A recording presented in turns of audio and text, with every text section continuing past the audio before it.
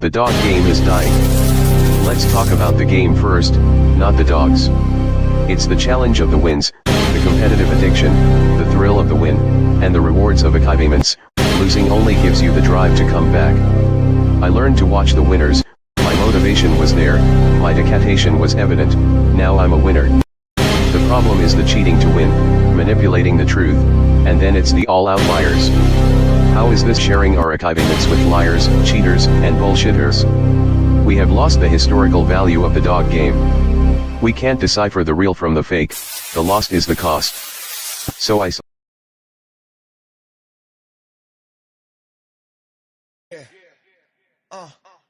It's more Mike in the house. Going hard with the legends. Paying homage, you know. Yo. Twins Mo and Mike, we running this game. Legends in the making, never gonna be the same. Kennels popping hard, these game dogs raised right. The brat, pretty mama, they shining so bright. LaMayday, what a day, they breathe the heat. Red Ruby L-Rod, they can't accept defeat. With 38 special and yellow bird, we top tier champions, grand champions, ain't no fear. Run the register of merit, we got the elite. Mayday bug Jeep, yellow Frisco, feel the beat. Females like honey bunching awesome, baby, we tight. Bloodline strong, spreading knowledge, taking flight. Scratch to win, don't talk about it. We the real deal, you know it's no doubt about it. KPTO, the modern Earl Tudor. Got in the pack, making moves like a tutor. APT, family thick, like legends in the game. Legend of them, Triple M. Shout out the name, Deep South, Roadblock. We upholding tradition. Mama, Southern Kennels, we got that ambition. Hardcore hitters, Stone City brings the fire. The Abrahams, the fam lifting us higher. Run the register of merit, we got the elite. Mayday bug Jeep, yellow Frisco, feel the beat. Females like honey bunching awesome, baby, we tight. Bloodline strong, spreading knowledge, taking flight. Scratch to win, don't talk about it. We the real deal, you know it's no doubt about it. Listen up, respect the hustle, respect the grind. Ben, Nate Dogg, putting in work intertwined. Keeping that legendary status alive, you feel? Don't hate on the ride, catch the bus, we keep it real. What's history without a future? We pay the way, Captain. We make it happen, that's the play. So here's to the champions, run the race, stand tall. Twins Mo and Mike, we gon' answer the call. Legends in the game, yeah, we holding it down. In the world of game dogs, we wearing the crown. Run the register of merit, we got the elite. Mayday bug Jeep, yellow Frisco, feel the beat. Females like honey bunching awesome, maybe we tight. Bloodline strong, spreading knowledge, taking flight. Scratch to win, don't talk, be about it. We the real deal, you know it's true, no doubt about it.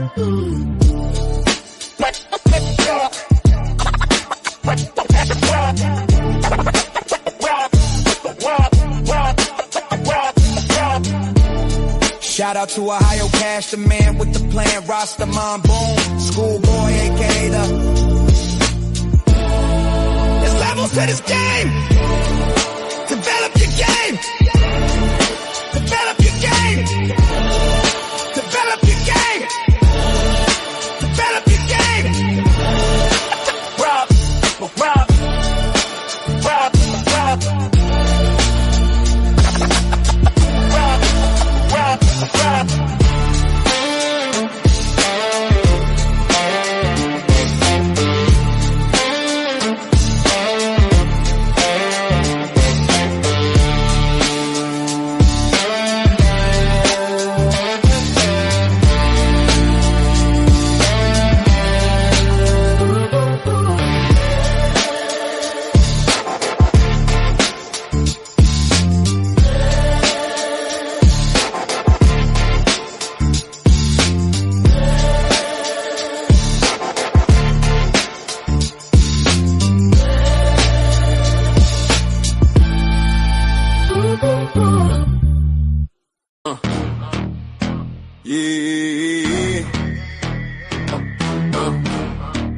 Better know my head, but I don't talk about it, be about it.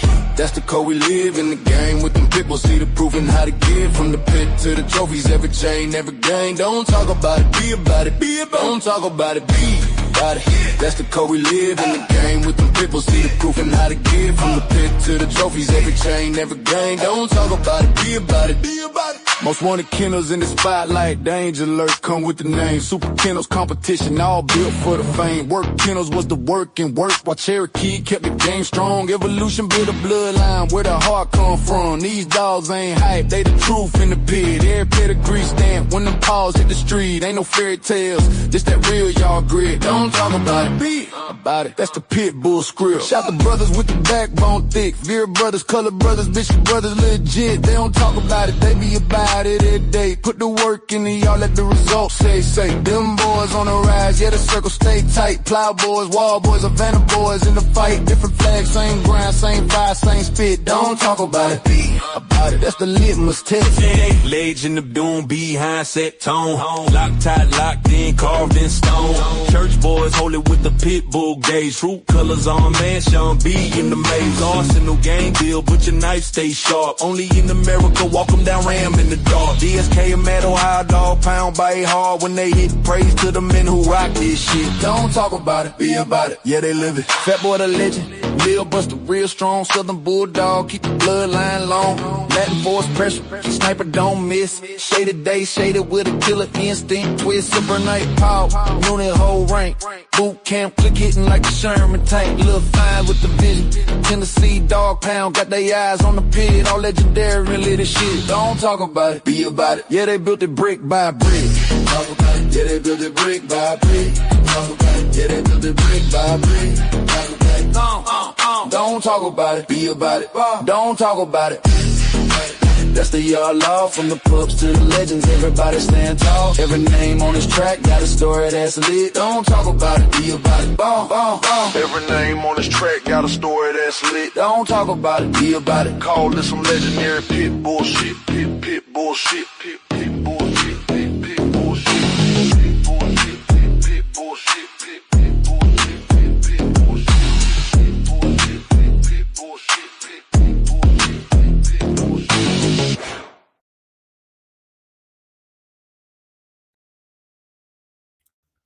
What up? What up? What's up? Big shout out to everybody out there in the Shark Tank. Big shout out to all my people out there on the back street. Y'all know what time it is. Before I say it, y'all better make sure, please hit that like button. Please hit the like button. Y'all been doing great. Really appreciate it. Hey, don't forget to hit that subscribe button. It's always appreciated. Don't have to worry about the notification part because you know we're going to be here every Tuesday and every fucking Friday. But tonight, it's Talk Shit Tuesday. Yeah. Big shout out to all my people on the back street. Big shout out to all my folks out there in the Shark Tank. Ooh, got to start off with my man, Mr. Guy Ghostin. 8181 coming in with a 10-piece, starting this party off right, showing that mad love. Appreciate that, fam. You know, you always do it, and believe me, man, it's always well appreciated. Let me see who else I got here. Let me start down this line. Big shout out, my man. This is not J-Bo, a.k.a. J-Bo in the house, coming in strong, number one. What up, fam? Big shout out to my man with the roses, showing the love, the one and only Mr. Carlos Lee in the house. What up, fam? Dana, showing the love. As always, appreciate you. What up, fam? My man, Mr. Paul Johnson. What up, fam? I seen you.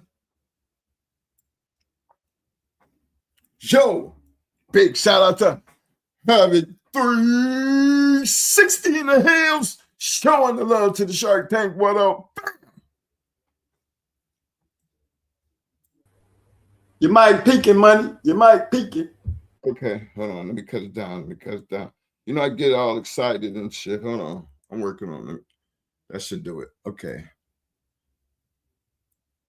I got to do that again. My man, Mr. Paul Johnson. I like that one right there. No, here's another one. Got to get in case he missed it. The one and only have a 360 in the house. What up, fam? Let me see. Did I say my man? Yeah. Hold on. I'm catching up. Yo! Big shout out to the Maddness Insert Honey Badger. What up, fam? I'm trying to keep from yelling more. All-Star in the house. Big shout out, All-Star in the house. Mr. Will Turner. What up, fam? Yo, big shout out to salute. Big shout out to my man, Mr. Cecil Jackson in the house. What up, fam?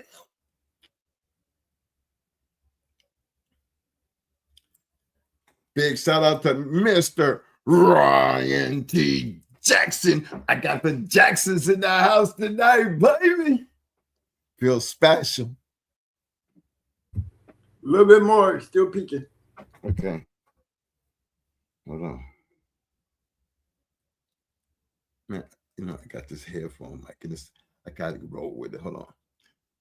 Hey Mo, did you hear me hit my man? I got the Jacksons in the house. Special night tonight. LA Grant the one. What up, fam? Hey, fellas, appreciate everybody for showing up, though. Hey, don't forget to hit the like button. Don't forget to hit that subscribe. Let's get this party started. Hey, look, I know, don't forget to take the poll. I mean, this is not a wrong or right answer in the poll, just in case. Dive over here and see what it looked like. Get to my poll question here now. This right here. My poll question is, which of these statements holds true to you?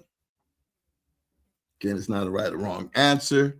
Then we don't know who you are. Just which one of these statements you kind of, you know, outside everything is more, you know, to you. So I got A is the dog man or woman makes the dog. B, the dog makes the dog man or dog woman. Or C gameness is to appreciate it. Okay.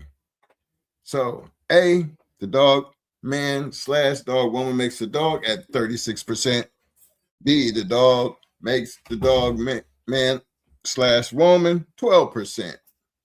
Or C, the gameness is to see gameness is to appreciate it. Running strong at 52%. Now I'm gonna hold off my conversation on how we roll with it. But remember, this is not a wrong or right answer.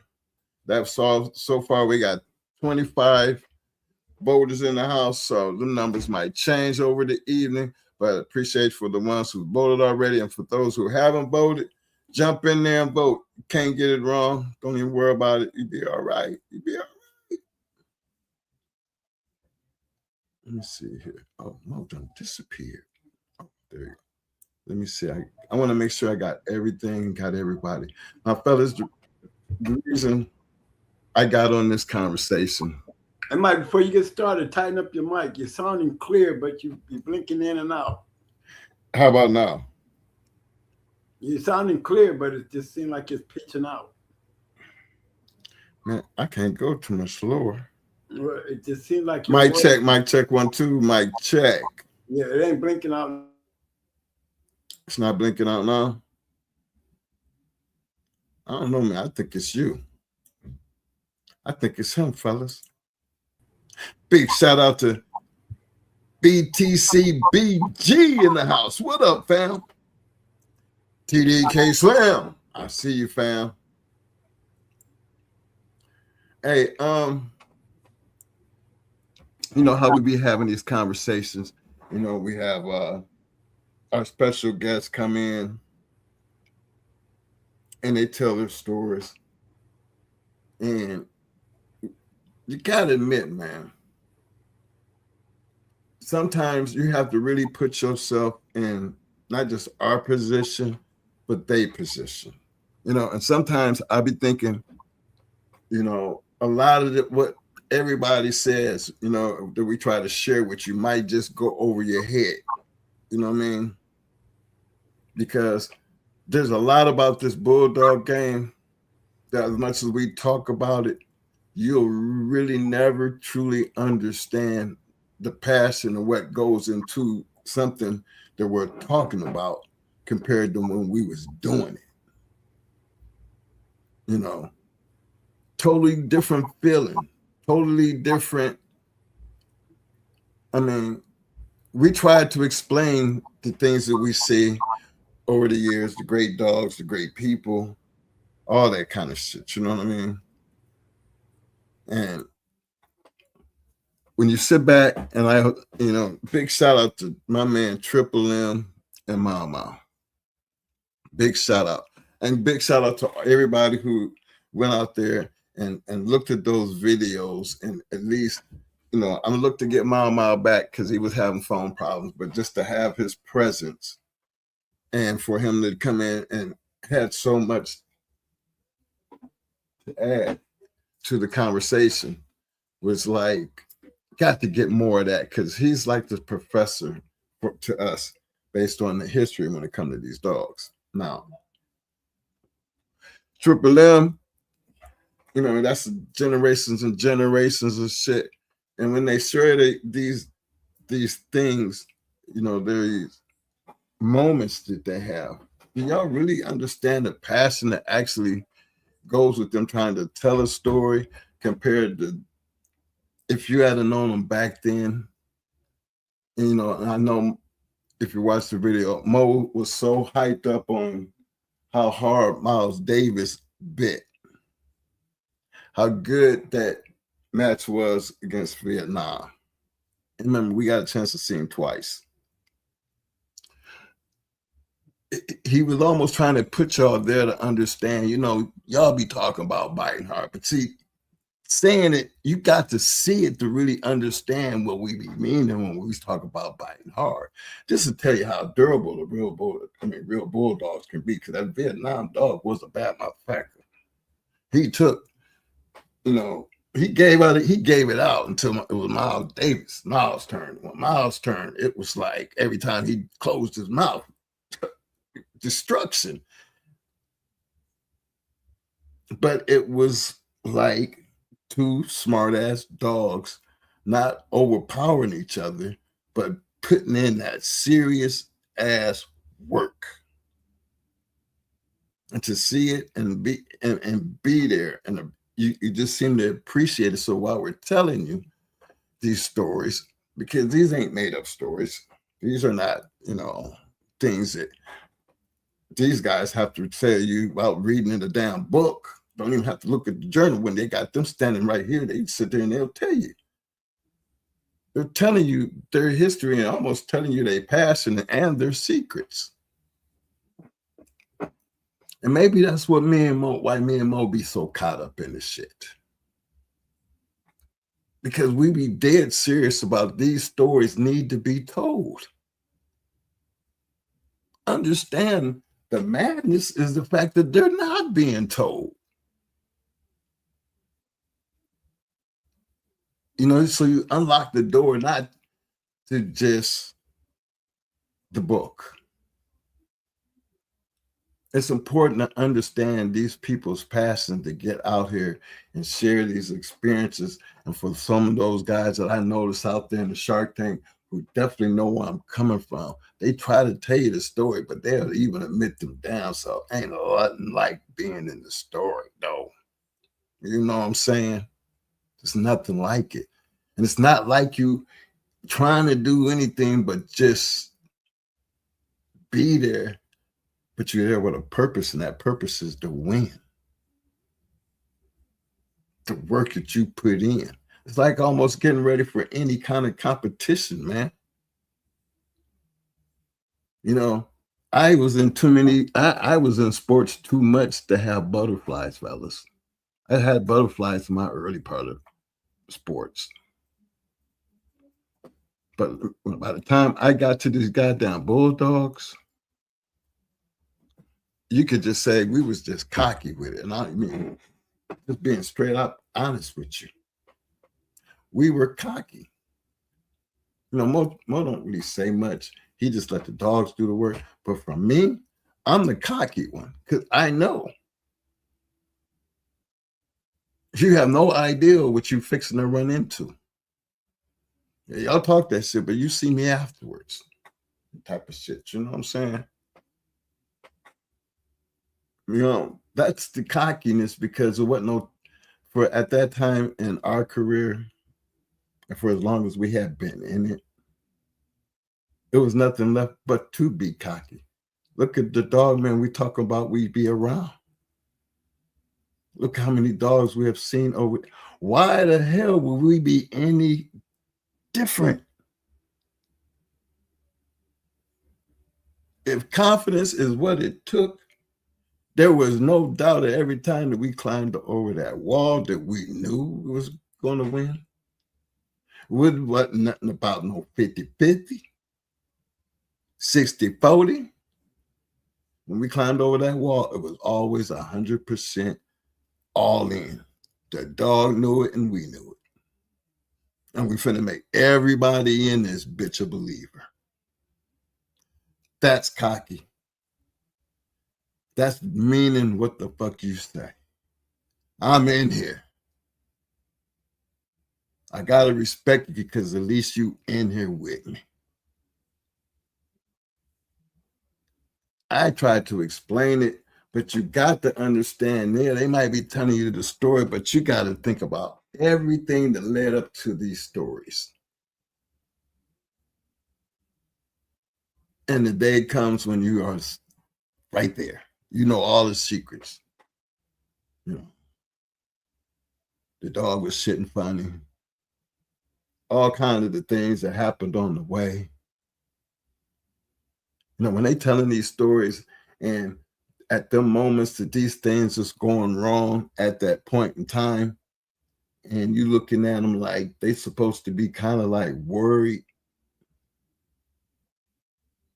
No, they telling y'all this whole, you know, there was something that went wrong right before the thing. But you never hear them say they didn't do it. You always hear them say they did it anyway. Why? Why do you think we were just fuck it? Because you was already 100% all in. That shit shouldn't have made a difference. Did it change the numbers? Nope, because if I had it, we wouldn't have done it. So you have to accept the responsibility, you know, based on the outcome. But ain't that the way gambling works?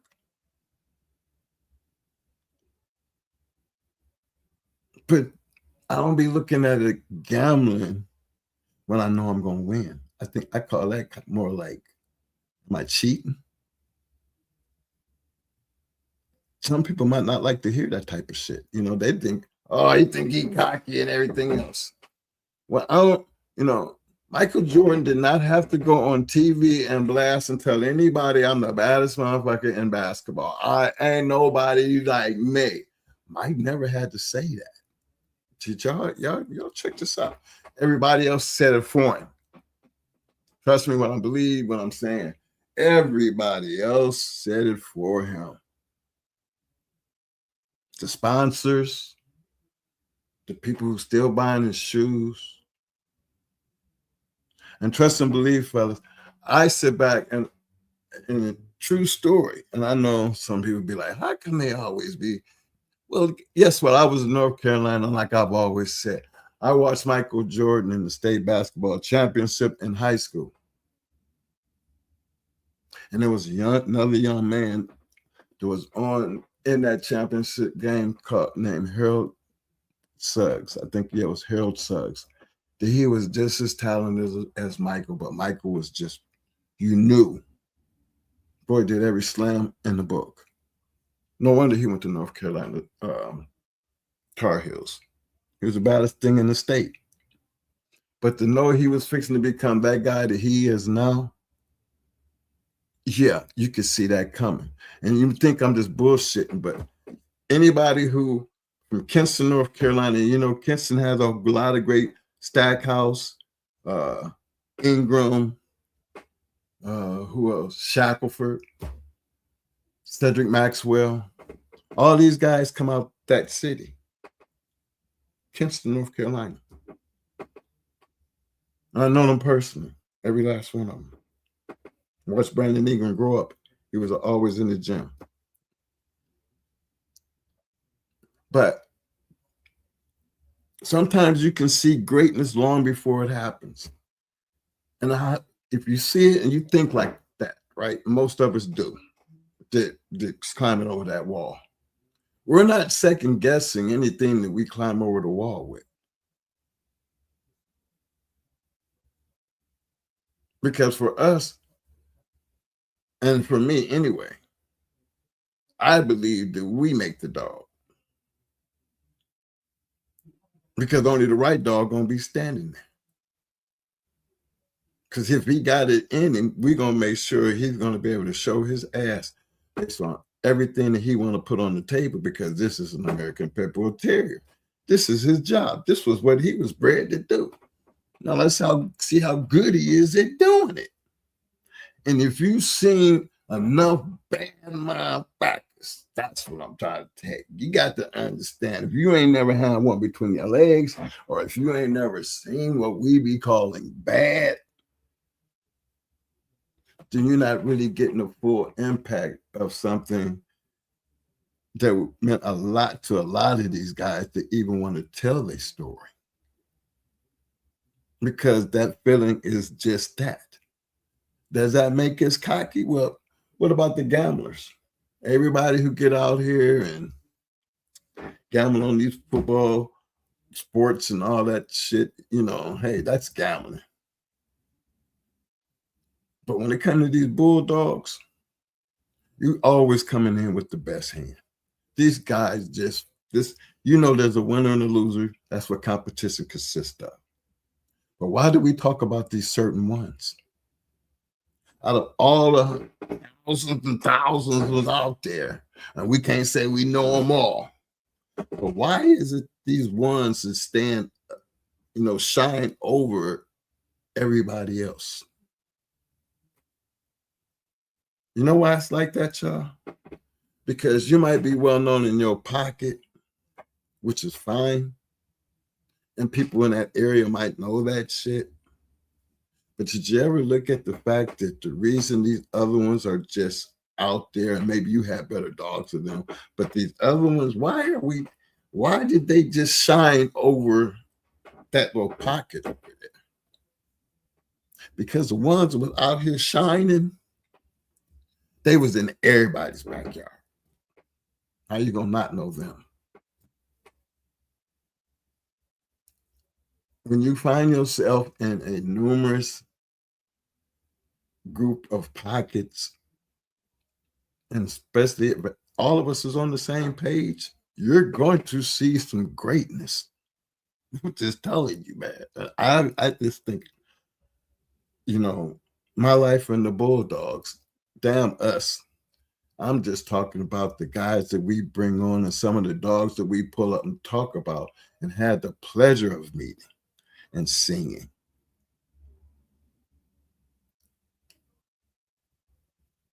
It's important to know which kind of dog person are you. Let me get back to my poll, because I see my numbers is getting up. I just want to see, is everybody participating? Yep, we up to 44. See, gameness is to appreciate it at 57. The dog make the dog man or woman is at 9%. I love the fact that that's at 9%. And then we got the dog man / woman makes the dog at 34%. Appreciate everybody who is taking the poll up to this time. But for those as you come in, hit that like button, take the poll. It's not a right or wrong answer. You know, sometimes I'll be like, going to just even speak to this. I mean, I think this alone is a great conversation, being we have 57%, but I don't want to taint the poll But I think that would be a great conversation, because to see gameness is to appreciate it at 57%. That's saying a damn lot, man. That's saying a lot.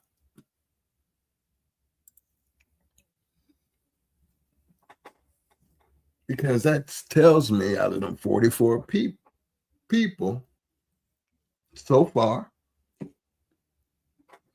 I agree. Because what you see for yourself and what you experience for yourself might not be with the next man. But at least one thing we're going to all have in common. We have our own sight and experience of understanding and can appreciate what we seeing, being that we know what we're looking at.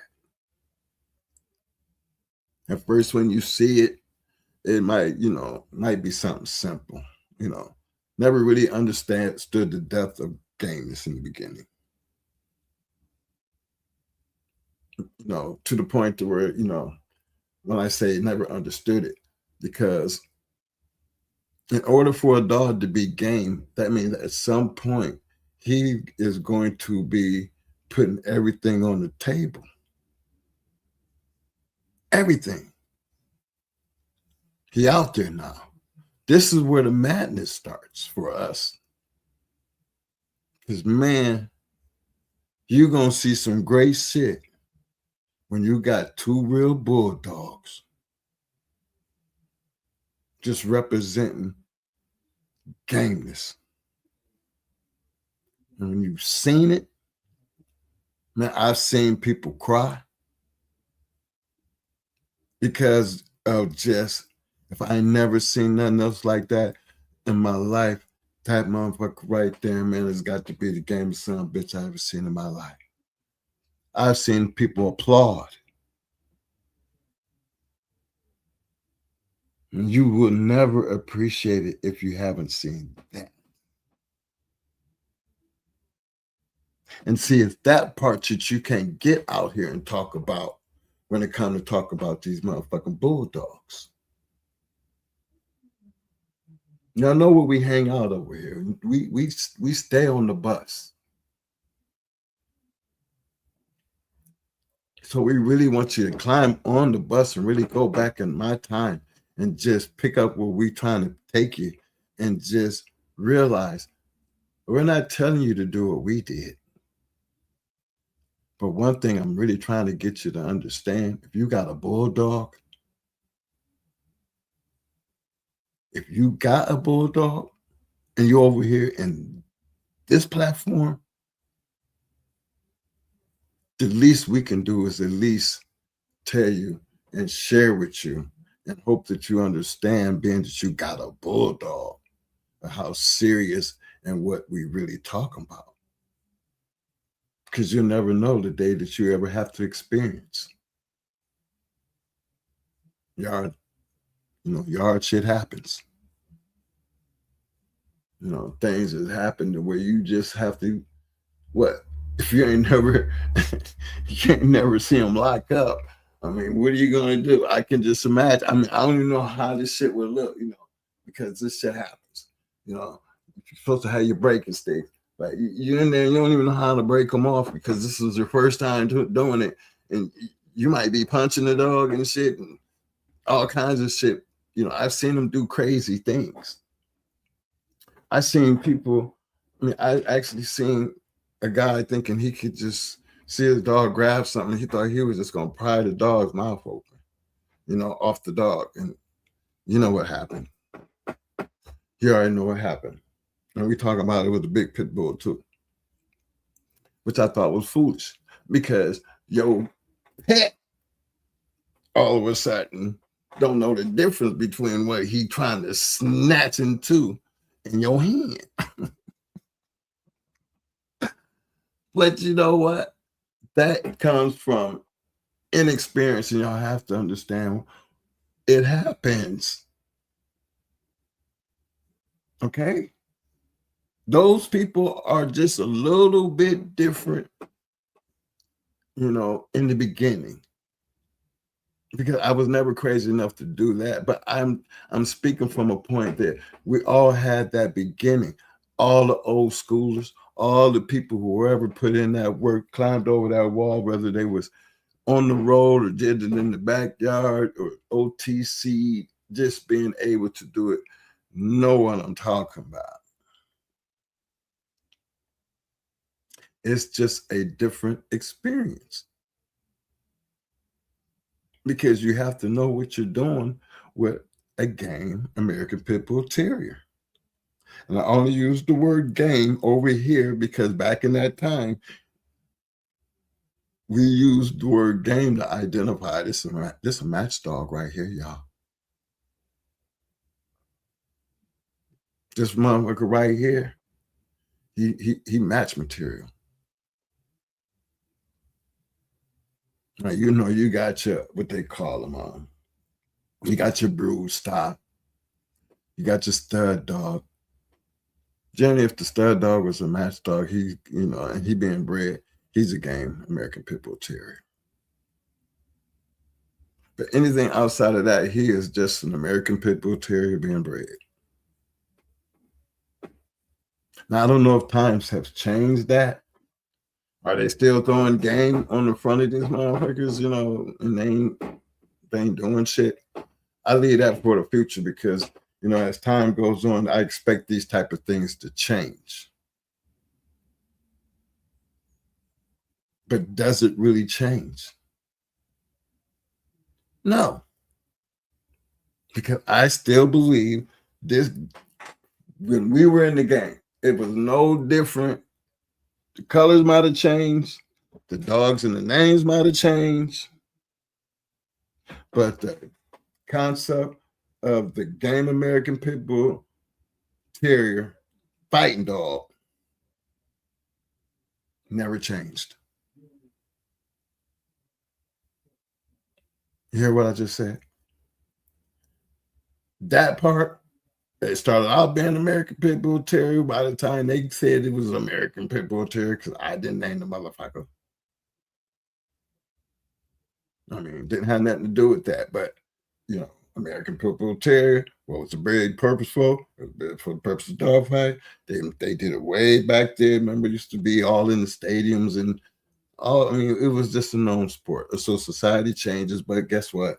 The bulldog still kept being that same bad motherfucker. That's why we can go back through 100 years, and somewhere in there, there's going to be certain dogs that's going to stand out through history, and you need to ask yourself why. Because we know there was many more bulldogs in there, but why do we read about these right here? Or why do they talk about these right here? See, we just put it in the gap for us. Remember, we can pick up from the early 80s up through the middle of the 2000s.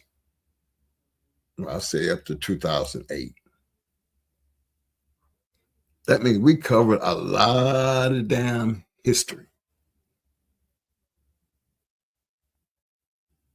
But I don't see, you know, I got schoolboy books. I got American Game Times, Fat Bill's books and interviews. Okay. I mean, big shout out to Schoolboy for still writing. Hey, Lockdown Rudy got a book. I think this is Rudy's second book. If you haven't purchased it, you need to get with him and get that book, because this one, another one of them great dog men who can sit back. And I don't know how y'all don't even support that type of shit, though. Why don't y'all support it? But then we'll sit here and talk shit on the things that we try to do, knowing damn well you wrong as hell. Because when the opportunity to come for you to scratch, you ain't got nothing to scratch with, because the scratching ain't in you. And that's not to knock anybody. I'm just trying to tell y'all, the Game American Pit Bull Terrier's release of the Maddness. I'm just releasing the reality of the madness. How would I fucking expect my dog to do something I can't do? Give me a dog, man, who wasn't thinking like that. Give me a dog, man, who even climbed over the wall with the mentality is, I'm hoping to win. So I believe in dogs imprint on you. You know, when you start having a certain relationship with your dogs, that's why we always say start early. So y'all have a relationship, be just between your relationship with him. I mean, for every dog, it's a different relationship. But you're working for that thing we call imprinting. I mean, we even do it with our guard dogs.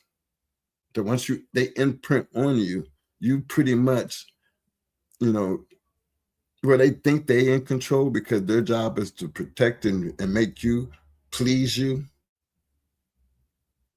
Your job is, I got to keep this crazy motherfucker under control and still get him to do what I want him to do. That's when you know you got to imprint, because now we're thinking alike. I know what he's thinking. He's know what I'm thinking. As long as he wants to please me, I got to get him to do the things to keep him wanting to please me.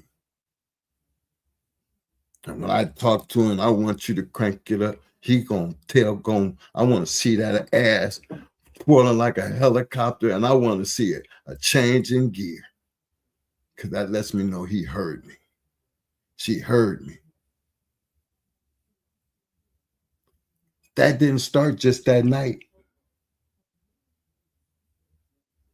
For all the ones who think, this, I mean, come on now. For all the dog man in history who have done this, and I know it's a lot of them.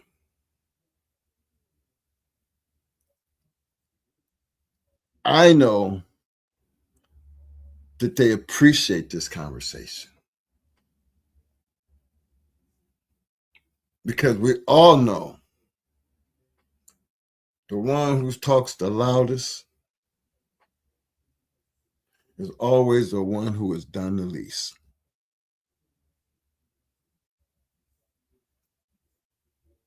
Because y'all already know which way we going. Don't talk about it, be about it. Been like that, always been like that. Didn't start just yesterday. Didn't start at this goddamn podcast. Started long before all of this shit here. When you talk that shit, you really better be about that shit. Because at one point, all the talking fixing the motherfucking stop. And the journey comes down to you over there and I'm over here.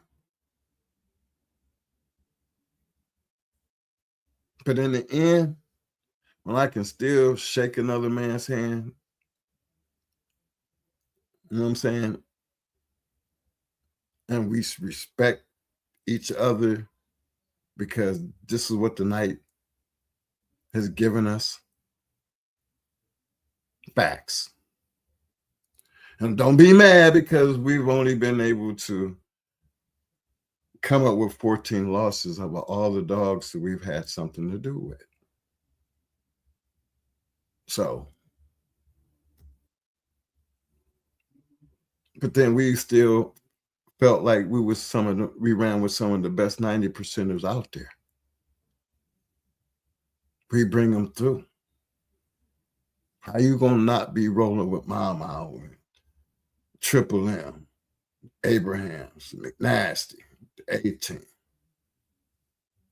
I mean, the names can go on. But then that's why we talk about them. That's why with all these little pockets out there, that's out there in our life, those are the ones that we feel like need to be talked about. I can't talk about nothing that I don't know, so don't get mad. We've never ever said we knew everything. Plumber Ron, never thought of Plumber Ron like you thought of Plumber's alligator, when you know how plumbers alligator spelled, how that is. You can see how Plumber spells his name. I've never known of another alligator, but Plumber Ron, they spell their name totally different. So when you say Plumber Ron, there's no comparison to have anything to do with the Plumber's alligator. Had me thrown off. But I seen somebody make a conversation about that. And it's evident to Plumber Ron, I mean, come on. He was not just somebody that, is supposed to have been unknown, but you never associated that guy to anything that the Masons and Mama was doing. But I never did. But then totally different names, totally different dogs. But Plumber Ron, as you notice, has some great dogs too. Grand champion Jeremiah. Let them know, Mo. Hold up. Let them know, Mo, because I'm finna turn you loose on their asses. But I'm just preparing them, okay? Okay. Let me just get it right, because I'm looking for any foul shit, because this conversation is strictly on the madness and an appreciation of something that you have to be in the mindset to appreciate.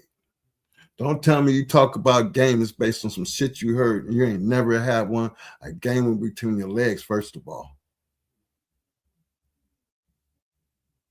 But to even see what it really looked like, how many times you seen it?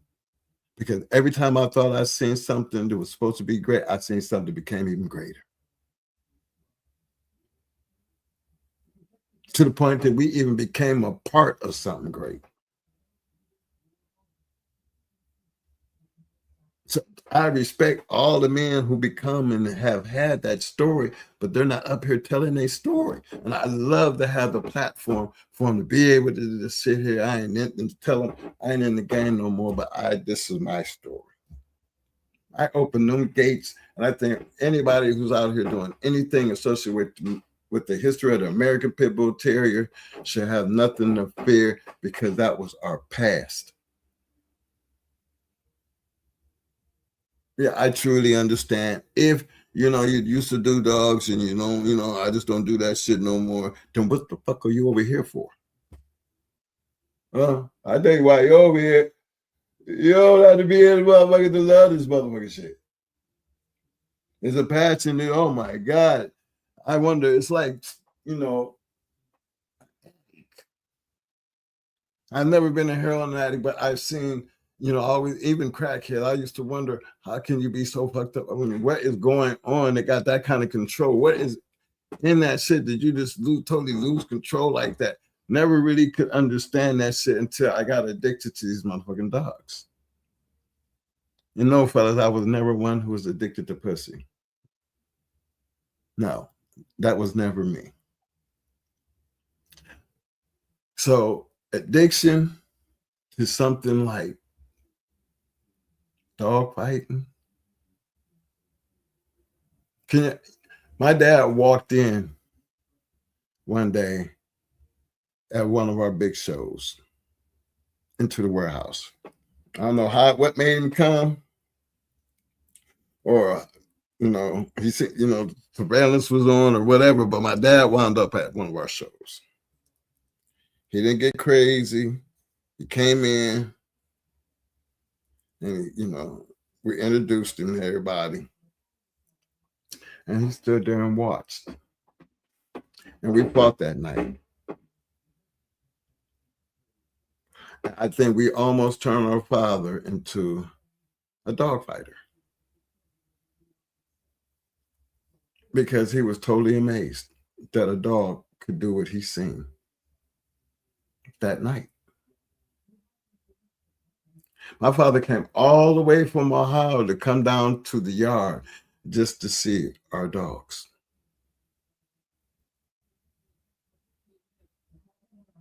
My father fell in love with what he seen that night. He couldn't believe it. So that's that thing that, yeah, we talk about this shit. And I see so many people, where we have a platform where everybody can talk about these motherfuckers.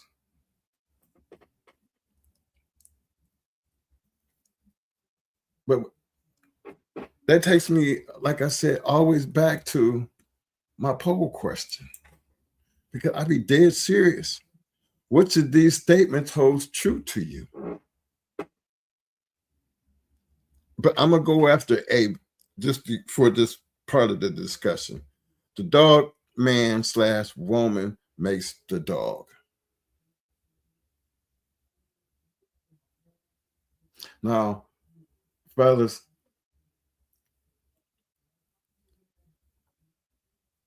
that whoever the people who have the dog, for me, you still a co-star. I believe this statement A, the dog man / woman, they make the dog. But there's just C that's where I would go. But let me tell you about A. Let me tell you about A.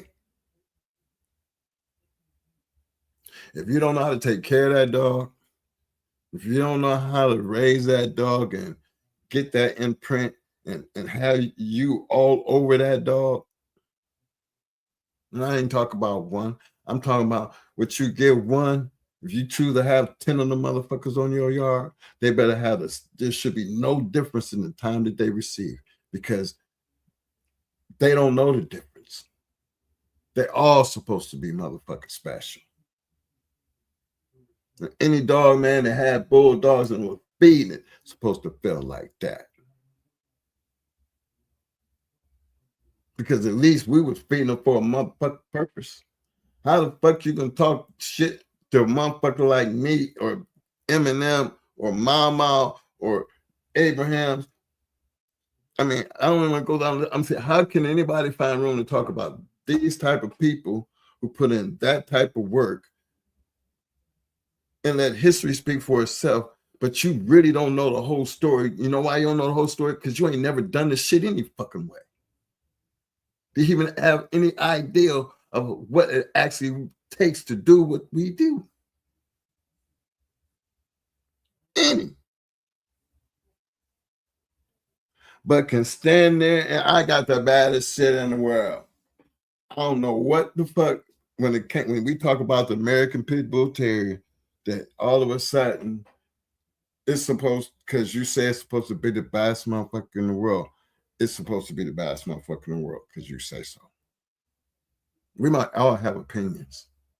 But one thing I can say about our past, if we was really talking about a motherfucker supposed to be the baddest motherfucker in the world, you have a list of motherfuckers that you could put out in front of that motherfucker to say, okay, that's a good goddamn discussion, because there's been some bad motherfucking pit bulls, you know, even in my time, that I could say, hey, you know, that's a bad motherfucker. Now it take a whole lot to beat this bad motherfucker here.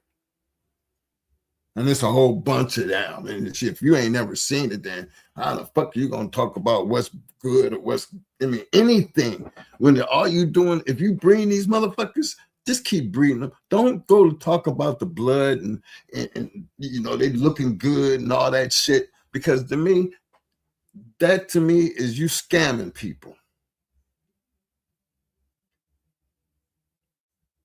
You're giving people false hope. Why can't you just sell a dog because it just looked good? Don't nobody want to do that no more, because that's exactly what it should be. That's exactly what should be done. Even if you, I mean, and big shout out to all my basement dwellers, you know, my night visionaries. This is not a slack on y'all, because y'all already know. Y'all supposed to be in the dark. What's going on in the dark supposed to stay in the dark.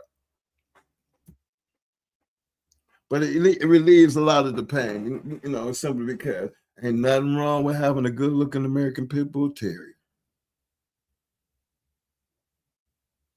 But anything other than that, he come down off of all this fighting work.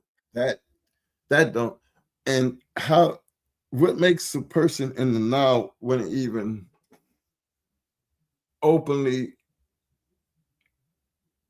you know, that's almost like promoting, but it's not. Because even if you go back to 4 generations or dogs from over Mexico, you can't help what's in your dog's bloodline.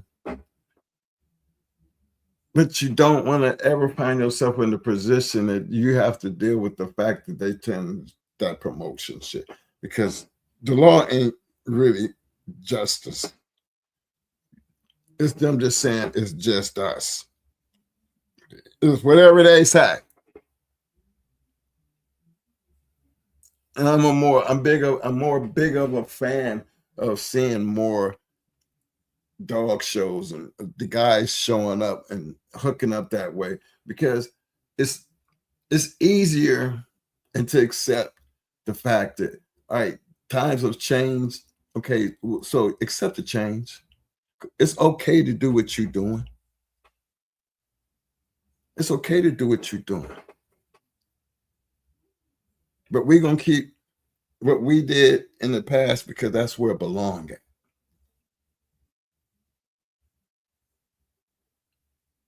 That's what we try to get you guys. If you don't, you might can't do what we did, but you can enjoy and respect what we did. And that's all I look for. Not to be judged. Not to tell me what I do know and don't know. I don't hear none of that shit, because you really don't know me. Truly. And as far as the dogs, for anybody to talk shit, if you could do anything close to what we do over here, you have done it already. So that goes to show you how much I think of you. Because you talk that shit, but I know you ain't about that shit. Because you'd have took the same attitude I did. I show my shit and stand on it. Don't give a fuck what you think or say. But I don't see nobody else coming at me like that. And for all the ones who ever tried, think about it.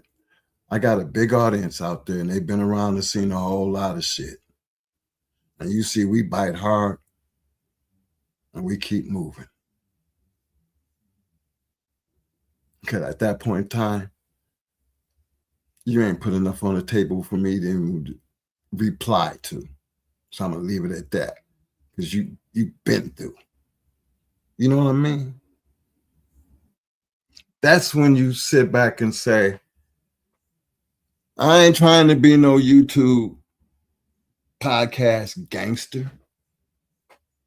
I don't think my viewers, I don't think nobody in the chat room would even be here if I was trying to be something that I wasn't.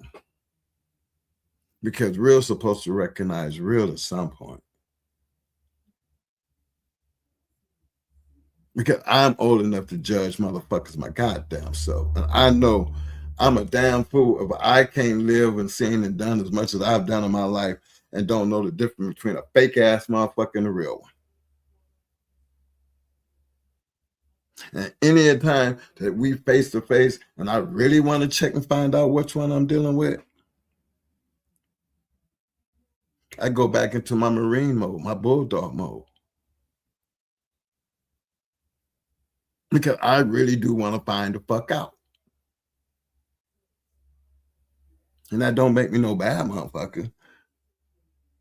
No, it just means I'm going to find the fuck out. I mean, I'm a businessman.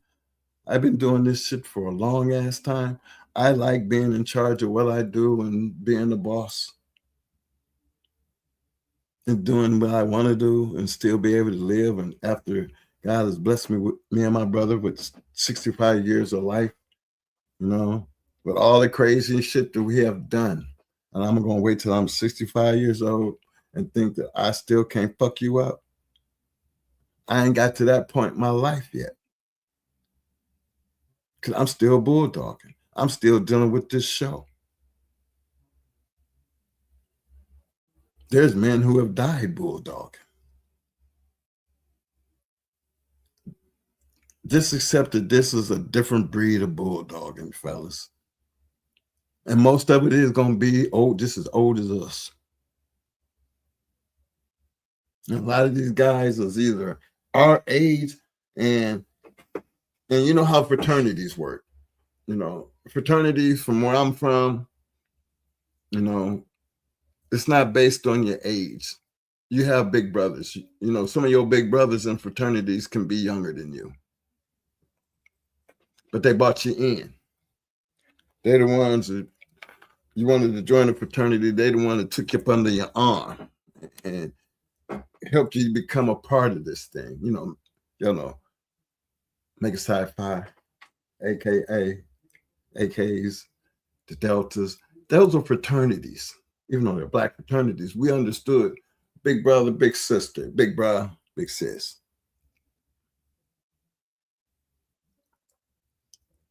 That in its own deserves, that's respecting.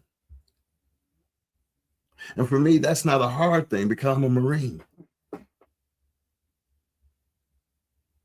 I might have been 19, 20 years old, and I'm not saluting a lieutenant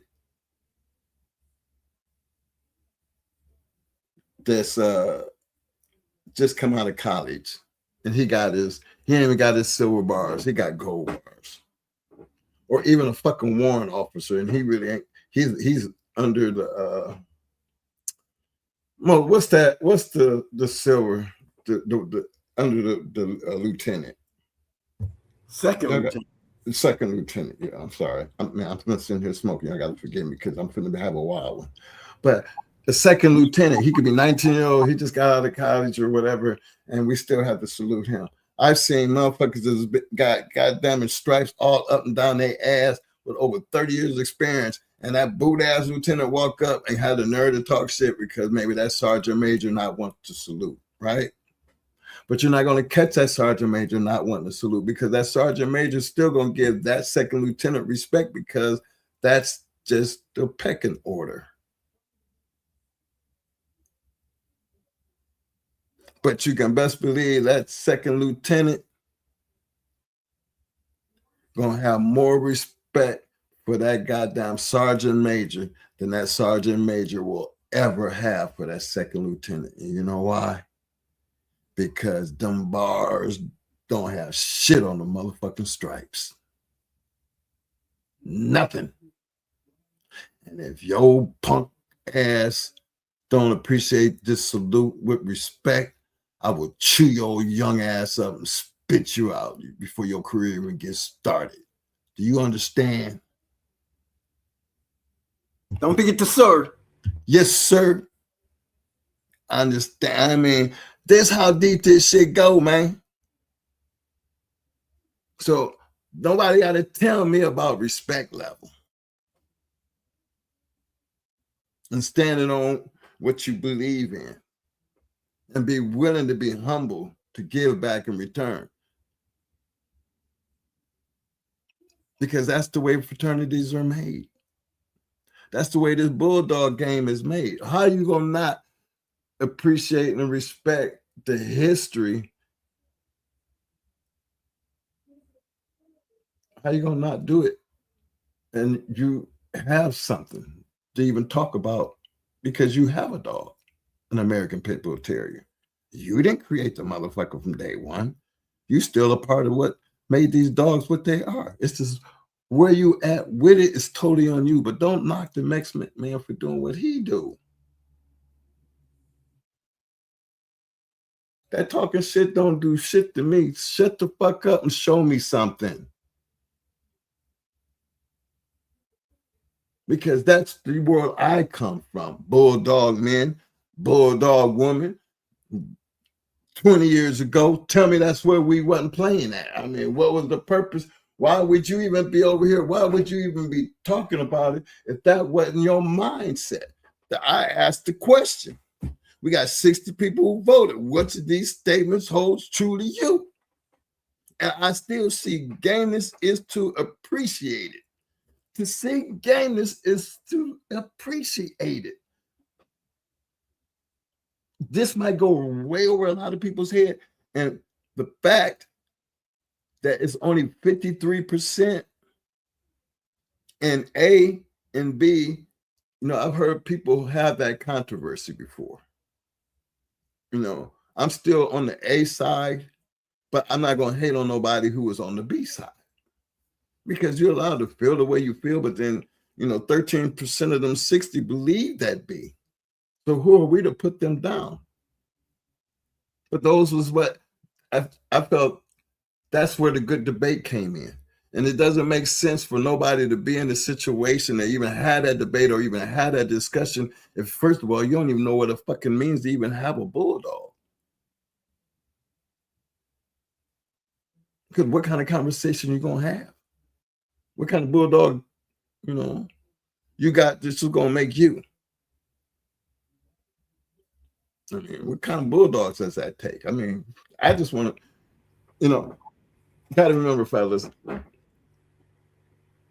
when the Abrahams bought the Queen of Hearts, do you think that she was already a champion? She just got done beating Rebel Kennels. Lou, was her name Lou Mo? Yeah, Mike. Okay. Okay, took out Lou. Do you think was Queen of Heart is what made the Abrahams famous? Or did you ever think about the Queen was not the only thing the Abrahams had? She was just the best, but they had a whole lot more. That's greatness to me. That's why we talk about them. But the dogs still didn't make them. They the ones who took her and went won 5 more. She was already a 3-time winner when they bought her. She became an 8-time winner, right? Yeah, that was 5 more. All right, Mo. I think I got the situation straightened out to where we can really let the madness go, because I'm pretty sure you fixing the show based on our conversation. Show them what the madness look like, man. First of all, I want to get on the gameness part, because that gameness part is very important, to be appreciated, because even losers turn out to be game. One thing about it, in that world we lived in, all the dogs fought. I mean, what's the purpose of a person getting inside that wall if they're getting in where the dog is going? What's the purpose of somebody getting inside them walls if they didn't think they could win? What was the purpose if they didn't think they had game dog? Some of these dogs were just playing rough. Some of these dogs, the gamers never got tested. But let's not take the gamers part of them. Okay, gamers just don't mean, your will to continue to fight. Gamers can have a whole lot to do with your aggression, your ability, your style, your intelligence. You can be on a game dog to scratch all night and he still can't win. You see what I'm saying?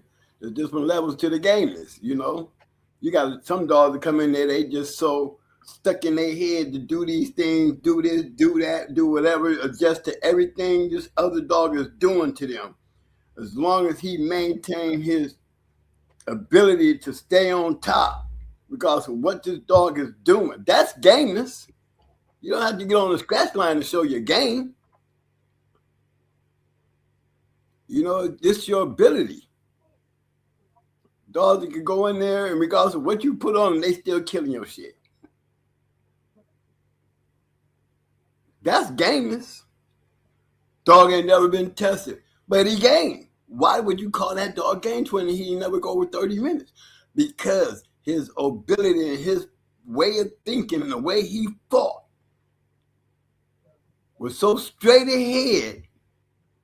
What do you call that but gameness? Determined. That's what gameness is. Determined to kill you. That's all gameness is. It don't have to be you coming out the corner. Because there have been a lot of game dogs that quit. I done seen a lot of game dogs that quit. You run up on the right one, because you ain't no such thing as a dead game dog still running around alive. You know what I'm saying? And there always will be a winner or a loser or two curs. That's about how you're going to have it. You're going to have a winner or loser or 2 curves or a draw. 2 good dogs are scratched out, and let's call it a draw. But gamers, there's all kinds of different things of gamers. That's why when you talk about, how can you measure dogs, gamers in today's world? Well, like I just said, depends on what your definition of gamers is. Gamers is pure determination. You can get your ass whooped and get the gamers knocked right out of you. You know what I'm saying? It don't mean you a cur, because we got 10-minute curves and then we got 3-hour curves. We put them all in the same category when they quit. But it's easy for somebody outside the box to have an argument and say, well, that 3-hour curve ain't no different than that 5-minute curve, because they both quit. I can understand that coming from somebody who ain't never felt what it feel like. Or a dog that went 1 hour and 20 and quit. What brought him to that, huh? Quit. What brought him to that? What brought him to that point of quitting?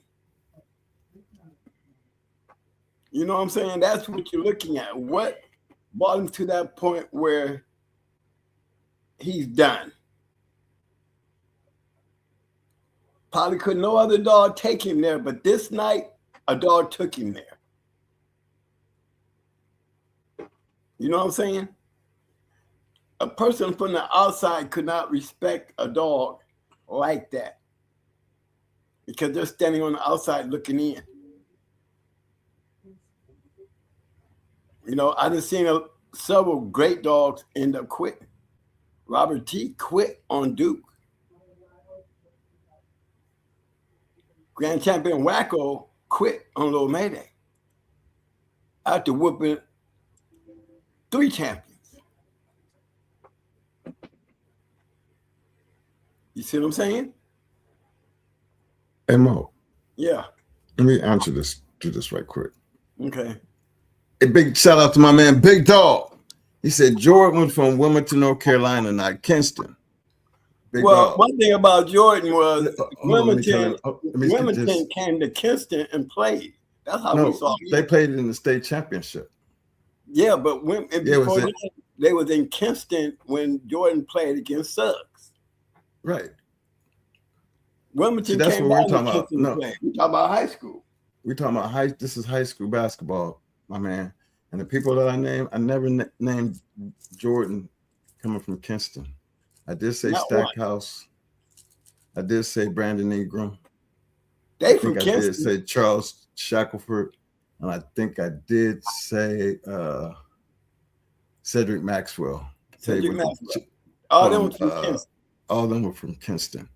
So you might have just misinterpreted what you heard, but I wanted to straighten it out because I didn't want you to think you were straightening me out.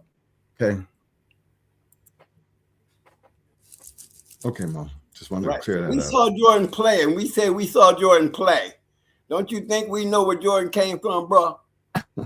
We ain't got to go into that, Mo. I am. Okay, there you go. Yeah, this is the madness, though. Here come the madness. No, I'm gonna say what I want to say up in here. No, Jordan did not come from Kinston. He played in Kinston the first time we saw him. It was a championship game. No, that's the first time they came to Kinston. That was the second time that they went up there. And they played in the state finals, right? Yeah, but the first time is when he scored 52 and Suggs scored 52, and they beat Jordan now. Yeah, but in the state finals, Jordan went nuts. Won, right? He went nuts. But Suggs scored 52. Remember, they were going down the court. Each one of them were down there, scored all their points. Yeah, slam on each other. I just wanted to get that out the way right quick.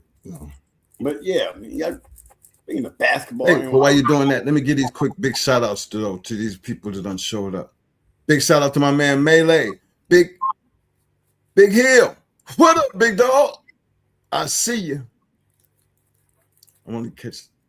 Big shout out to Pit Bulls and Prospecting. I see you, fam. Appreciate you for coming out, fam. Big shout out to DB3, aka Ben Ben. What up, fam? Who else I got here? Big shout out to my man Melee 420. What up, fam? Risky RX10. I like your comment, fam. He said a handler's reputation is built solely on the dog's genetic grit. Right. That's a good one. That's good. That's a good one right there. I like that. But anyone can take 6 and rub it. You know, now that part kind of got me kind of a little tossed over because been around so many of the dog men you hear us talk about. I never got into the rub shit, never experienced, or I can't truly say I seen it, because if I seen it and somebody felt funny about it, I can't remember all the matches I seen it. That became an issue. But not saying that if there was anybody rubbing, it was like literally like a 1% chance in the game. Yeah, right. 1%. It was so small that I can truly say, after out of all them years, I've never been in a situation or seen where it was like controversy, because that kind of controversy during those types of situations will get somebody hurt. Exactly, get you killed. Get you killed. And the game was already, we're already doing illegal shit. You don't want to be caught amongst a bunch of people that's already doing illegal shit, and you still doing illegal shit amongst them type of people, because you got a whole lot of heads on your ass. First of all, you get rubbed when you don't know what the fuck you're doing. Let me just make myself clear, because when you around that referee and them dogs starting to get washed, do you know, if you really want to get on some shit about rubbing, how you gonna rub when you got the referee searching your ass? And some of these big matches, they made you put on overalls, roll up your sleeve, go in your pockets, all that. Yeah. Only reason they would do that because you suspected of some shit and they don't want no shit and they check. Exactly. No, you remember, ain't. A match is something that you have to agree to. It ain't something you coming in, you boss hogging shit. You got a lazy person who are there letting things go the other way, then where you would let somebody slide without the referee checking hands and checking pockets and all that shit, and making sure you got your second watching that man once that dog got washed. You know what I'm saying? Then those are mistakes that you got rubbed, and that's because of your inability to make sure you didn't get rubbed, or you just took it for granted that you wouldn't get rubbed. But in the real dog world, bro, we supposed to go in there and check all them boxes off. That was my job. It wasn't that damn easy. I talked that rub shit like it was a common thing. It was not a common thing. Maybe 1%, and that was for the 1% that was slacking on their job. Let me get that part right. There's no way you gonna get rubbed. Why is it in the rule book that you can taste the damn dog? How you gonna get rubbed? If you got to pull your sleeves up and empty your pockets,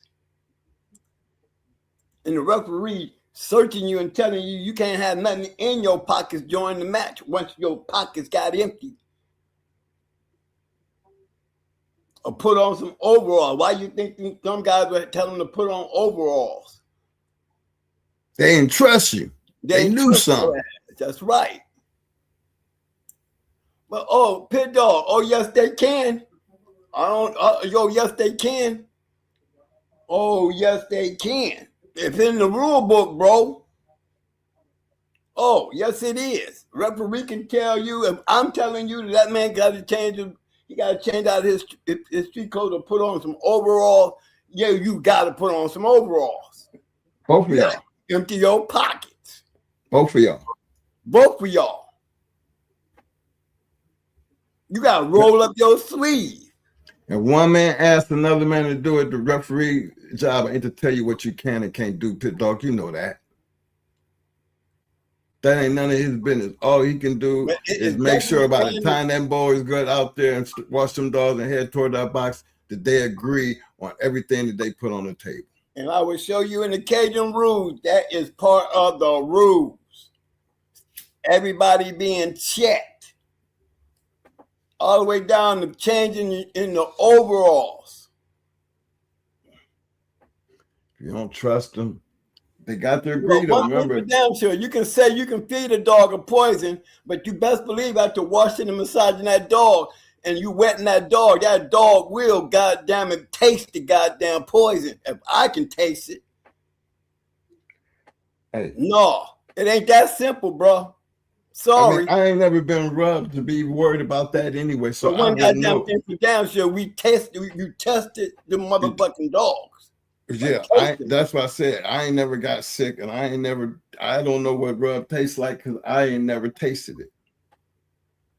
But I used to suck a dog down, hit the milk on it, and I would suck in certain areas to make sure.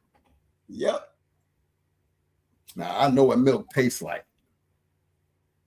So I ain't on that shit about, I ain't never got sick and I ain't never had to question a motherfucker about any dog that I ever tasted. So we ain't never had an issue with rub. So that conversation always dead to me because I wouldn't know what rub tastes like. I wouldn't give a fuck what you did and how you did it. But the fact is, I'm checking. Yeah. So all the sneaky ways that you can do anything in life. It's easy to say that shit. You can have a handkerchief in your pocket with rub on it, and you mean to tell me you gonna go up there and get your dog washed, not have that man pull out his pockets and shit? Wiping his head. I mean, you can't even, they can't even give you a towel. Can't nothing from the outside the box get inside the box once you're in that box. You can't go in your pocket and pull out a rag. You can't go in your pocket and pull out a rag. We don't know what's on that rag. Anybody check that? Yes, we did. We didn't check that rag already. Yeah, that's right. We done emptied your pockets. You got the rag. No, yep. You don't, referee, I don't feel comfortable with that rag. Yep. Referee say, well, you don't want the rag in there. You don't do this. You know, you're going to cry about the rag or you're going to get fuck the rag. But they made them put on them damn white suits. What you call them, hazmat suits? Yeah. They done made them put on hazmat suits. They had a pair of hazmat suits for both the handlers. Tell me what the referee can't make them do. They got to agree to it. Remember that. Remember, there ain't nobody bossing nothing. There's something they both have to agree to. I don't know where y'all think where we get lost in that part of the game. Rules. It's part of the Cajun rules. It's part of the Cajun rules. You need to go back and read them Cajun rules. If they say they're going by Cajun rules, that is one of those rules. Okay. If they want you to put on overalls, it's been checked by the referee. Both of them got to wear overalls, or they have them hazmat suits and have them put them on. Hey Mo. Yeah. I gotta give out some of these go ahead, man. shout outs before we get too far ahead. Go ahead. And that's for real. I miss what you were talking about with Pit Dog. But let me give a big shout out to my man Pit Dog. My brother by another mother. What up, fam? Big shout out to K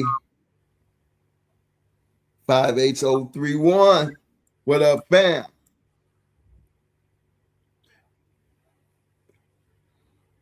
Shit, Ant 318 used to bring them hazmat suits that he was refereeing. He make them put them on.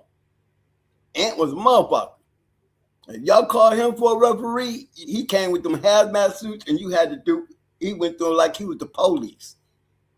And you had to put them white suits on. Yes, sir.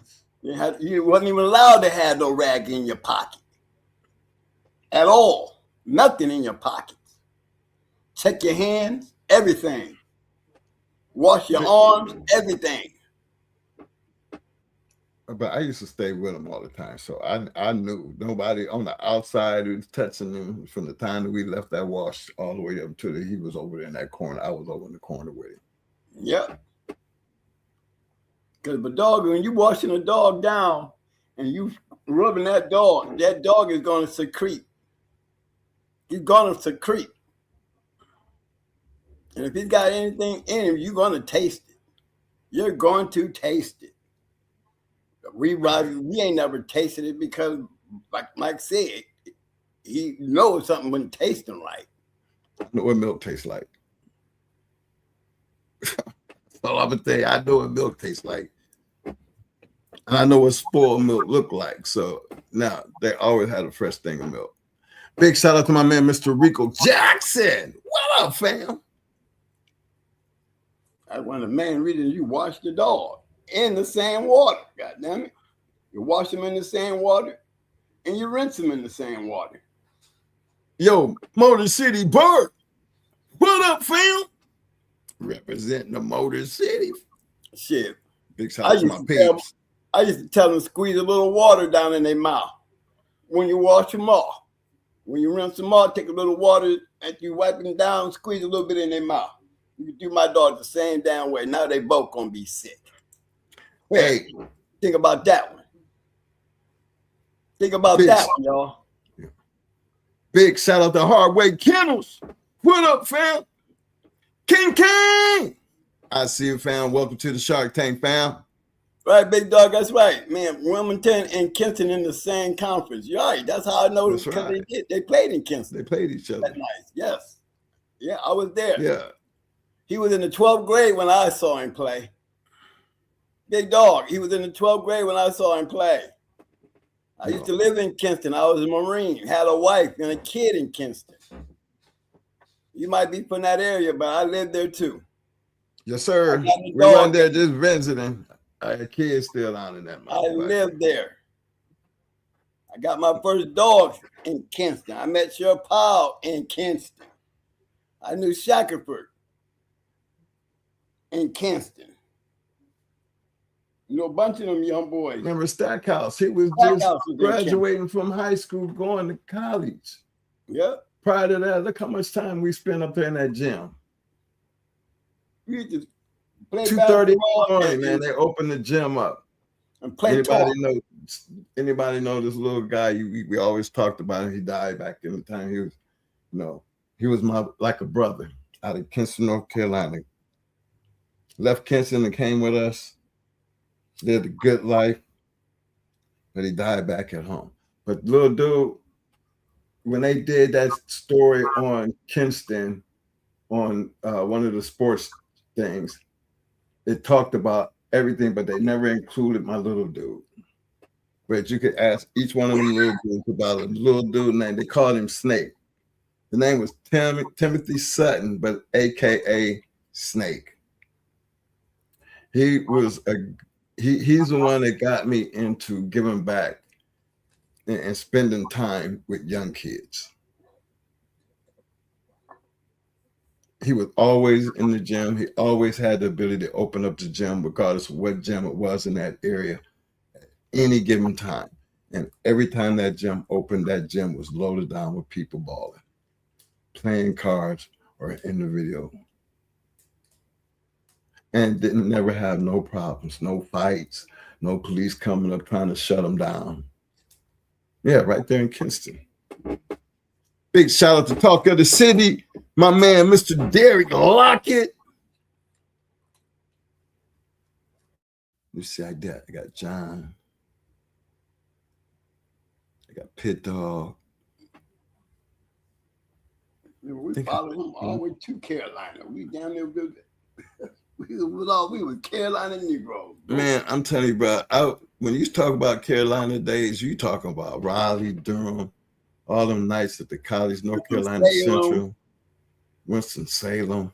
We was young boys. Browntown, Wilson, Elizabeth City, Greenville, Browntown. Oh my God. Oh my Lord, bro. Let me tell you something. That is my, Ohio is my home. Kinston, North Carolina was my away from home.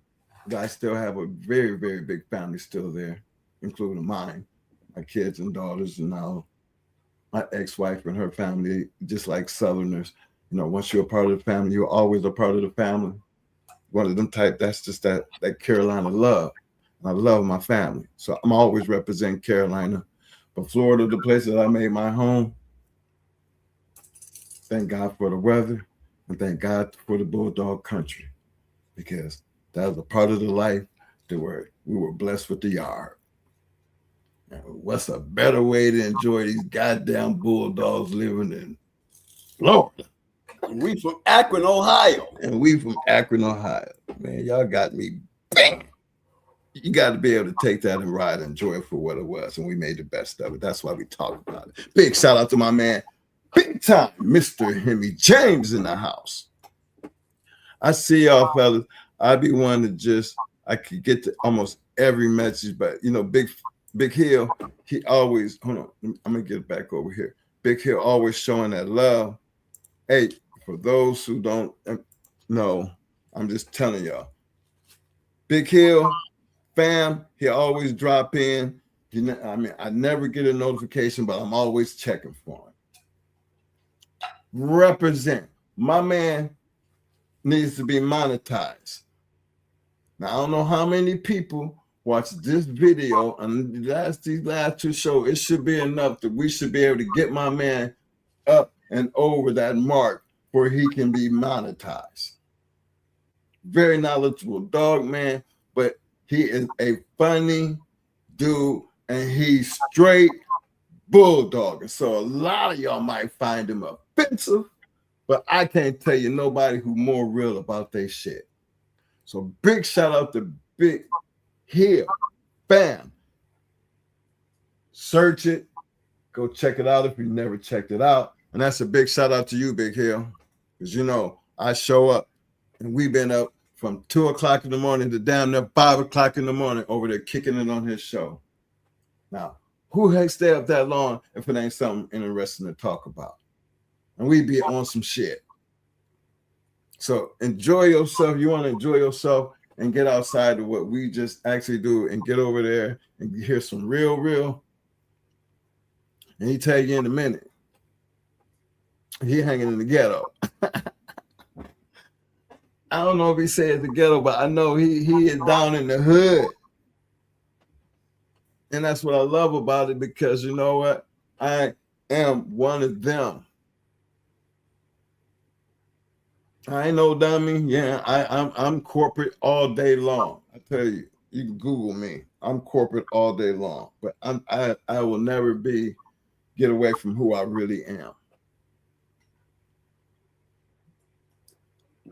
Business and who I am is totally two different things, and I should have no problem being who I am and still running the business if I'm the boss.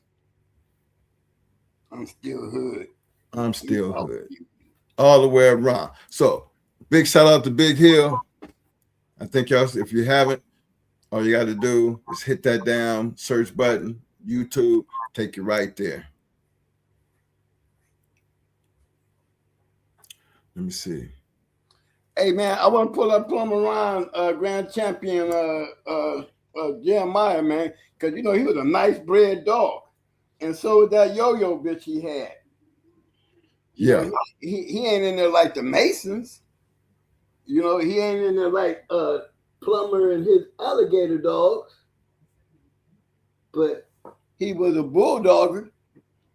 Big shout out to my man, the Hardweight Killers. He said, topic. Anyone can have a great hound, but if that doesn't have a great corner, topic. Anyone can have a great hound, but if they don't have a great corner, then he or she is a real uphill battle, period. That's true. That is true. A lot of dogs ended up zoned the wrong hands and never reached, you know, their caliber. They never reached the top. But you know what, man? We was just talking about that when Triple M was talking about LG going in the old boy Phil. And then LA come around and take a cur and beat a dog that was supposed to be unbeatable. And why we gave so much respect to LA, because LA, anybody would take a Kurt, you would say, oh, he literally take a Kurt. No, LA was a different type of dog, man. Maybe the man, LG wasn't, he 3 times and couldn't beat Phil. But LA beat the best dog that Phil had, because LA was one of them real ass dog, man.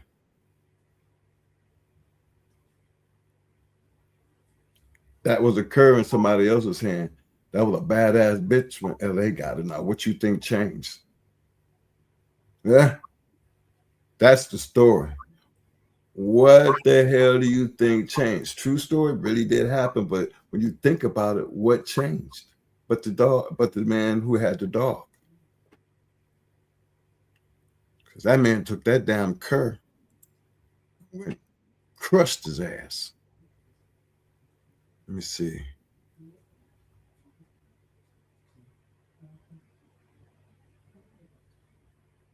I think I got everybody pretty much caught up, Mo.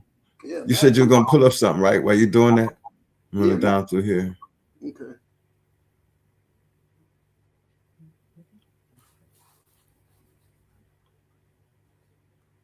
Yes, sir. Let me see here.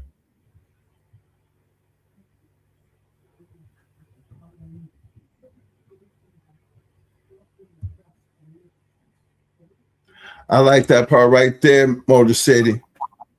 She put an ace in the journal, but he was and is a top-notch dog man and conditioner. Joe is a hell of a dog man, and he's here in Michigan. Yeah, damn right, Motor City.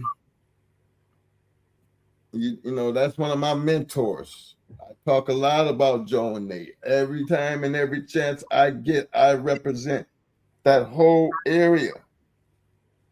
Pac-Man, Paul, Armin, Ram, Looney, Big Rob when he was there, McNasty and Mr. T, Suburbanite Paul, Armin.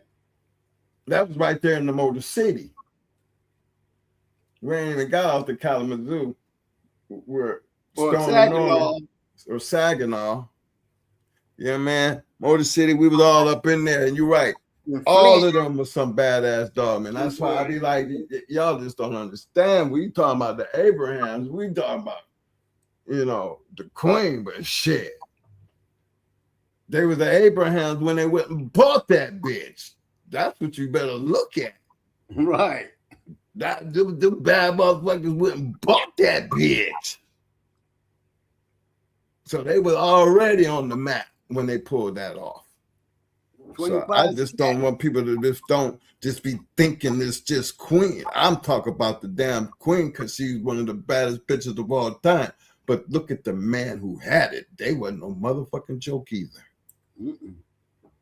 Better believe that.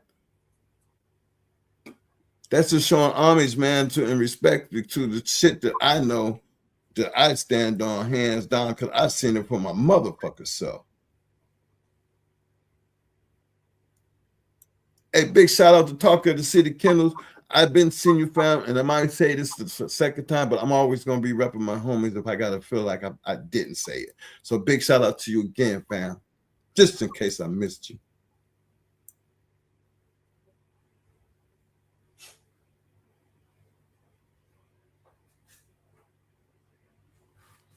Yeah. I love Akron. I love Kinston. I love Tampa. I love Florida. Shit. Hey, John Johnson, big solid one, man. I said, I like to read this shot of his shit right here. He said, my corner man is watching everything. That's his job. We watching everything, killer. Hey, man.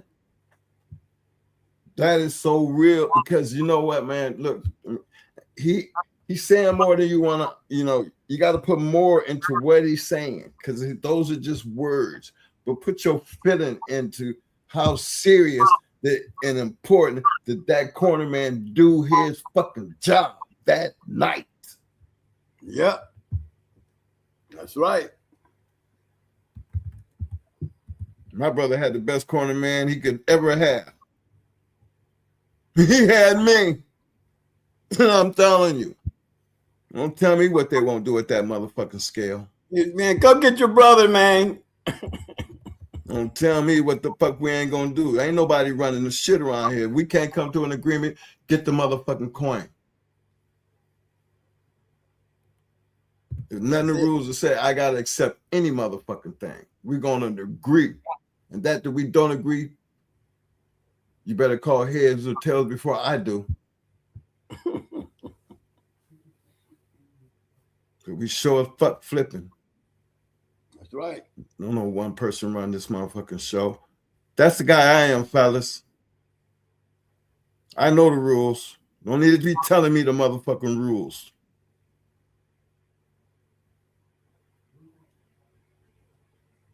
That's right.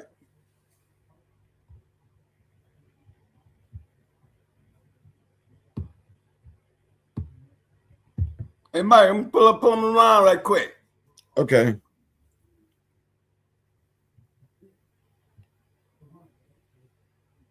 Say we outside tonight.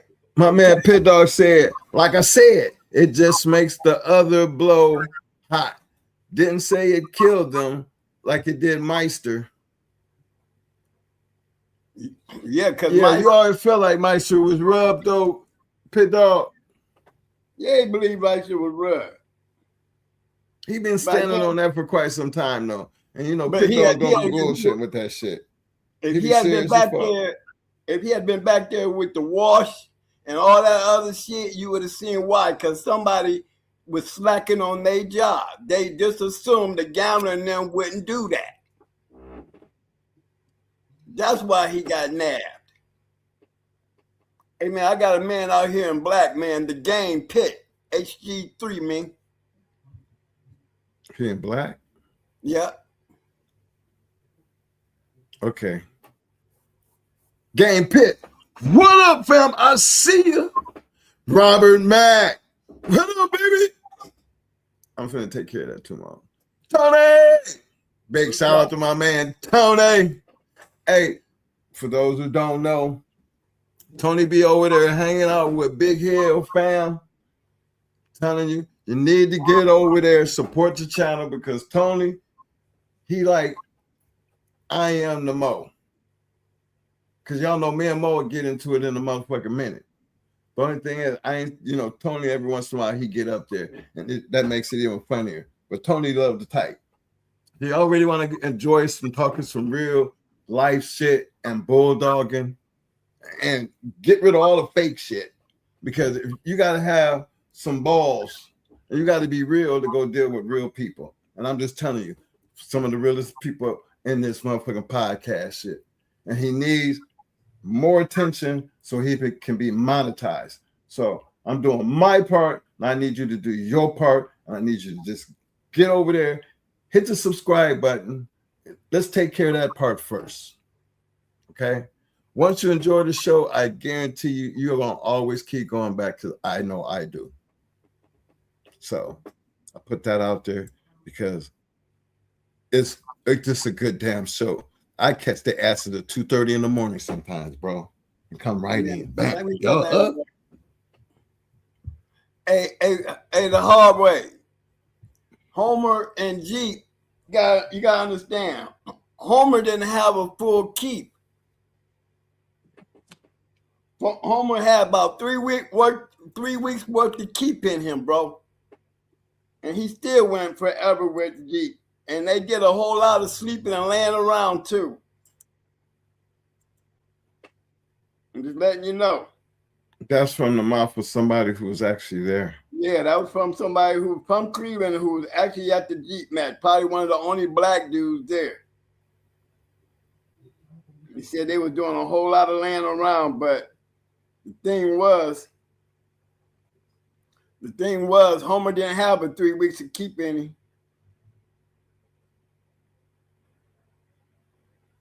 Yeah, because Bishops was supposed to have been going into him, and Angus was too. Yep, it was the Bishop boys. $10,000 lockup. Yep, $10,000 lockup, and No, they was the second one. Angus was the first one. Right. Remember, they were supposed to get Angus twice. They were supposed to get Angus twice, and then the Bishop boys, they dog got sick. So they had to go, they went to Ozzy. Ozzy gave up Angus. Gave up Homer. With 3 weeks of working. That's all it was. He had 3 weeks of working. Hey, Mo. Yes, sir. You pulling up that thing right quick, right? Yeah, I got it on standby.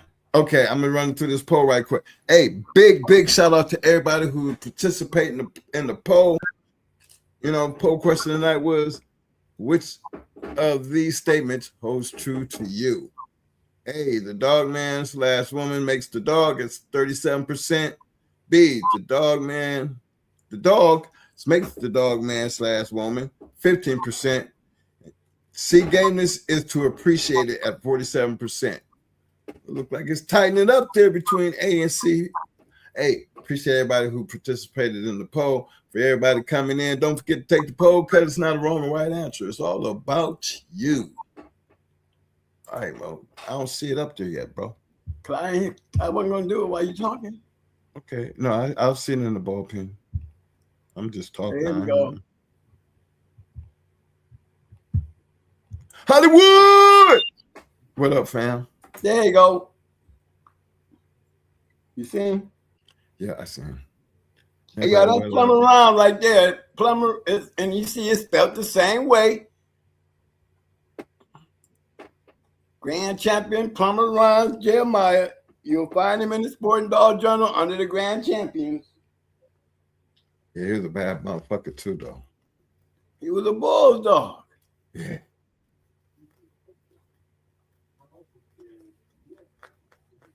Go ahead and say it, Mo. Anytime you see that goddamn red, go ahead. Anytime you see that red, baby. That shit, you already know. Hey, I'm telling you, don't disappoint them, Mo. They always say it. Go ahead and say it. Everybody in the room already know. Every time you see that Dirty Mary, that red baby, you can count on. Look at all that damn red baby up in there. Look at all that red baby up in there. You already know that. Look at all that red baby up in there. All that Dirty Mary red baby. That's that Klaus. That Klaus. Better hear me. Anytime you got that Klaus's champion stabber up in that shit, you're going to see a good line of dogs. Goddamn Grand Champion Bug had it. Grand Champion Mayday had it. 357 them had anything coming down off a buck. Stone City them had it. STP had it. Strictly Business had it. Size them up had it. All them great kennels that had all them great dogs had that damn stabber in them. That champion stabber dog. Okay? Just letting y'all know. Yes, sir. That Klaus is stabber. You see how that dog bred? Look at all that damn Dirty Mary. Dirty Mary. Dirty Mary. Dirty Mary. Dirty Mary. Come on, y'all. I need to click on Red Baby. Let me go click on Red Baby right quick. Anytime you see that Fitzwater's goatee, you better look for that damn stabber right there. There he is. There he is. That Fitzwater's goatee, that Klaus' stabber. Yes, sir. Y'all see him. Bam. Bam, bam. Shit. Y'all better hear me. That's a whole new motherfucker you talking about when you talk about Jeremiah, though, Mo. We done hit everybody else with the same conversation, but then they bought up the plumber shit. You just had to go get Plumber Ron because he ran that shit rapidly, didn't he? Man, look with here. A bad motherfucker. A bad motherfucker too. Yes, now they said Plumber Ron. That's a total difference than plumber. There's no such thing as two plumbers. That's Plumber Ron. That is not two plumbers. Okay, Mo, you went out and found that You wanted to make sure that No, once they told me about, I'm thinking I'm looking for two plumbers and two plumber alligator. Wait a minute. No, there's no two plumbers because Plumber Ron that's his name. That's not plumber and a dog. That's Plumber Ron. If Dad said Plumber Ron and plumber, I would say that's not two plumbers. You have plumber, then you have Plumber Ron. Because you jump right in there. I know Plumber Ron. I know Plumber Ron, yeah. Plumber Ron ain't got the yo-yo bit. I'll pull her up. We did that already, Mo. Yeah, we did that. Yeah, that one right there was a good one, though. Because you was like, Mike, that's the only motherfucker he had. No, we had Jeremiah. Jeremiah. Hey, what's another one, man? Another one we don't really give a big shout out to that I have much respect to out of Carolina, man. And that was Tom Ratliff. Yep. That's another great dog, man, fellas. I never met the man. Mo did. Good people. But, when you thugging, I call it thugging because the way I do business, when I'm doing business compared to when I'm hanging out, I'm being myself. And when you're around people who just be they self, you'd be amazed at how much fun and how much they open up to you because maybe they feel comfortable because they know where you're coming from. And Tom Ratliff was one of them kind of guys. Yeah, it was a lot of people, and that I've talked to, and it's not like I need to talk because I didn't go with Tony and Mo when they went and had their thing, but Mo just filled me in. And I know how Mo is once he gets amongst other dog, man, because Mo is a little bit more, as y'all can tell, when he know his shit, it's easy for him to have fun because they can talk dogs and he can still be hood. And I say still be hood because Tom did, tell me about Tom Ratliff because, they got to understand and picture this man we talk about, the biker dude, all right? With you and your thug life, you and Tony, KP. Tom was from Ohio. Yeah. Yeah, he moved to Carolina. And he was like a biker dude. When I seen him, he was on a probation monitor. He had one of them things on his ankle. Mm-hmm. And he had those bug dogs, but he didn't have the Hollandworth stuff. He was with the Yellow John Jocko cross. That's how Buckets is bred. Here, let me put him up on the stand. Let me put him up here. Hey, Carlos, I want to ask that question now. You said the Plummer brothers was from Louisiana. Okay. Now the plumbers you talking about, those are the alligator plumber. Just tell me a yay or nay. We're talking about the same Plumber's alligator out of Louisiana, okay? Right. We ain't talking about Plumber Ron. We ain't talking about Plumber Ron. We're talking about now whether they brothers or not. Remember, they're not brothers. He never met. No. What he's saying, it might be the plumbers, the alligator might have been some brothers. Right. Two brothers. Right. Or the plumbers could have been a family of motherfuckers. No. Mason never even knew. He said the man that he got his dog from that's how he had the gator sit through the man who had them plumbers dogs. I thought I cleared that up, but not trying to get into who the plumbers was. The plumber alligator dog is always it's a well-known dog. I know plumber alligator because I know what they family did with that shit. How they got it, he was here for you to he'd tell you the story. But it wasn't too much of a big story when it came to the plumbers because he didn't really, them dogs didn't come through plumber. It came to somebody who was dealing with the plumbers. But it's good that y'all throw that information out there because this is information. Remember, Louisiana is right, not too far from Arkansas. We still talking about everything down in that area. And they did a lot of bulldogging down in them areas. And that was Cajun country. We used to go, we run down there in Cajun country, no Cajun country, but we wasn't in the bulldogs in the time frame that we talk about plumbers alligator. Come on now. Because I know that go way back. Yeah, well, he was definitely down in that area. Oh, yeah, for sure. Big shout out to Big Dog. He said Perry Powell was from Jacksonville. He was in the service too. Yeah, he was a Marine. He was a Marine like us. He was We was on the same base together. Perry used to run. We bred amber. Huh? We bred amber to termite. Perry Powell had in there. Right. But remember, before he left Carolina, remember he used to see him running all the way down Camp Lejeune Bay, out, all the way down to the front gate, and all the way back up to headquarters. Yep. Running the damn dog. He was a little crazy ass dude. He was crazy. He's a Marine. I mean, I don't have nothing against when they say crazy because they say we crazy too. Right. But he was like our size.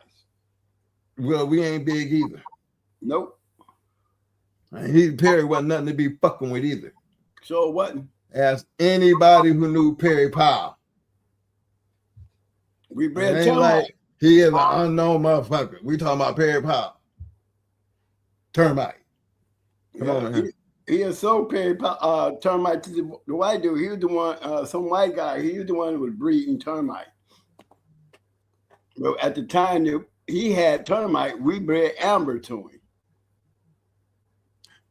Okay.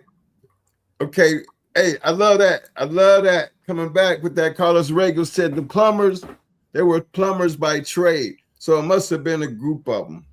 Right. I don't know if they was brothers or maybe they was just a group of plumbers by dog. Because a lot of us had trades. It was back, Plumber Ron was a plumber, for real. He was a plumber. Plumber Ron was a plumber.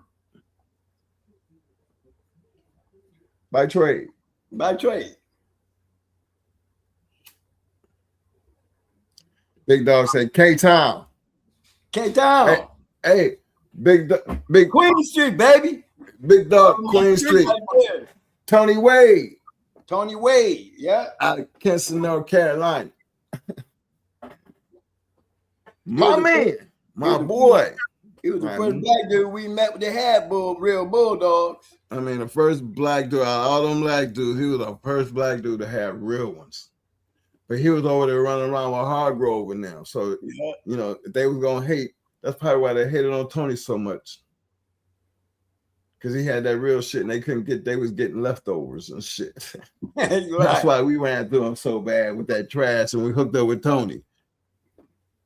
Once we got hooked up with Tony shit. When Tony gave us the okay with Red Ace, we knew we was going to Puerto Rico. Mm-hmm. And he a bulldog, man, and he got someone on his yard to check to make sure. And he said, man, get that bitch off my bitch. He sure did. Man, what the hell? What the hell? Get that bitch off my bitch. We went all the way to Carolina to check because we knew he had the shit to check it with. But then that was home too, so it's not like we had reason and we had the family. So we're gonna always make good reason. And anytime I'm gonna go to goddamn Kinston, North Carolina, I'm gonna go see Tony Wade. Yes, sir. That's what I do. That's just still part of the family. That's how we roll. 40 years. 40 years, Tony Wade. Yeah. See, we don't know everybody, but this is good to know we can talk about the ones that we do know. And it's not supposed to be secrets to you guys because we all talk about termite and Tate. How can you talk about Tate and not talk about Tony? Miss Rennie. Miss Rennie. Yeah, a lot of champions. Yeah. Welcome down, Ram Big Steppin'. What up, big bruh? This is another one of them situations, y'all. We talking about walking down Ram. I'm way older than him, but still, when it came to this YouTube fraternity, here was my man. He was like, big brother came in and initiated. He said, bring you in on initiation. Big shout out to my man 7A Sports and the whole entire 7A Sports team. I'm always gonna be my big brother. I might be the oldest motherfucker in the crew, which I think I got roster man about how much more? Oh, we got roster man about 2 years. No, he probably but he not 65 yet. No, okay, right. So and Schoolboy, he pushing up there a little bit more than what? He up there. Yeah. So I tell you just how long he been in the game. So he outside of him and I think me and Fat Bill, we're around the same age. Champion Sadie was from another wave, my fam. That wasn't Tony Dog. That Champion Sadie. Big shout out to my man Clifton behind enemy lines. What up, fam? SBC Kennels in the house. What up? Big shout out to another one of my big brothers in the house. Vince 305 representing. Damn, hey, Mike, I want to holler at Big Dog about, I keep saying Vance. But did I say Vance or did I say Vince just then, man? Vance 305, what up, fam? AKA Super Kennels, y'all. Just for y'all who don't know. Yeah, we get superstars over here. Hold on. What up, bro? Perry brings a bad bulldog. We got champion Buddy Red from him. That's Grand Champion Omega Red's dad. Great dog, man. Hey, look here. When you get somebody like this co-signing, that's why I'm trying to keep it cordial. I ain't trying to act like I'm all that, but look, this is all that saying that. So, right. Come on now. You got to respect the conversation because these motherfuckers know what a bad motherfucker look like. They know. And when they put their hands and the step on a bad motherfucker, why would I not believe them? Come on now, this is what we're talking about tonight. Right, Black Ice called the man on the phone. He called Perry Paul on the phone, so Black Ice been around. He can pick up the phone and call the man. Called him on this show. Sure did. Perry Paul told him, I remember them. Been a long time ago, but they had a little red bitch. Yes, we did. Yeah. Well, that's the reason why he called, because we said the motherfucker throw more than black dogs. That was the only thing we was trying to get out of the conversation. That's all that shit went. He said he never threw a red dog. Never threw a red dog. Well, yeah, he did. Yes, he did. But these are the things when you co-signing for shit like that, you know what I mean? See, those would just be the ones to get out there. But then I got other ones to fire at you. It ain't just us talk about this motherfucker. Let me put this back up here. So hold on. Let me put this back up here. That's certification stamped.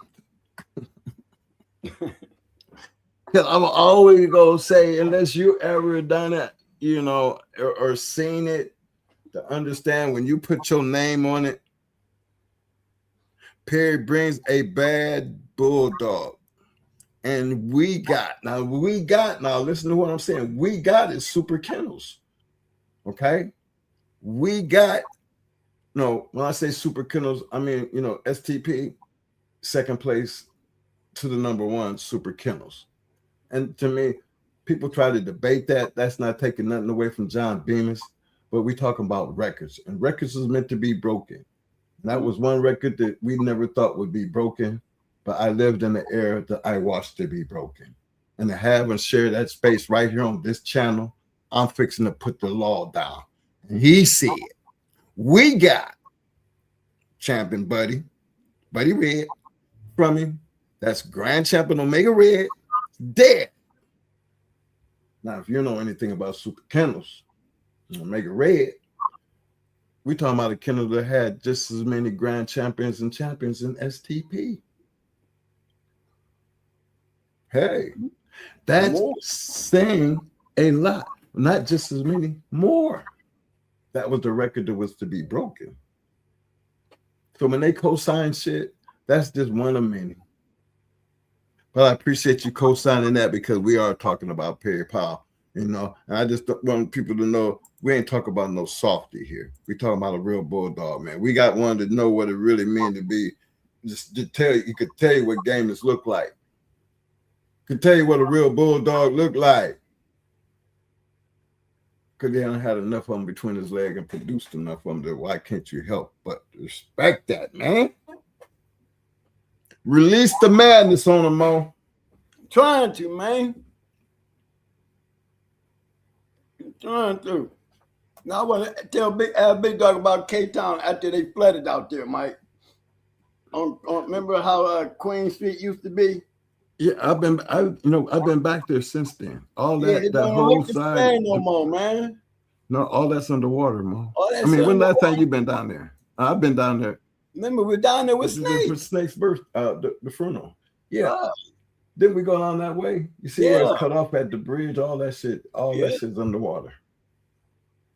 Yeah, the place has changed. I gotta tell you, man, that flood, it really did bad things. Yeah, it's not the same place I remember. Mm-mm.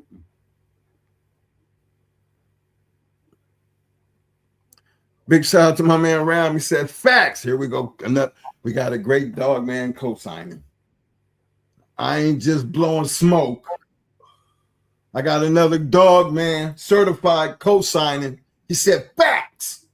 Super Kennels were the ones to watch. Yeah. They were busy. Busy.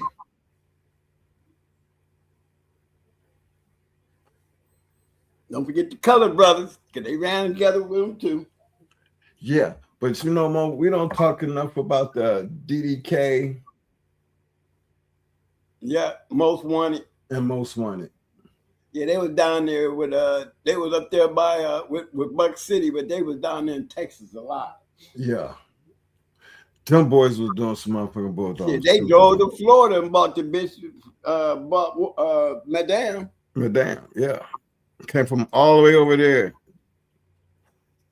Tacoma, Washington, I believe. We might have been Seattle. But they came all the way to Florida to come buy a dog from us. Sure did. Bred it to a dog off of Mayday Grand Champion Graveyard and produced our first Grand Champion. 7-time winner, Grand Champion, Red Ruby. So that's just one of those stories when you talk about seeing your shit go in other places and do things in other people's hands.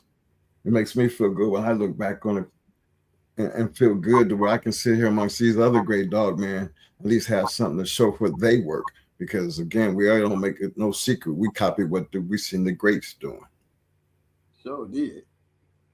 And if you really try to be like them and do what they doing and play in the same places they playing, we supposed to get the same fucking results. Because I'm pretty sure that's what they were all doing. Well, we still made the Stone City Mayday cross before they did. Okay, you always want to go back. I'm gonna always. Okay, Mo. We changed the game. That was one. I let you have that one because you never let them. You're never gonna let them forget. I'm going to put a stamp on that for you. They've still been arguing and hating each other. They hadn't seen them puppies. Nah, that's true. Hold on. My man Henry James said, "What's the word on Powell's Grand Champion Kojak?"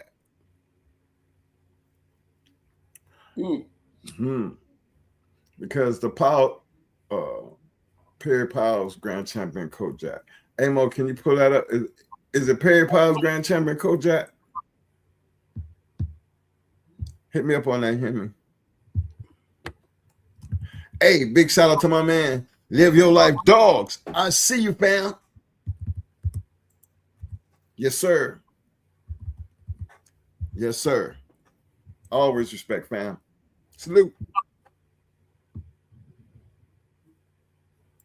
My man Vance said, we hooked his grand champion Cyrus, one of the best dogs I ever seen. He was a monster. Now, hearing you say that about Cyrus after all them other champions, them grand champions y'all had, man, it's time for you to come up. You know, we've done this before. I'm pretty sure if you guys haven't seen my interviews with Super Kennels, you should get out there. I mean, I'm not good at telling you where to go because after 300 something shows, half the time I don't even remember what the show be about. You know, but it's out there. I guess if you Google it and say with the Super Kennels in it going hard, it should pop up for you easy. But these are the type of conversations where he's down there typing, but it's time for him to come. Vance, you know, put that out there. Big shout out to my man, Mr. Will Turner. You another one. You know who I'm waiting on. You and who else? Ask him about eBay. Ask about Andy Bag and company in there. Yeah. I'm pretty sure Will would know because they're up in that area. Will know him. Yeah, Will know him. That's what I said. You know. Yeah, they Andy Bag company used to run with Sean. My man, Johnny Rocket said, Mr. Vance, 305, how many people made up the legendary Super Kennels? Here's another one that you guys, if y'all don't know, to be in the chat. He always, sometimes when he be out there, and I had the last post of the night, and that's Fort Lauderdale D. Big shout out to my man, Super Kennels Fort Lauderdale D, because he's always been, you know, he always let me know he out there. And so I'm gonna always, because Vance he shows up, but I know he's out there. Big ups to Super Kennels, period, because they've always helped represent this channel. And then we all be bulldogging. Okay, Will, you LOL. We're gonna have to stop this goddamn LOL and start making something happen, Cap. Tell Sean they waiting for it, baby. Come tell you got to represent that. You gotta represent that. You gotta represent that area, man. We're trying our best, but we can't do it without you. Rock City, Pit Dog, man. Yeah, Pit Dog be trying to hold it down, though. You know what I mean? Pit Dog really be trying to hold it down. Right, Pit Dog, he been to all the great matches, though. He called out everybody. He didn't That's what I'm saying. Remember, he had the Bulldogs, though. He can do that. Yeah, Shady Days and them, come on, man. Jigger and Wiley, all them, come on. Remember Sean and them Bishop boys, they wasn't no joke. The boys weren't playing up in that area. Hey, man, it's time. They need to have that conversation, Will. You and Sean, that's a part of history. They don't talk about it, but we're going to talk about it because we know you. We played around, so it's not like we strangers to this. But it's not for us to tell you a story. We tell you about our relationship. But then y'all got your own story. It's time for y'all to tell it, fam. While we still alive, then we offer an opportunity. I'm looking forward to it. Now, I guarantee you that's going to be another great show. Yeah. My man Vance said Super had about 8. But we were locked in 3 camps: Color Brothers, Off the Chain, and S&K.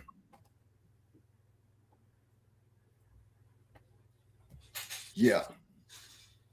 And that's a lot of Bulldogs distributed amongst that gang right there. Because that right there, that was like a mini army. Mm-hmm. Because they was pumping out some motherfucking Bulldogs. Buddy Love and them come up with SMK, Mike. Yeah.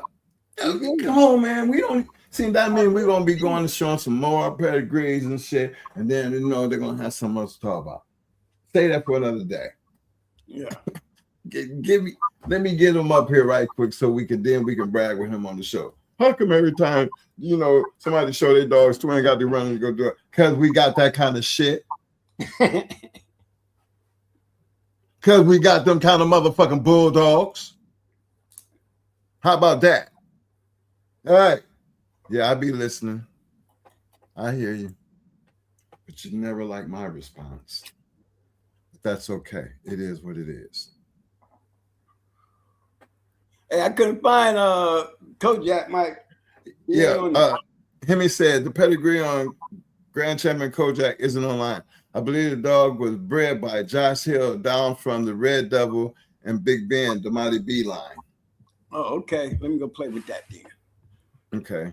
You know, I have some Mighty B shit, but I better not say that. No, don't say that, man. Because we did have, we did have, double bread Mighty B. And had the pleasure of meeting Big Ben, the great Big Ben. Big head motherfucker. See, them little things didn't mean as much back then as they do now. Because when you see people say, you know, Big Ben and Mighty B, well, we had dogs off of her, and then we actually had a chance to see Big Ben, the real dog. Never thought he was going to be popular, you know, where people could say Big Ben or even Mighty B, but guess what? They have withstood the test of time, for real. And as long as you can pull up why we talk about them, it's undeniable. You can hate it all you want, but you can't change shit. It is what it is. Like PBK say, some gonna like it, some ain't. My man walking down Ram said, Big Dog, Schoolboy's latest video features a man who was pitchside, and he said, hell no. Let me see, Big Dog. What did Big Dog say to bring that response?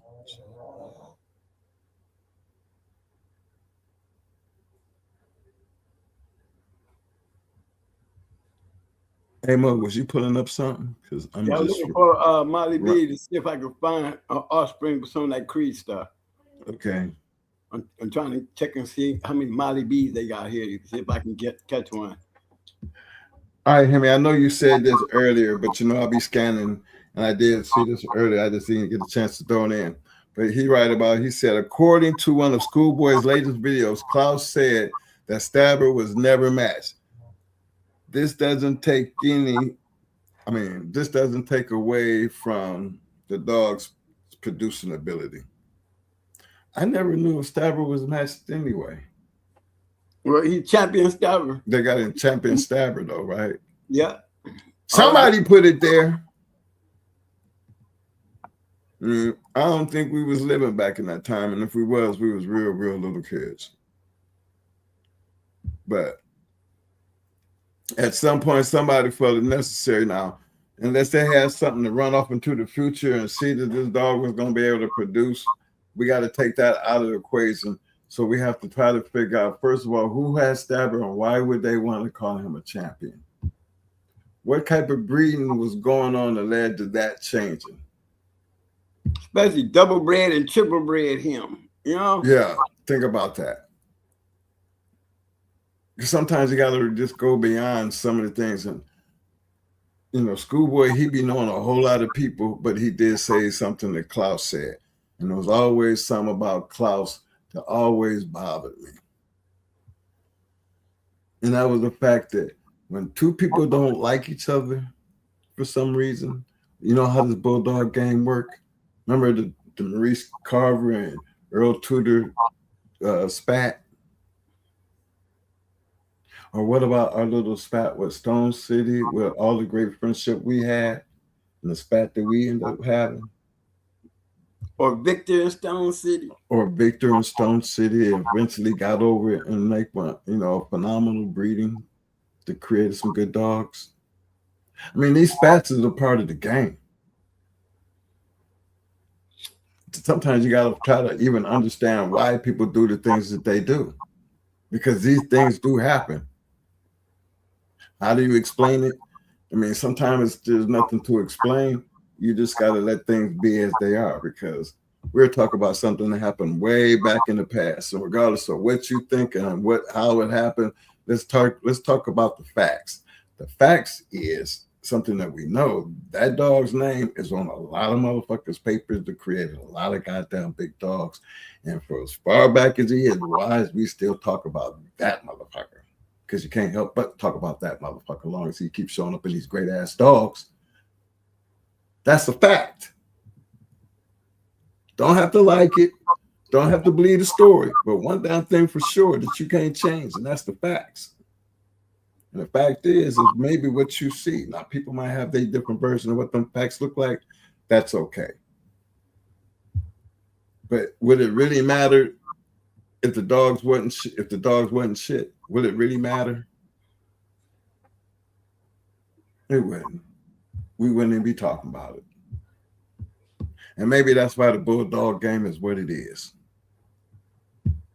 But there's a point. It wasn't built on that. It was built on don't talk about it, be about it. When the talking stop. And I love that part. When the talking stop, you know what I mean? The negotiation has been done. The magic words. It's almost like release your dogs. That stands on that plateau of let's get ready to rumble. That's what that shit is like for me. Release your dog. I just wanted to put that pedigree out there so they can see that right quick. All that stabber. And Champion Tonkin, Champion Crash, Champion Stubby, and Dirty Berry.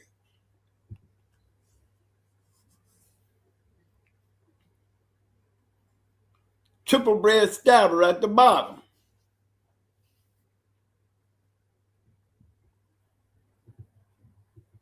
Now, we don't know who put it there, but I'm going to see. I'm riding with it. Now, Hemi, we know. I'm going to just put it to you on the real side, because there's always going to be a negative statement about any and everything. But I always love to address them because, again, where there's always negativity, I can guarantee you the positivity will always outweigh the negativity just based on performance. Because you said Peds Online ain't always a source for the truth. Klaus obviously seen something that he liked about Stabber. Okay, so let's just take out the whole Peds Online. And let's take it the way this dog right here is bred, the exact way they say it's bred. I wouldn't give a fuck if it was written on a piece of toilet paper and it made it down through history written just like that. What would be the difference? We wouldn't be talking about it if she wasn't producing all this shit. We wouldn't be talking about that bitch if she wasn't shit all these years later, regardless of who said what. And that's how I deal with the negativity. Coulda, shoulda, woulda. But what is it? The reality of it is, whatever the fuck he felt about it, you're right. He said something. He obviously seen something that he liked about Stabber.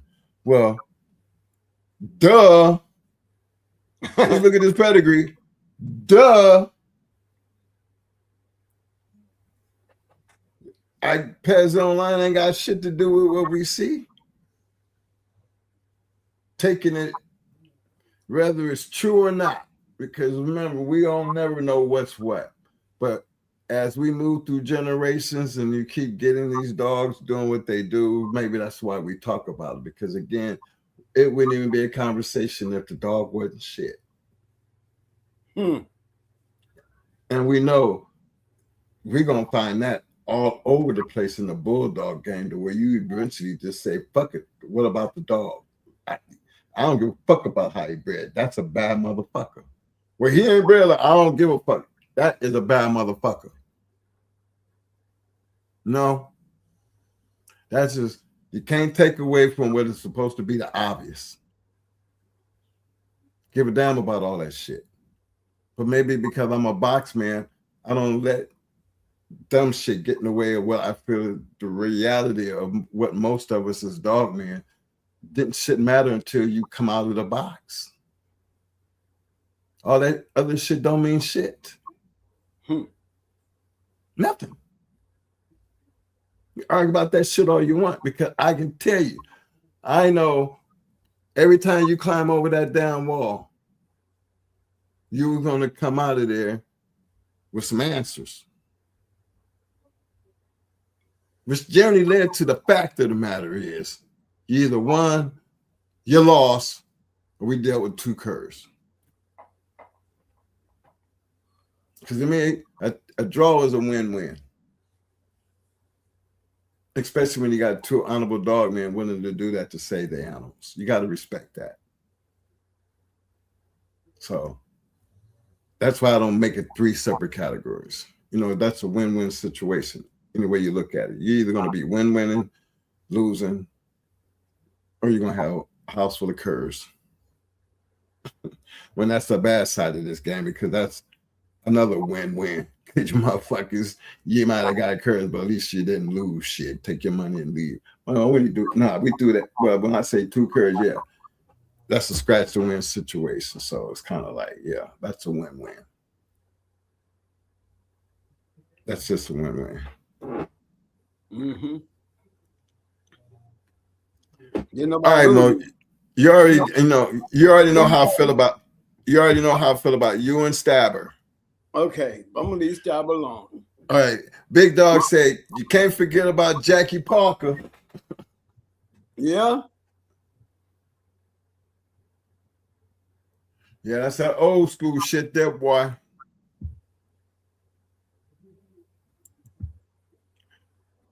My man Ram said, did you have the Halls Bobby Boomer dog back in the day at John Johnson? John, talk to us, baby. That you? John, that you, boy? John. See, you can't have any and everybody hang out in this motherfucker. You know what I'm saying? Mm-hmm.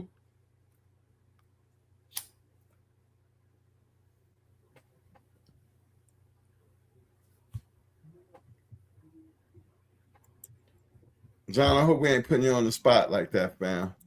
Ram put that out there. You know, I'm always gonna try to represent bruh, but it's a pleasure to have you, fam.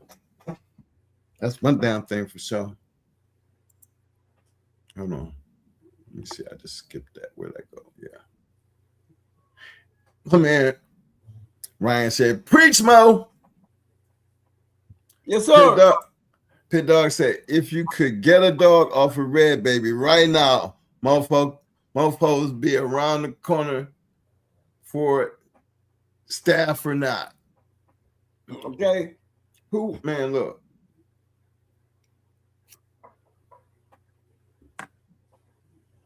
People talk that shit, but you never know what a man is doing on his yard. Right. Now, Phil took that staff shit, was out there whooping ass. He was out there with that house. No, remember, it did still have a quarter staff in it, didn't it? Yeah. It still had it. Phil, when he got that shit right, he did have a quarter staff still in the motherfucker. But again, you know how I feel about that staff shit. Would it matter if the dog wasn't about that life? Because that Superman dog, he said it was, you know, when Mason say one of them was a bad motherfucker, I'm taking Mason know what a bad motherfucker looked like, considering he done had enough of them bad motherfuckers. So as he's telling the story, I'm looking, I mean, you know, Phil, you know, he's telling you the story about Phil. We're telling, you know, it's coming out of the man's mouth. The man got dogs from him. But damn. Think about what it took to beat him. You're right, Pit Dog. Would nobody give a damn if that dog was, you know, they're gonna have to be something. They got to be something. Pit dog. Barracuda had Tulsa in it. Well, goddamn it, I'd have been having me some Tulsa shit then. I wouldn't give a damn. You know? Big shout out to my man, John Johnson. He said, Cass Dog, man, salute to the chat. Represent, fam. I feel you.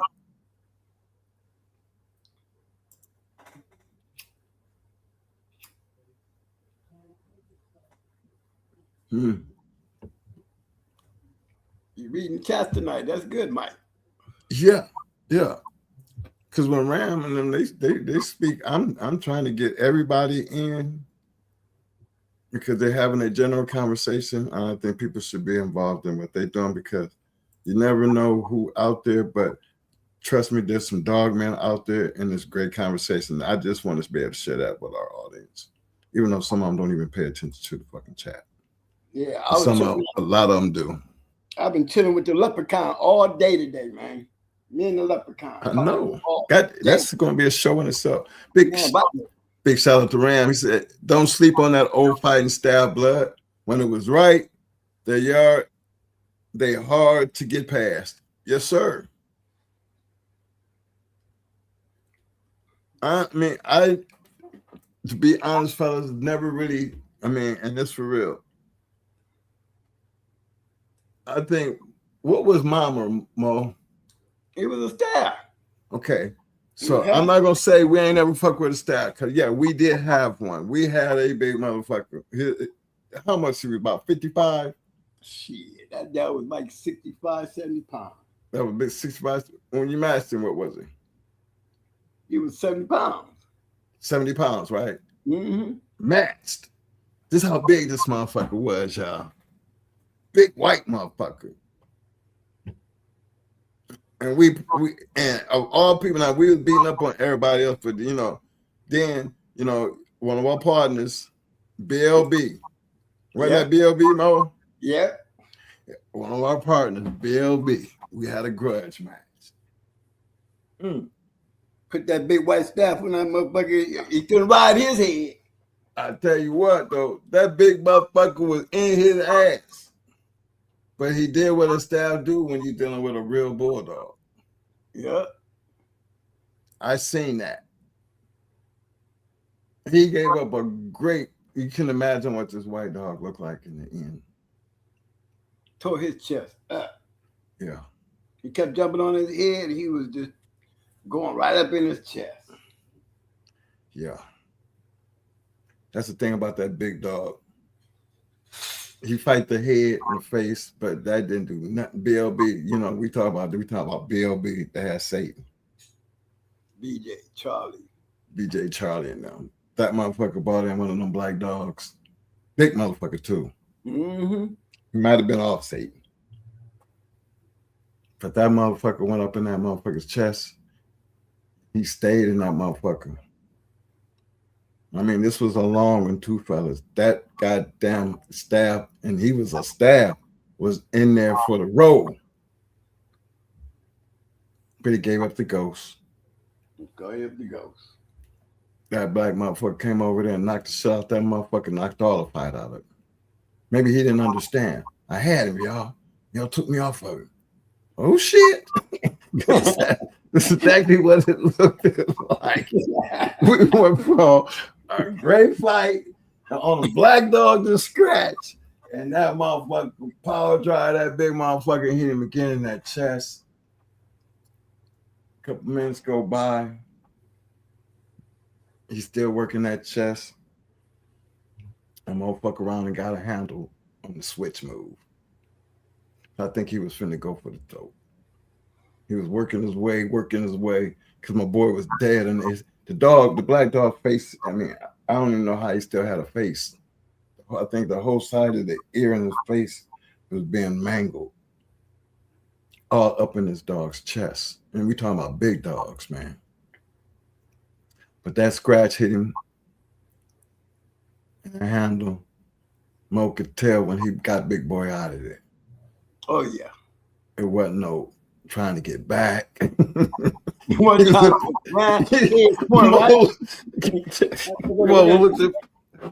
Oh, look at the real said, Bo, he knocked the fight right out of him. You see Yeah, that shit? I man? turned that motherfucker around. His head was still facing the corner. His ass was still, he didn't even want to look over that way, man. That big ass motherfucker didn't even want to look that way. Mm-mm. Don't let that motherfucker hit me no more. Don't let him hit me no more. Is he coming again? I don't even want to see it coming. So let me tell you. Now, he put it like this. He wasn't no pushover. He wasn't staff that would get in your ass. Remember who we talking about. Now we dealing with a real bulldog from a real dog man, you know. And that was his thing. Y'all beating up all these motherfuckers. Put him on. Yeah, I got one for his ass. Okay. But real we buddies, we know we partners everything. We're gonna make it a fair wager. Let's do it. And it turned out to be a hell of a dog fight. But in the end, the staff came out because he wasn't dead game, fellas. He took some damage. He took a beat too long. You know, he was in there. But look here, when it come down to make a bulldog, that staff didn't have it in it. That's all. That's just it, man.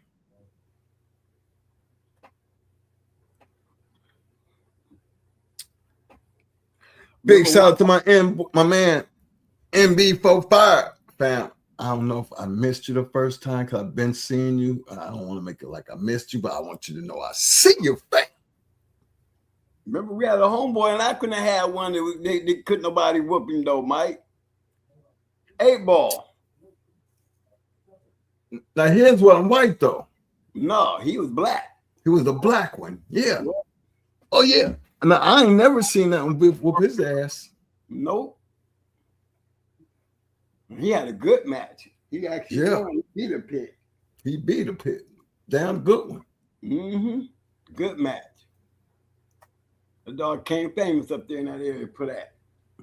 And you know what? Believe it or not, fellas, I had a thing against white dogs ever since that with Mama. I was already down on the staff thing anyway, but I had to give my props to the 8-ball. Yeah. Because 8-ball said, fuck around, I'm black. I ain't white. I will beat your ass.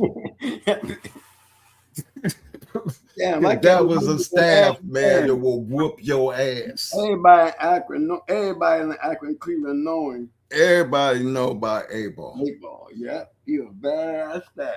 And he whooped a lot of motherfucking pit bulls. Yes, he did. So, big shout out to my man Bite Down, the one and only Bite Down, and shake that like button. The double M Desbo in the house. What up, fam? I'm sorry, Desbo. I seen you and just getting down there, and I just want you to know I see you, fam. I'm late on the call, but I seen you. Y'all, somebody send me some numbers, man, so I can get infatuated tonight. That's all. I want to get infatuated. I mean, like going. Y'all know we do. We're talking about releasing some madness, right, fellas? You know, we don't know everything and everybody, but a good dog is one to be admired, regardless of who has it, what area it come from. We only speak about a lot of the things that we know, but there's a lot of things that y'all know that we don't know that I think you should try openly to share with us, because again, some of these people need the recognition that they deserve. So represent your spot. We talk about the history of the American Pit Bull Terrier. The game did not revolve around the people we just talk about. There's so many more. So share your love, man. We ain't gonna bully the conversation. That's for damn sure.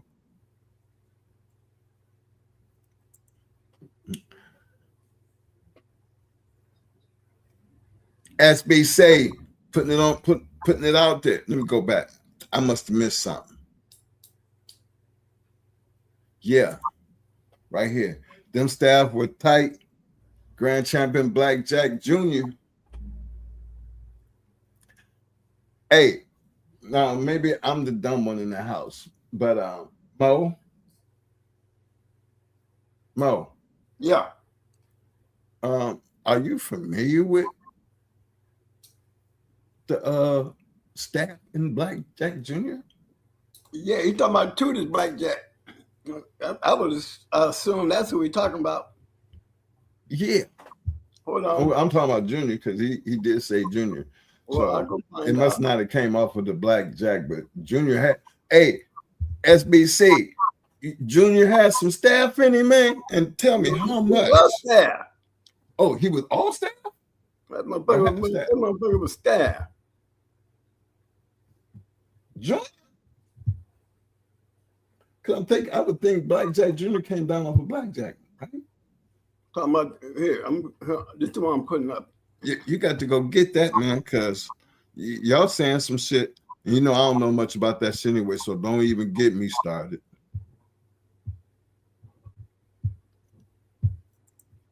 I feel you, Hemi. He said the staff in Red Baby wasn't a big secret. It was always for all those to see. I never stressed out about it because she was a great producer. That's true. Because the reality of it is, she wouldn't be shit anyway. But you're right, because you can't forget about what's in them. But at some point, you got to be also looking at truth of the matter is that shit. Does it matter? Really? There you go. Okay, hold on. Let me get that out the way. Told you, Tootis Blackjack Jr. I know what I'm talking about. Hold on. Let me get this up here. I know you know what you're talking about. I'm trying to find his staff, huh?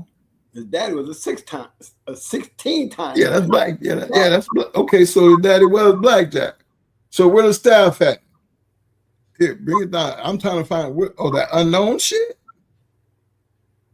Now y'all know the old Henry dogs back then. Right here. They would pit. Look, that's him. Like that's his daddy. That motherfucker half staff, nigga. No, what part? I'm trying to understand which part. Because these Henry dogs, them Henry dogs is as close as coming off the boat than any dogs that them boys had back then. They Bulldogs. Them was bulldogs. Them Henry dogs, though. So where the staff at? I think the staff would have been down here, money. Yeah, because always popping up unknown. That shit right there. Fellas, tell me if I'm right or wrong.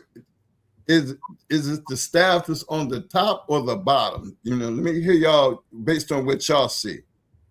Because we know, I mean, for anybody, you know, for those who might not know, but the Henry dogs was the closest thing that came off the boat, bred by a group, a family of, they were called the Henrys. And they, you know, back in the day, they from my old school reading of them Henry dogs, they straight off the boat.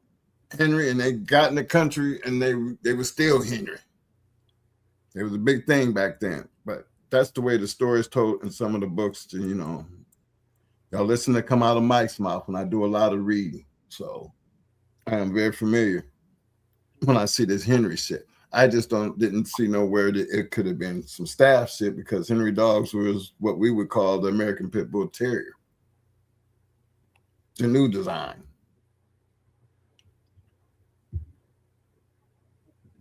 I wonder if this bitch was blue. I see all this blue bad shit. Could have been a blue bitch. Which one? Where you see a blue bitch? Mike. Blue Mike. Yeah. Miss Blue. No, them could have been some staffs. Because look at it, man. Look at that square ass. Yeah, but right here, Mo, go back here to where you see Henry's Black Demon. So we know he a black dog and that Henry's Blue Mage. Because, you know, everything on that bottom, it could, yep, am staff right there. You see it? You see it, Mo? That's on the top side now. And they ran with that shit. The white whistle. Which one? You see the am staff up there? You see it in Black Demon? You see it? Oh, yeah. Yeah, it is. Right there. Right there. Like I said. Yeah, it's there. American staff. Yeah, Blackjack Jr. staff. Bad motherfucker though, but hey, doesn't matter. I'm gonna look, his line had a 16-time winner. This dog right here was a 16-time winner.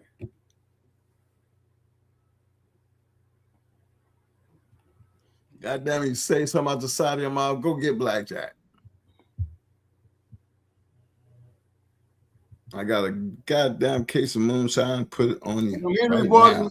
Them Henry dollars staff coming out of that money. Yeah, Mo. Yeah. They talking about, and they brought that in to the fucking with it. And that's what created the damn American Pit Bull. And I don't understand how is that possible, because at what point was you getting rid of the staff? At what point did we lose the staff? Because what actually makes a pit bull? Staff. Okay. So why do we frown on it so damn much? Is it possible that we can breed the staff completely out of a pit bull? How does that happen? I don't see that. Yeah, he full pit bull. Motherfucker, if you go back far enough, that motherfucker got all kinds of staff up in his ass. So at what point do you get rid of the word the staff when if it's in your blood, it's always going to be in your blood, you know, I know we got, we mixed anyway, but you can follow, our plus line and see all that Irish shit. Remember the red head freckle shit? You know what I'm saying, Mo? Yeah. And you can't say after all them motherfucking that time and generations, I still had a black son and a black daughter who were light-skinned and a son with red hair and freckles. Like I got a daughter that's red hair and freckles. And got a grandson who's red hair and freckles. And we know when we see that comes way back from that Irish shit. And it don't never go nowhere. So it pops up when it want to. So I'm taking the dogs work the same way. It's not like it's just going to disappear. It's part of the makeup, just like it's part of my makeup is why two dark-skinned people had redhead kids with freckles. So I'm gonna always say, I guess all of them got some staff. Works for some, not for others. But it's funny that we talk about that because I actually hear people be down in the fact that, oh, you have staff. Well, like Mason was saying. Yeah. Well, Mason, no wonder that motherfucker was whooping everybody's ass. He had the right staff in him. You talk about Superman. Even though he had that quarter, now that quarter ain't the reason why LA whooped his ass though. You know what I'm saying? LA just really bought a bulldog for his ass. It wasn't really. It was a cur in one man's hand, and it was a real bulldog in another. So I'm blaming that part, not on the dog, but on the man who had him in the first place. Hey Mo. Somebody put up a number. You tell me when you're ready. Yeah, Blackjack Jr., he was a straight killer, 1-9 with nothing left alive. Nothing. Oh my gosh. Fellas. Big catchweight boy. Fellas. It says chain weight big. You know what I mean? All you can say is he was a big dog.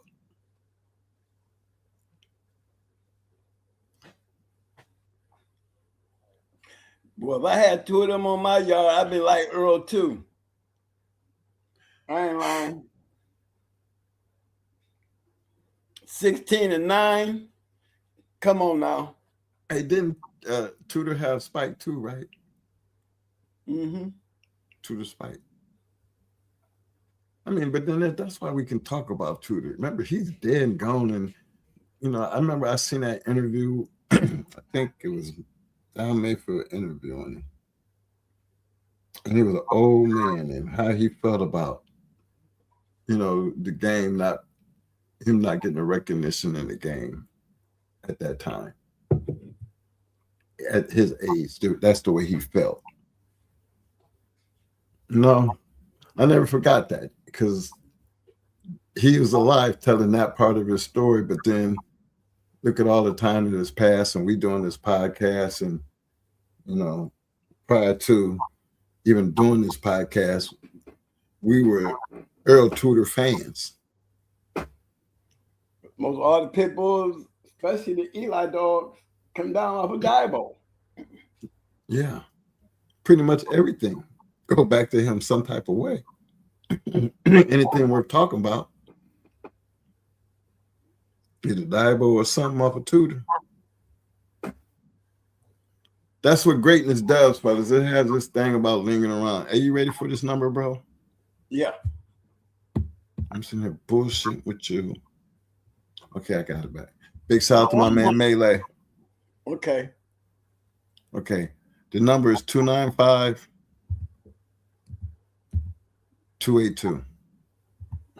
Pit Dog said straight curves. Pit Dog, straight curves. Pit Dog, tell Pit Dog come in there with Jigger at catch weight. Pit Dog, tell him Pit Dog. Shit. Jigger gonna kill their ass. You know when you got a killer, man, you know you ain't gonna never come up off that shit. You already know that. Uh-oh, dog man alert. Pit Dog said Tudor never lost with a Henry dog. He said he never lost with a Henry dog. See, that puts me back on my spot again, no more. Puts me right back on my spot. He sit there and he put it right back in perspective. That man, great as he is, ain't sitting around there fighting no bullshit. What is y'all saying? Let him know, Pit Dog. I got you, Pit Dog. I got you. I got you. Say what they want about that half-staff shit. We'll beat your ass.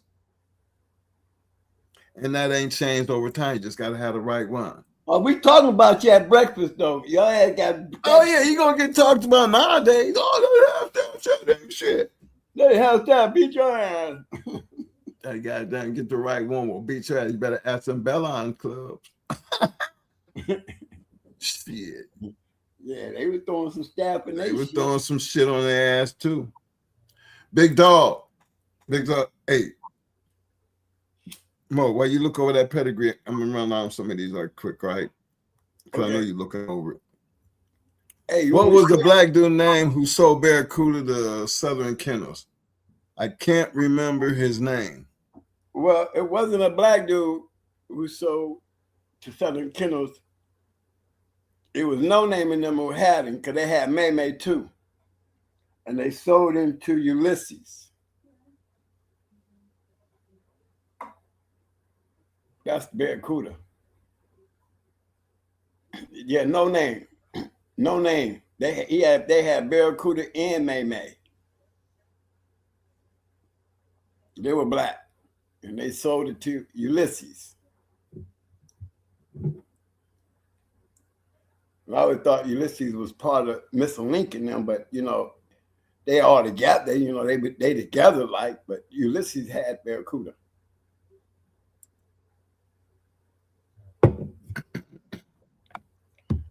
Victor never had him.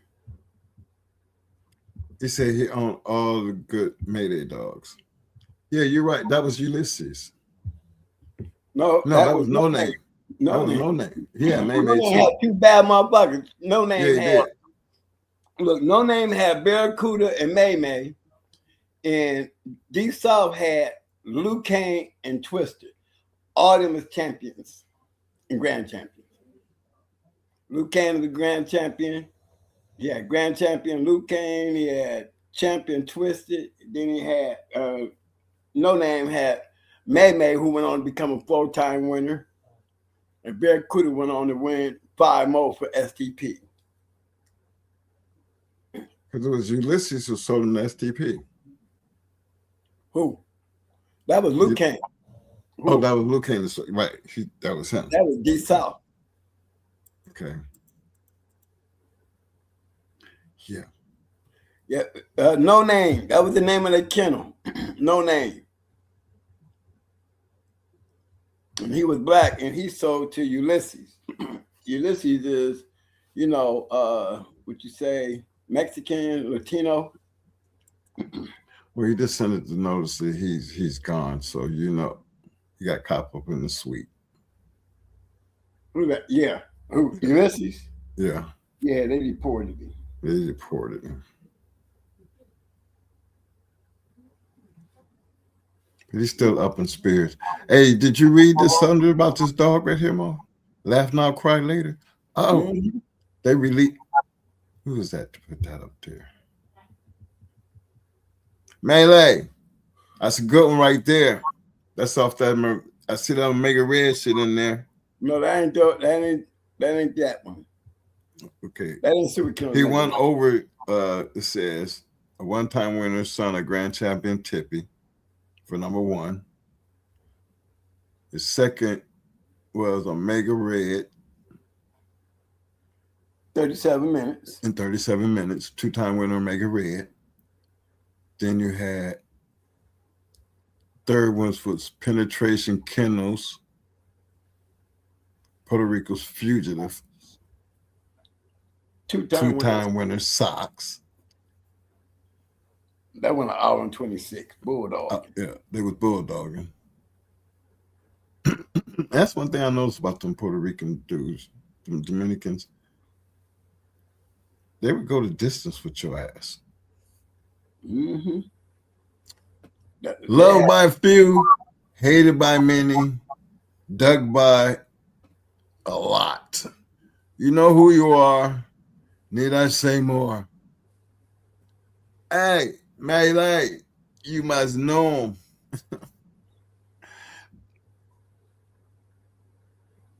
It's a good dog. The breeding I'm not very familiar with. But again, we don't know everything. And a good dog speaks for yourself. Hey, Mo, how far back can you go before, just so I can get an idea of what's going on here?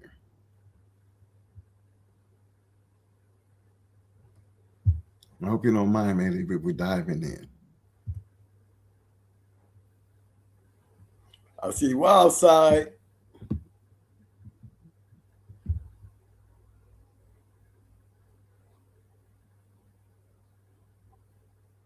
I see some Wild Side Niggerino.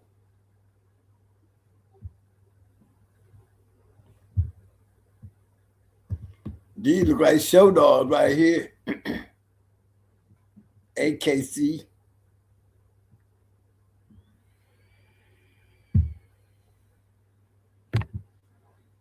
They take the show dogs. Now we up here around Grand Champion Art, double bred Grand Champion Art. Yes, sir. Now we're getting somewhere. But we seeing show dogs in these pedigrees here. These show dogs.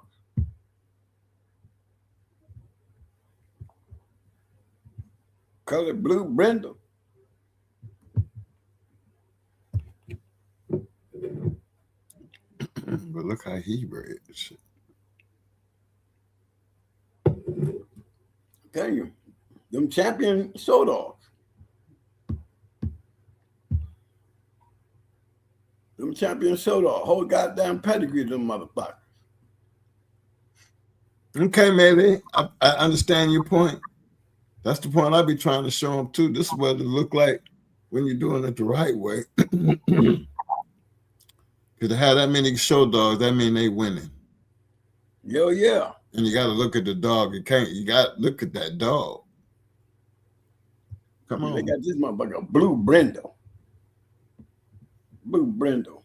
What's blue brindle in that? Or you must have had blue, that red with them blue stripes. You know what I'm talking about, Mike? Yeah. The tiger stripes, yeah.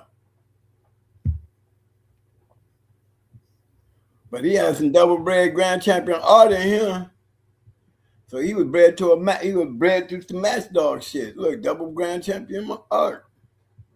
And then you look at the bottom. Bottom wasn't bad either. Bottom got the Wild Side. That Black Widow. Mm-hmm. That's the same one though, but Off that niggerino. yeah. No, I was saying, Oh Black yeah. Widow carvers. Yeah, that's the niggerino. That's Bujo right there. That's bulldog. Now, what's worse, putting the show dog up in this shit or the partial staff? Okay, this motherfucker got down the governor. The governor got show dog in him. What difference does it make? Straight show dog.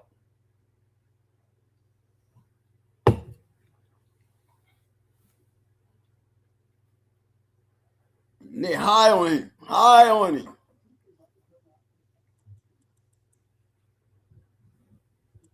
Let's see if he produced anything. Okay.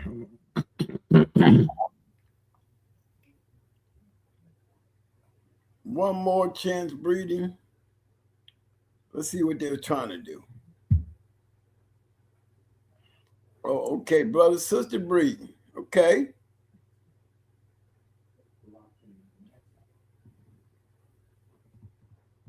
In 2011, they made their first stick. No puppies.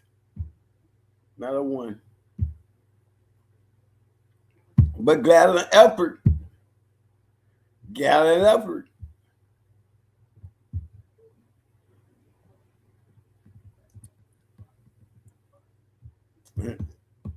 I didn't even take his top half, did I?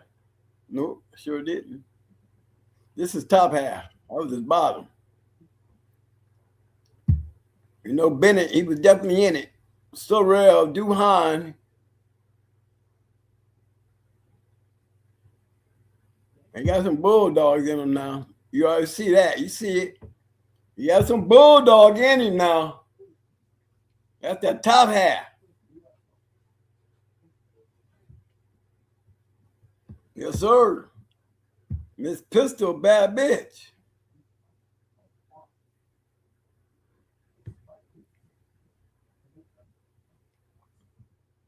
You already know this is inbred. Look at Boomerang, Stompinado. You got the bulldogs on the top and some staff shit on the bottom. Yes, sir. Show no, not staff. I would call it show dogs. Yes, sir. Great show dogs. Probably had them beautiful bodies, made good combat dogs. Here's the bottom.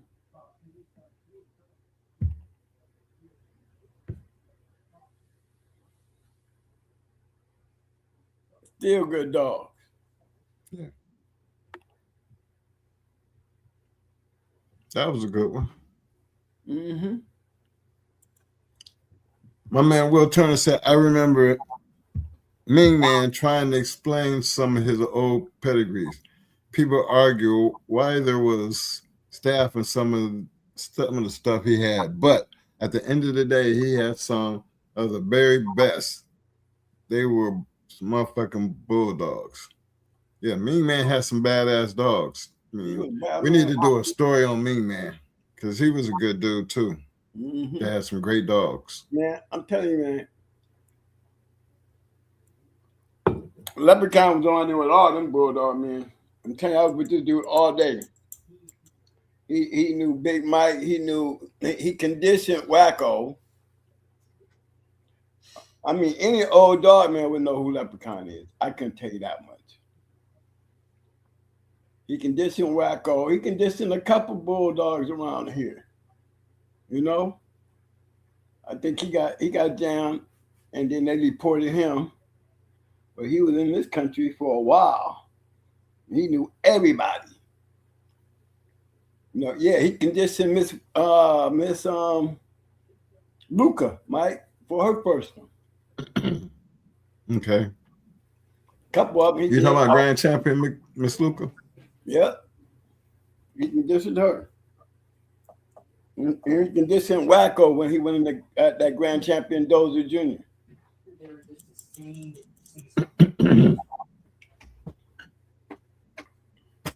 He said Wacko had ate a leash the night that he went into Little Mayday.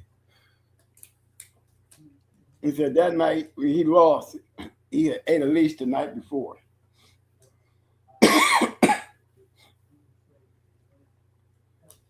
Well, he sure wasn't trying to shit it out, was he? He had to have some mild problems. Definitely. But Pit Dog was there at the match. Pit Dog, did you see any bad signs in the dog beating? This is a man that, you know, who dealt with Wacko. We got a chance to talk to him. And so, you know, he had a story for Little Mayday, a.k.a. Kunta. We heard an excuse why he lost. So, man, the shoe is there. We just want to know, hey, I got another pedigree, Mo. Okay. My man, Mr. Ryan T. Jackson said, the staff back then was bred for gameness like pitchers today. The staff of the day is not the same staff of the past. Yes, sir. You know what, yes, man? Ryan, I swear to you, bro. I mean, the staff part never ran across it. Never, I mean, when I say run across it, we dealt with a staff because it was just a staff.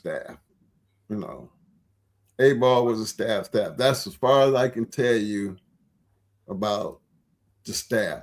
And really didn't run across too many people who was even talking about, you know, it had some staff in it. Really didn't talk to too many people about pedigrees. We did a lot of talking about dogs. But who am I to say? Because I still don't think that the staff really mattered. Well, when you start talking about people of the old days, where we shone on it now, you know, they was bringing the shit out of that shit. They ain't give a fuck. Hey, you ready for that another number, Mo? Yeah, and we ain't talking about them. We're talking about, so we talking about them. So they definitely got to be worth talking about. Got to be. Yo, why in the hell is we talking about them? They wouldn't even be anywhere. Hey, here you go, Mo. 379-936.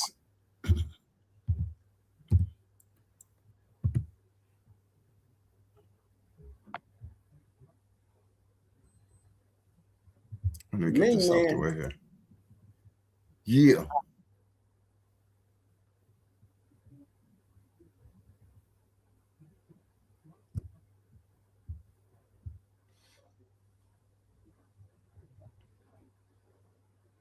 You know, I got a couple. I think I read a couple stories on me, man. He was a good, another good dog, man.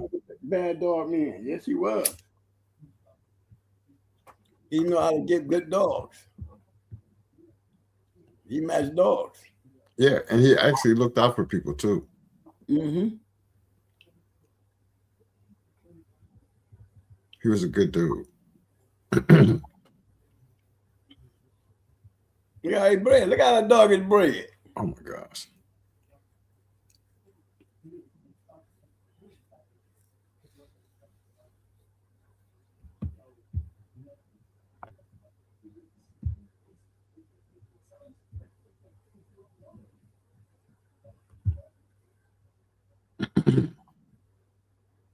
Mo? Yes, sir. It's 1 o'clock. Okay. Well, we still looking, man. You put me on this pedigree, we all up in this shit now. Okay. We looking at Big Thor, all these champions. Champions making champions, you know what I'm saying? Or Mason Hall.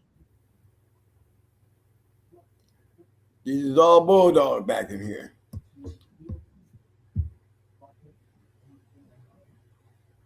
Look at it back here, Red Devil and Kingfish.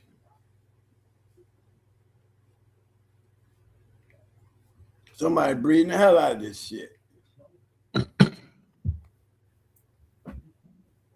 You know what I'm saying? I seen that Little Posse's Buster in that shit too. I mean, they had all about, look down through here. I didn't even have to go back that far. I just wanted to show y'all this PR shit still goes back to Bulldogs. That's my point. I just wanted to make sure everybody saw that part.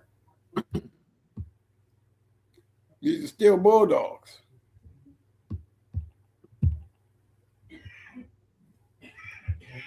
That's a bulldog. All this shit here. Shows the red devil. Low Posse's Buster. Cassius Clay. Earth's Missy. Bully Son. Bulldog, Mo. Them bulldogs. Queen. Them bulldog back here. Look, red devil. Kingfish. Hog. Them bulldogs.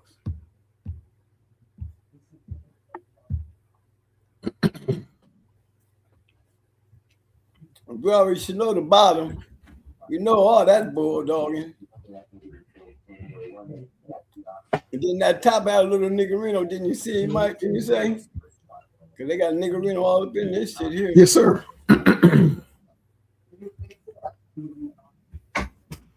Yes, sir. But that's another good one. See, I like when y'all go out here and pull these old champion dogs up, man, and they still proving my point about formulas. The mindset of a breeder to get this far to come up with the results they got. Wouldn't be on this show talking about them if they wasn't shit. We ain't looking at pretty pedigrees. We looking at these badass dogs with pretty pedigrees. That's what I like to say. Mm-hmm. And then to tell you why. All this right here tells you why. And that's why we talking about Ming Man. Another good dog man. Wouldn't be even talking about him if he wasn't worth talking about. And that's just one of the good dogs, you know what I'm saying?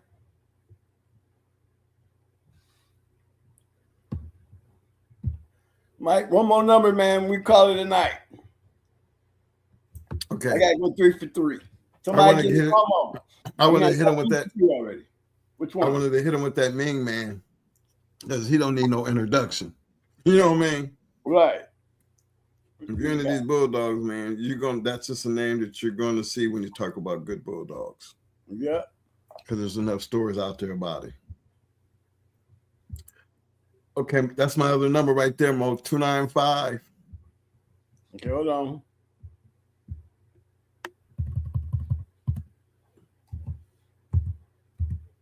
$282.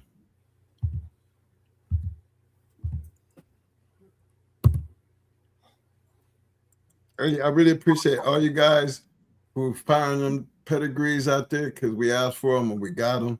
And the thing is, you stand with tradition. You're making them worth talking about. Very interesting. We did this one already. That was Governor. Okay. 295, 282. Yeah, that's Governor. Okay, I just wanted to go. Oh, okay, here you go. Wrong one. 961. I got one. My man K5 put that out there. I don't know if he wanted. He would sit at the round, but we're gonna talk about it because it's up here. You ready? 961 793.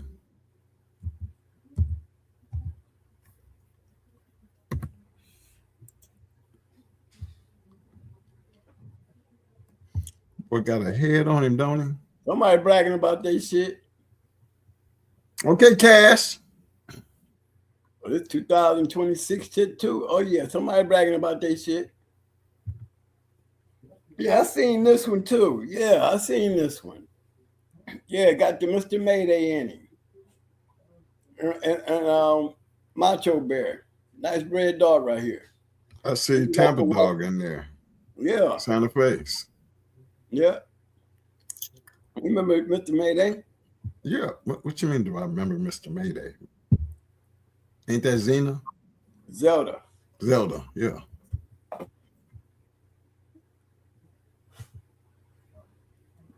Got some heavy. Look like we got to touch a good walk them all there. And got that Hollywood Bull, good cross.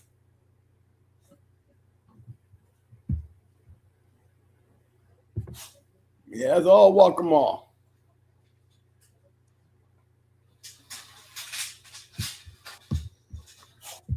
That's a good one, KA5. Let him know. Let him know. Let him know. They got nice bodies on them. Ain't nobody preaching about that shit. Hey, KA5. I don't know if you meant us to do that, but this is some good looking bulldogs of the now. Damn, look good. You got red pirate down here at the bottom. Got all the right combinations for shit to work. Good looking bulldogs there, fam. Got them nice ass bodies. Look at that Mayday. You knew it was back there anyway. I knew where you was going. You already know it. Just in the way they was breeding it.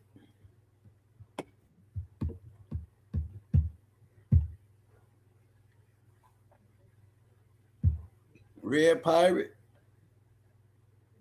Type bred walk 'em all on the top. You got more Mayday down here at the bottom for sure. You got Macho Bear.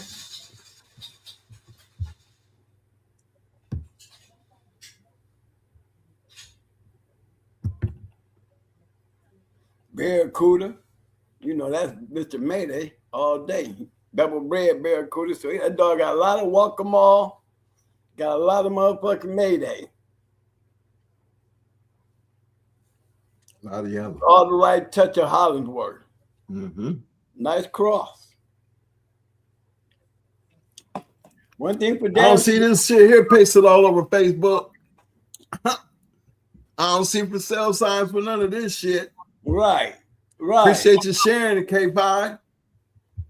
I mean, nice body. I mean, look at that head. Look at that mouth. You can tell he made it. Look at that mouth. That smile. All of them got that motherfucking mouth. A real man. Oh, that beefy ass mouth. Beefy ass mouth. And believe me, with all that smile, they got nothing but beef on them jaws.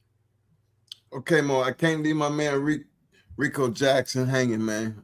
The Jacksons was representing tonight. I can't leave him hanging, all right? I'm ready. I'm going down the list trying to get to the bottom as soon as possible. I can't leave my man hanging. Good one right there, K5. Thank you for sharing, sir. Yes, sir. Let him know. Let him know it's still happening. I didn't want to throw up my bitch. You might want to breed to her. Okay? Yeah. I got the same shit. But I got to touch that out, boy. You're gonna love. You're gonna know you want to do it anyway. I'll let you have your last piece. But go ahead, man. I keep it locked in the tradition. Okay. Give me this one here. Rico is 172 585.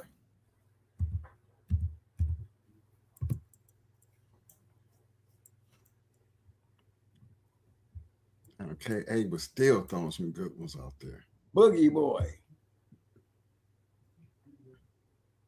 Shit, Boogie Boy, like he gonna have some motherfucking alligator in him. All this ham and shit.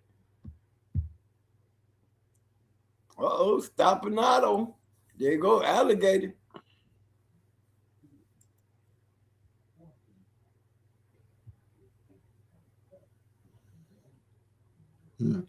Bro, this is nice bread motherfucker down here.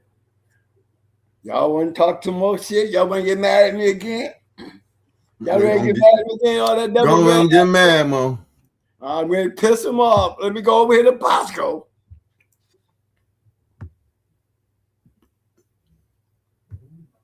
I got down. Look at that Jocko. Red Boy Cross with the G.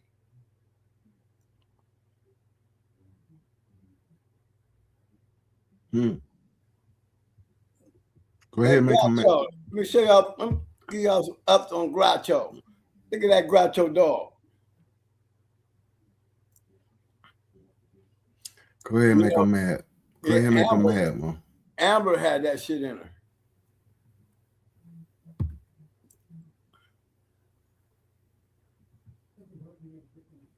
There go close.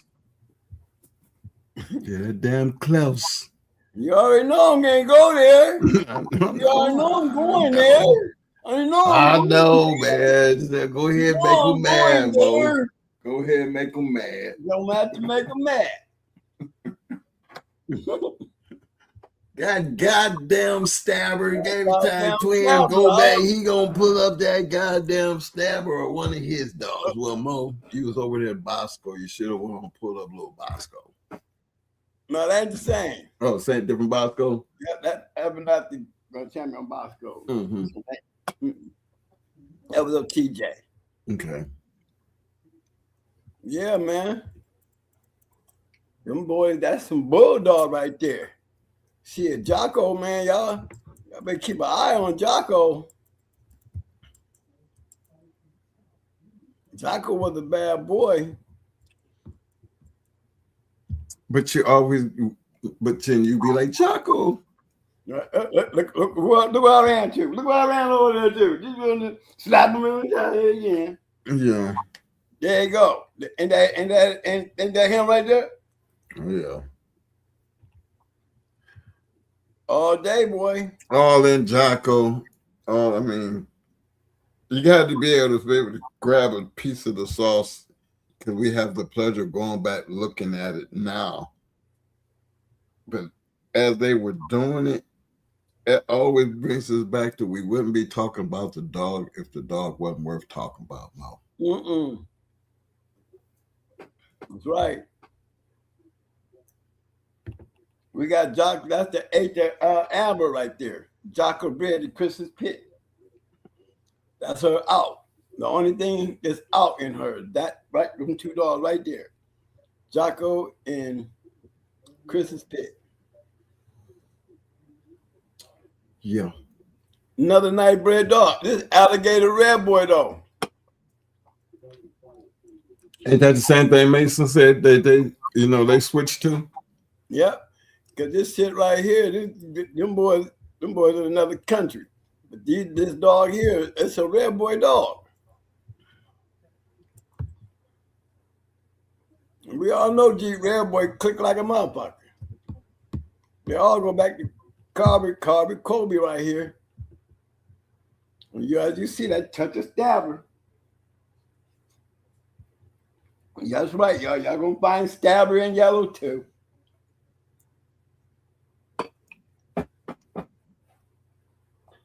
At least in our not in this yellow, yellow giant cross. Yep. Man, they still find pedigrees, man. I don't know. It just Man, my man Hemi James threw up one. I can't leave Hemi hanging, Mo. Okay, well, let me get back here so they can take one more look at this great dog here. We saw Boogie Boy. Boogie Boy. He won over Champion Muggy, Champion Kid, 4-time winner, and Grand Champion Mitigator, with never going over 50 minutes. Okay? This is the match of Grand Champion Boogie Boy when he won in 3 minutes.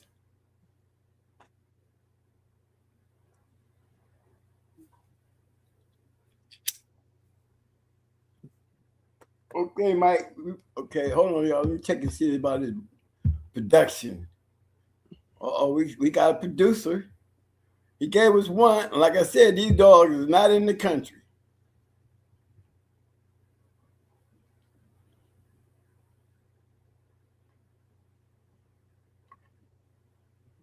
I knew that. See what I'm saying? 21 kilograms. Yeah.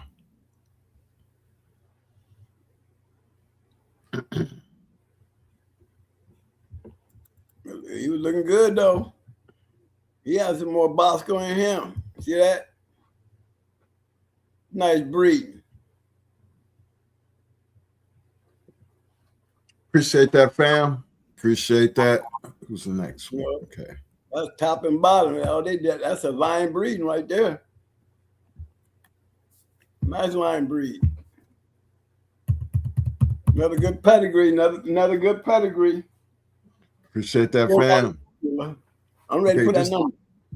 379-936.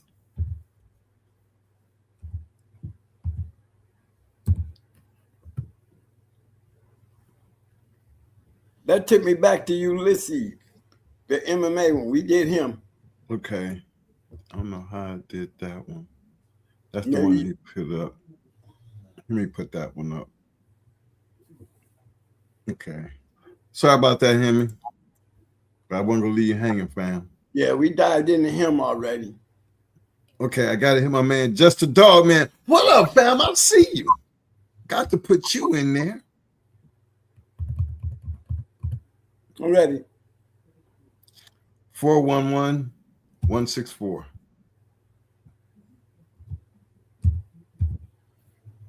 411-164. Okay, we got a 2-time winner, Pitt Island. Shug Zeke. I see all that hardcore. I see Morocco. That's my boy. I see Misty.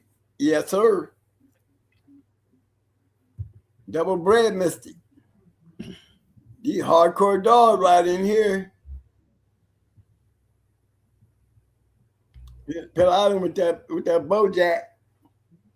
Good one.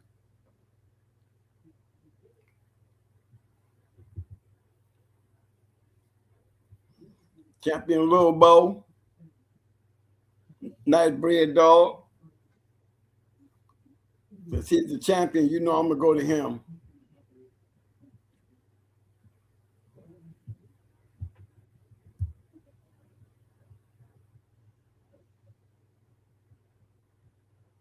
Can't get no better bread than that.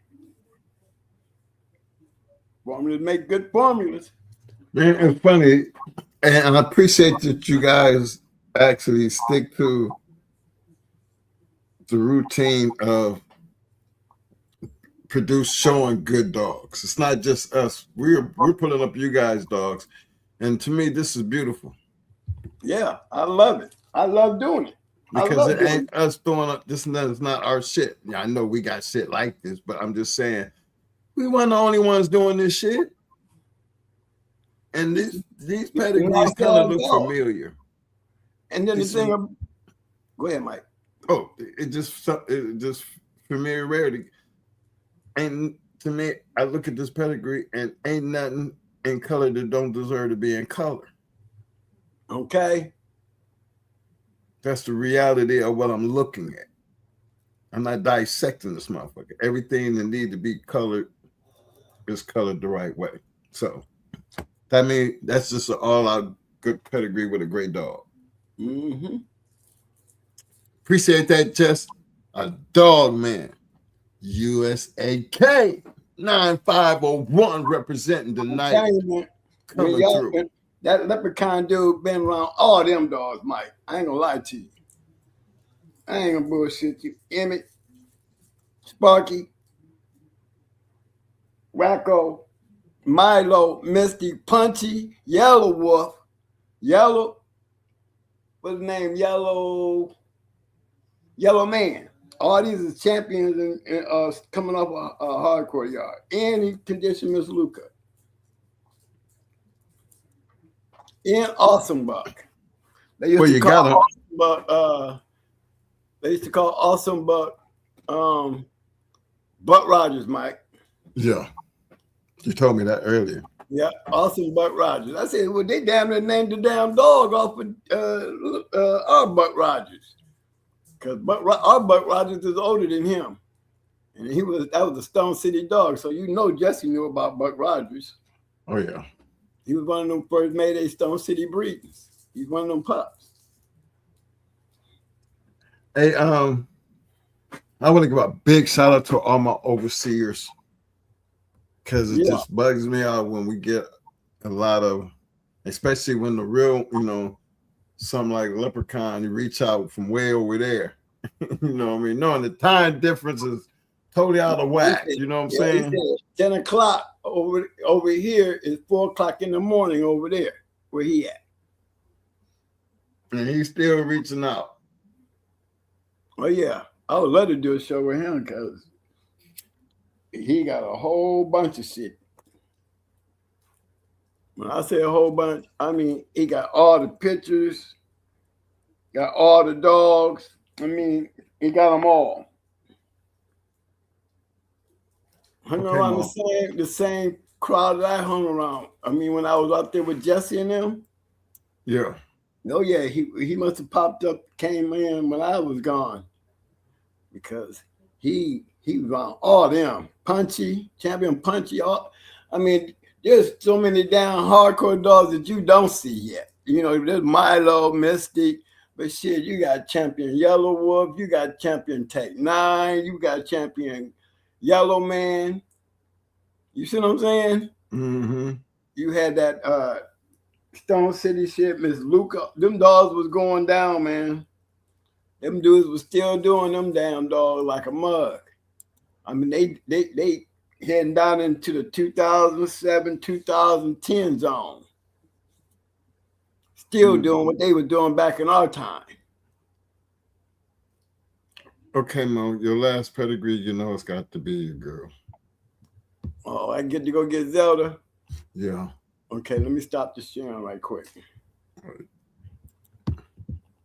Hey, fellas, I appreciate you guys doing what y'all doing. Great conversation. Big shout out to my man walking down around, big step and showing some love, coming through with the 2-piece. He said, don't forget to bring up the pole, OG. I was just finna do that while Mo was working on that thing. Bam. I'm keeping it moving, baby. I'm keeping it moving. KA5, man, look, bro, I swear I would love to go after that pedigree after the ones you done put up. Man, I can't keep y'all here all night like this, man. It's unfair to me. Y'all got me big. Get into this poll right quick. I want to give a big shout out to everybody who participated in the poll. Look, if you haven't taken the poll, we had 98 votes. Y'all help me out. I need 2 more people who haven't hit that poll. Just go ahead and hit it up so we can at least get a fair number here. 100 people participated in the poll. We got 99. One more, because the numbers definitely changed when it went to 99. Y'all seen it like I did. One more. Let's see what this really going to look like, because again, I got to give the props, because the people who voted, we didn't have anywhere near 100%, but it's a fair, you know, rationally thinking, it is a very fair poll. Okay. Don't forget, I need that one person for 100. If the numbers change while I'm doing this, just so be it. But somebody be that lucky one to drop down that one more. At this point in time, at the time of the show, we have 99 votes. Poll question is, which of these statements holds true to you? A, the dog man / dog woman makes the dog at 36%. B, the dog make the dog man / woman 13%. C, gameness is to appreciate it. 51%. I really appreciate, again, people taking the poll. I would love to have the conversation to discuss all 3. It's not a matter of, where it falls. It's just a matter of people's opinions. Because you see, we don't have I think it's spread it out evenly based on what's been presented to you, because what's these statements holds true to you? What do you hold close to you when it comes to these bulldogs? What's true to you? It wasn't a clean sweep. So that means we have different opinions and what people are true to. Sometimes, I don't know how I can get people to just jump in here and share your thoughts, because it's okay. Remember, it's not a wrong or right answer. This is just the way how you feel. And sometimes you might change a lot of other people's mind, because sometimes you can be stuck to thinking one way and you never get a chance to hear the other person's point until they explain it. Because I got 51% of the people, that means it's a little bit more than half the people out of the 99 that we had that took the poll who see gameness is to appreciate it. You know, in order to see it, you had to be a part of it to appreciate it and to understand. If that's you, I know what it is for me.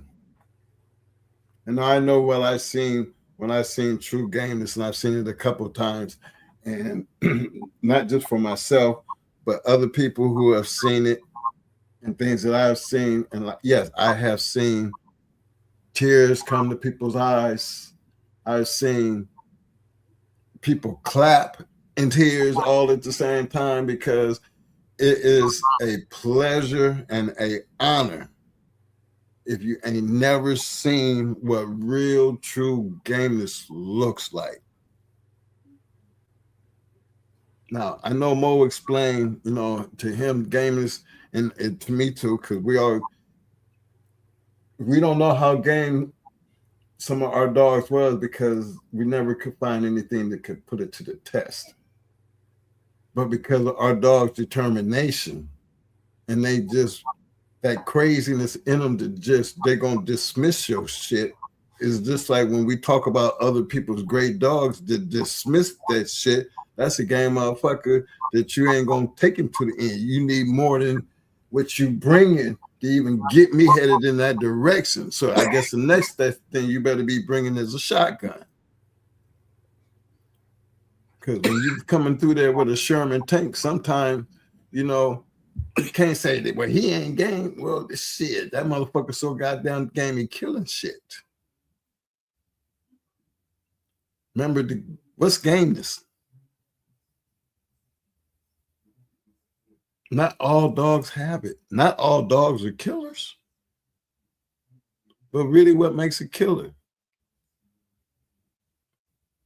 His ability and his willingness to dismiss your ass. He's a game killer. He's a game killer. And he ain't playing. You'll never be able to check their gameness. That you're seeing their gameness. That's the key. You just ain't did enough to put it to the test, because he definitely putting his to work. It's not always at the scratch line, because some dogs can be game as hell on just the way they fight. That determination that they're just not gonna lose. Right. Or that determination, I'm just gonna kill you because you in here. Yep. This is what I do. I be dead stuck on it and do it. Yep. Hey. The dogs that know how to do that. Them kind of dogs, they are very rough. That mentality, the way they fight is different. They rough as hell. Damn, yeah. Excuse me. Get back over here. Very rough dogs. I'm gonna put on my shit so we can go. Before you be talking a whole another hour. I had to put my shit in for the night out so my man could see where my Mr. Mayday is.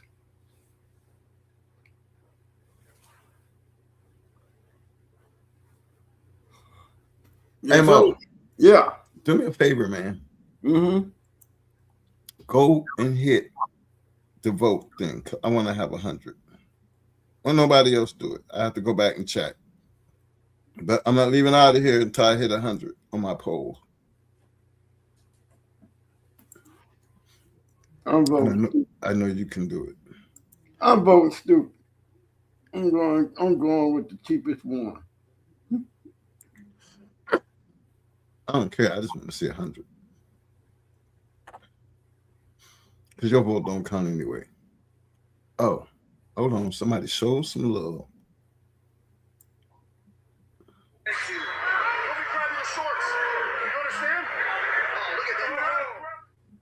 Boy, what you playing? Hey, big shout out to my man walking down Ryan, big stepping. I did say that. He came through with a two-piece showing up. I got it up there, OG. I'm late as hell. I went back over to YouTube and just realized I'm on the YouTube side. No, this is what I'm talking about. This one right here. That big $5. Big bro. He's on a mad one tonight. He must be out there on the road. To stay on one and try to or finish it shows what I like to call topside gameness. Because some will quit on top and be a mile ahead. Mm-hmm. Let them know, bro. Okay, we should be 100. Okay, let me check right quick. Appreciate that, bro. I got my 100. Did it change the numbers? Yeah. I thought I say A went to 36%. I thought it was 37. I guess that one little vote did make a little bit of difference. But everything else stayed the same. We still at 51%. C gameness is the appreciated. Second spot, the dog man, dog woman makes the dog. 36% people definitely agree. And the dog makes the dog man, a dog woman. 13%. So, I think it was a fair question. Appreciate everybody who participated. You know, there is no wrong or right answer. Everybody have the way to, chance to feel the way they want to feel. But then that's what we do. We try to get it out here and give you something to talk about because it is important when it comes down to which one of them you're trying to be. Now, sometimes it might be a little bit harder for some to explain that, but that shows your time and length in the game because most of the time when you spend enough time in the game, you say what you say and you mean what you say. So then you say what you mean. Because we are all entitled to our own opinion. That's what makes this game different in such a sport. Because at any time, if you ever felt like you really had something, all you had to do was climb over that wall. And I always looked at it. That's why I named it what I named the show tonight. That game, American Pit Bull Terriers Release of the Maddness. Because I always call it the Maddness based on a lot of the conversations. You hear Bulldog, man, it's almost natural for us. Especially when we're talking competition. We can't even talk about history while I'm bulldogging. No, what's the name would have whooped his ass. They was ducking. They ain't none of that shit. Where it just be bulldog, but in somebody's true mind and reality, that sometimes that should be true as hell. No. Sometimes that shit be true as hell. You just don't know what's true. Some things that I know when you say that, it really be true. But think about the madness. When you got that many people doing this shit this long for that many years,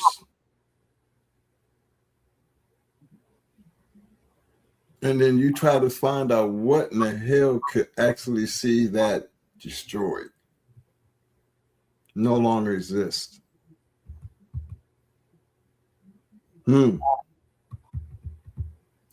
Does the madness still exist? To me, yes. Yes.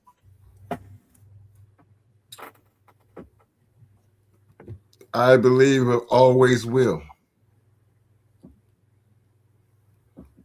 And coming from my background and the men that I've been around, I could just say at one point I used to be an addict.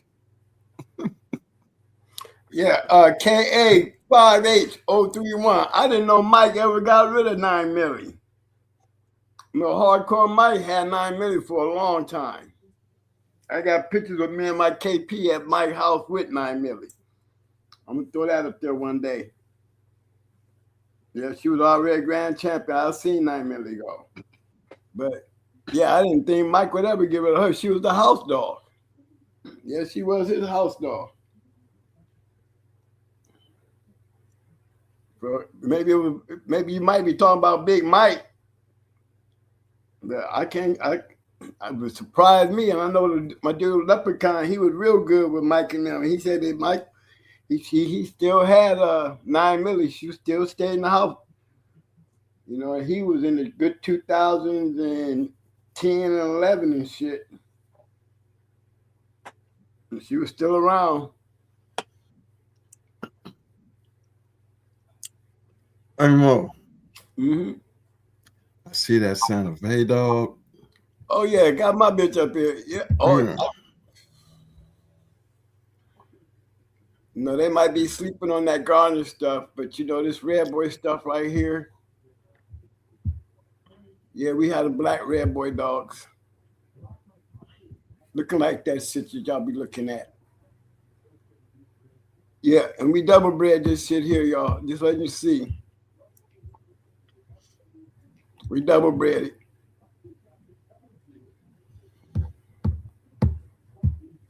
On the out, we got right here. That's the out we added to that shit.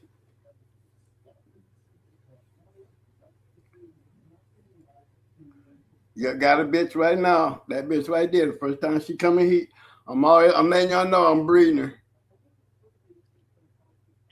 Should the bitch been in heat, shit, which is you just ain't never bred her. Period. It's time. Nope, I ain't never bred her.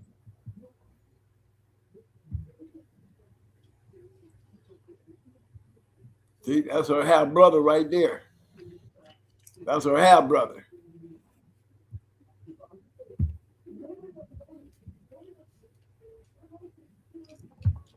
But he love.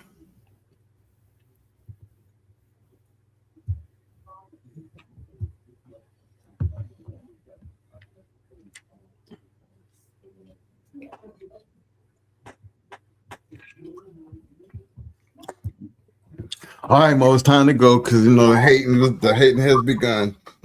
You're gonna start pulling up these champions and shit. We're gonna be on the new route. And I wanted to stop right there, Zelda.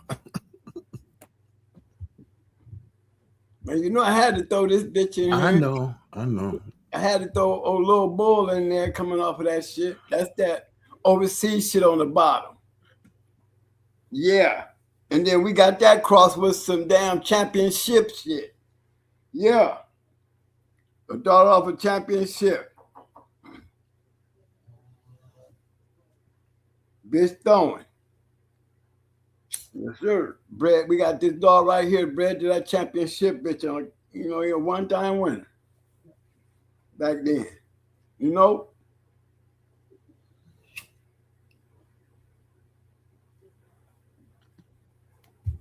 But I'm done. Yeah, my boy was going after that overseas shit too. He was going out there. I'll tell you, we got the modern day Earl Tudor. Yeah. Yeah. That's just it. He's still the modern day Earl Tudor. He is.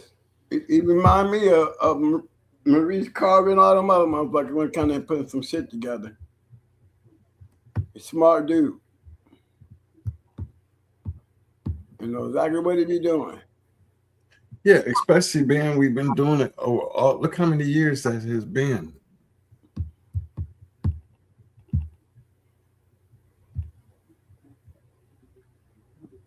That's one for my boys up north. Mr. Turner and them. Yeah, that's Andy there. You see him.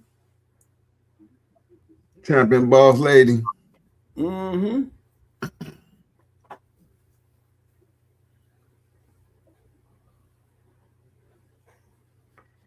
Y'all see that down there. Thanks, T.O., for everything, my big bro. Yes, sir. That's for my man. Who's that, Mr. Turner now up there in that area? Yeah. Yeah, you know I had to throw him. I'm gonna throw his homeboy up in there. I'm sure he knows Andy or Mr. Arsenal Kennels.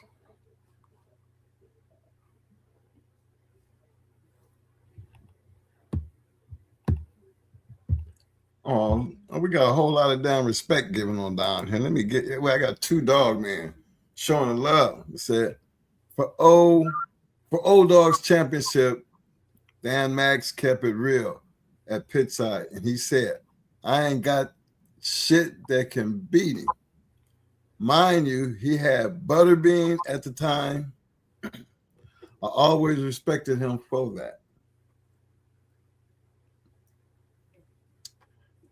You know, we said the same thing about Pandy.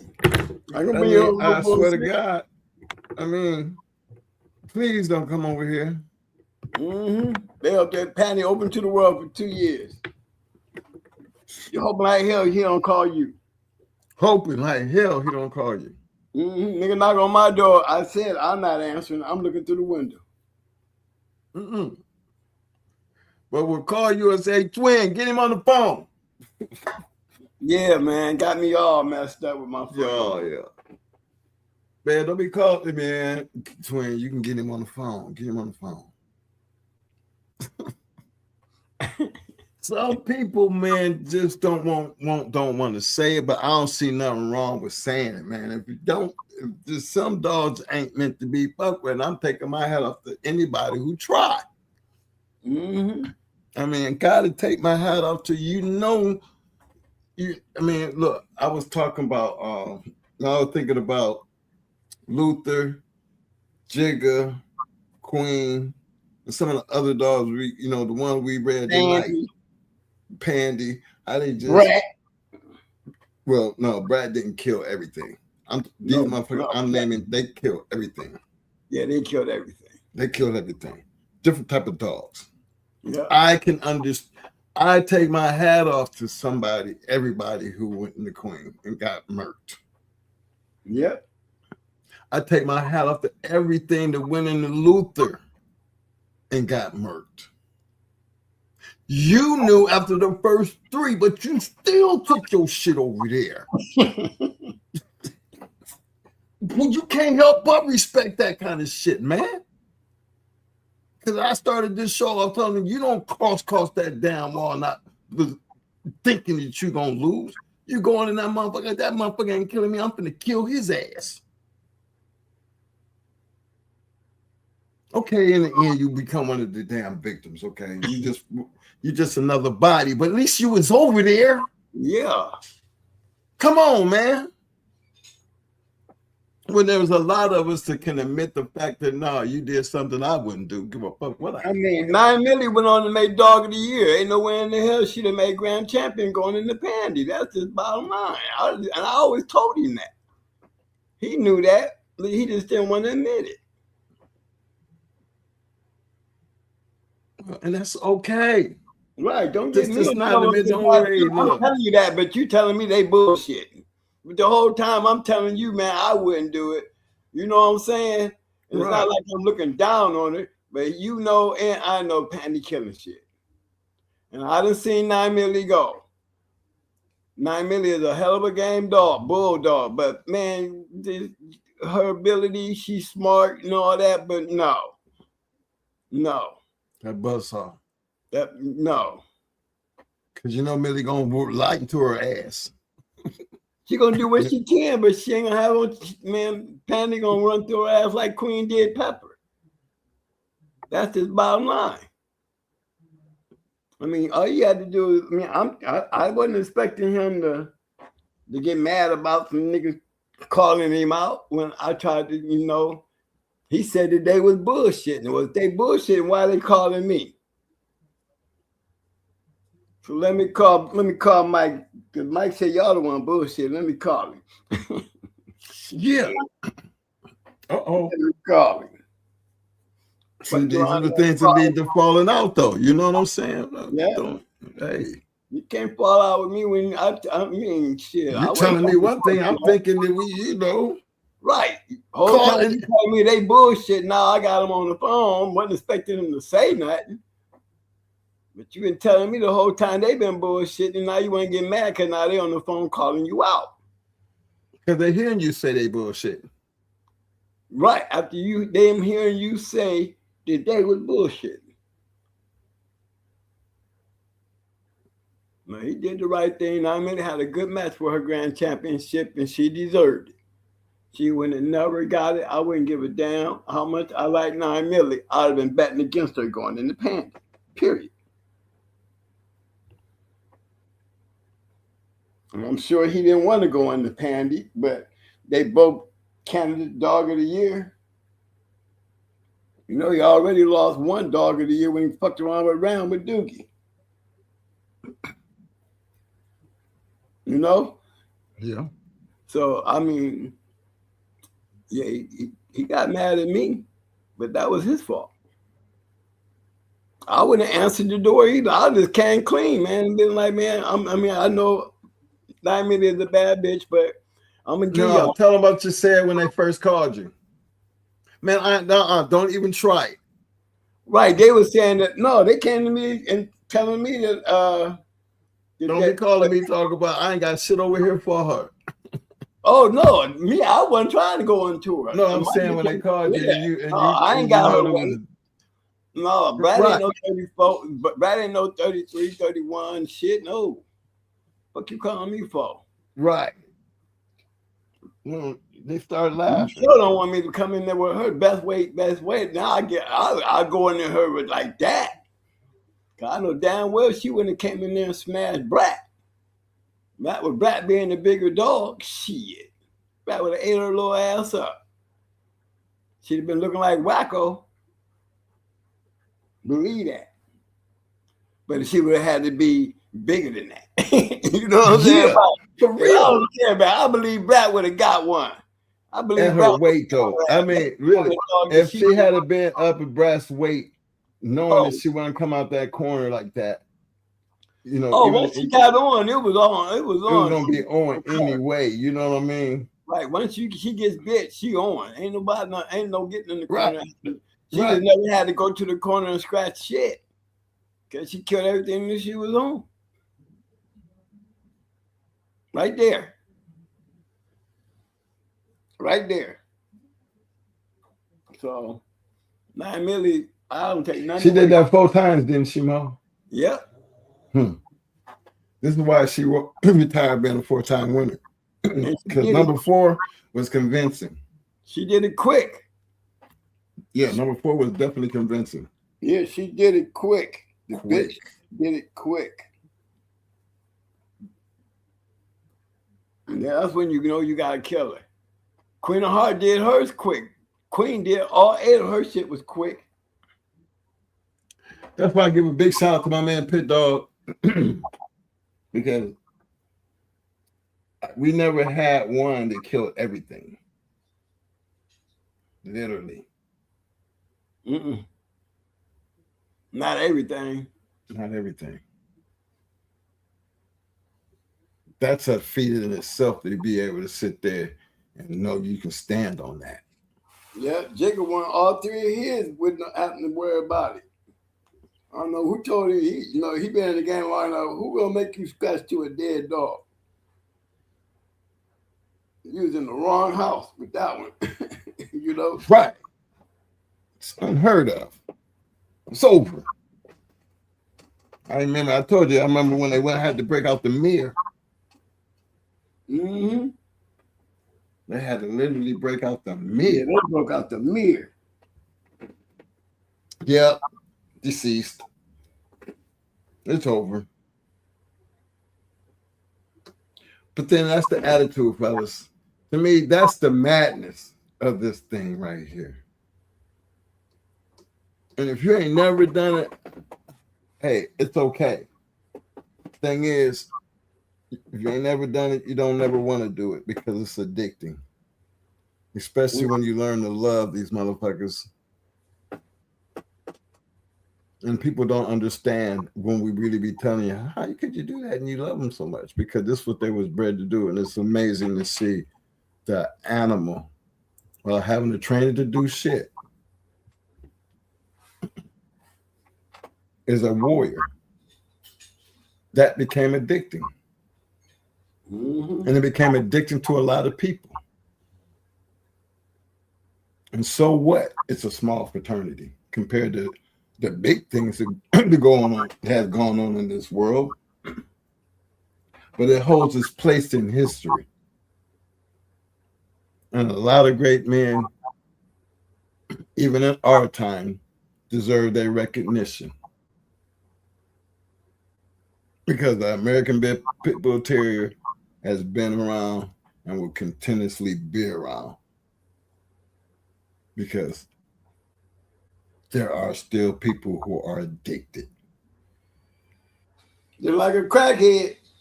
Just like a crackhead. Sorry. But it is what it is. That's the madness. That's the reality. And that's the risk. But we can't take away from what history has given us. All we can do is sit back and enjoy and appreciate it and just take advantage of, just put yourself on our place. And if you can find yourself there, enjoy it that way. Because it really ain't meant for everybody. So, fellas, again, I want to, man, I've been sitting here and I'm losing my damn voice.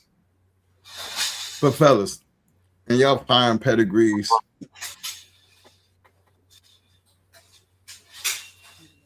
yo, Dean, appreciate that, man. I'm so sorry, man. Because Mo done shut down over there. And I'll be done ready. Still be pulling up pedigrees. But I seen you late, fam. I'm sorry. I'm just working my way down this list. But fellas, again, I appreciate everybody for coming out. Don't forget to hit that like button. My only thing I have to say about tonight's show is help me, just help me as y'all did today. Get out there that this game and that madness that we speak highly of, the anxiety, the stories, that's all a part of doing what you do or did. That is due all the respect in the world only because we can still talk about it.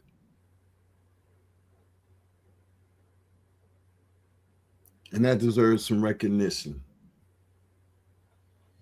Be a part of the madness with us. Let us be the madness. This ain't just our story. That's what these are. These are people's experiences. And they share that with you, and we share that with you. And whether you learn something from them or not, if you haven't done it or you have, let's enjoy it all together like we have been doing and ride this motherfucker till the wheels fall off. Because when you bulldogging, if you really bulldog, you better always. Yeah, you need to make sure you always. What up, Mike? Hold on. No, Ben, you said that always, right? I want to get in there right quick. You better always. Thumbs up, thumbs up. Thumbs up, thumbs up. Muscles.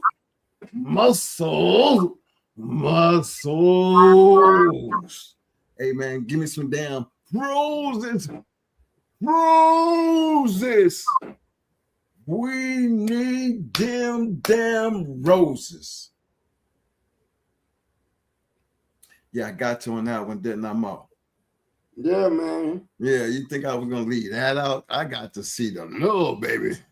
I got to see the love. Big shout out to my man MB45. He, I think he be waiting to set him up because his shit be fired back to back to back.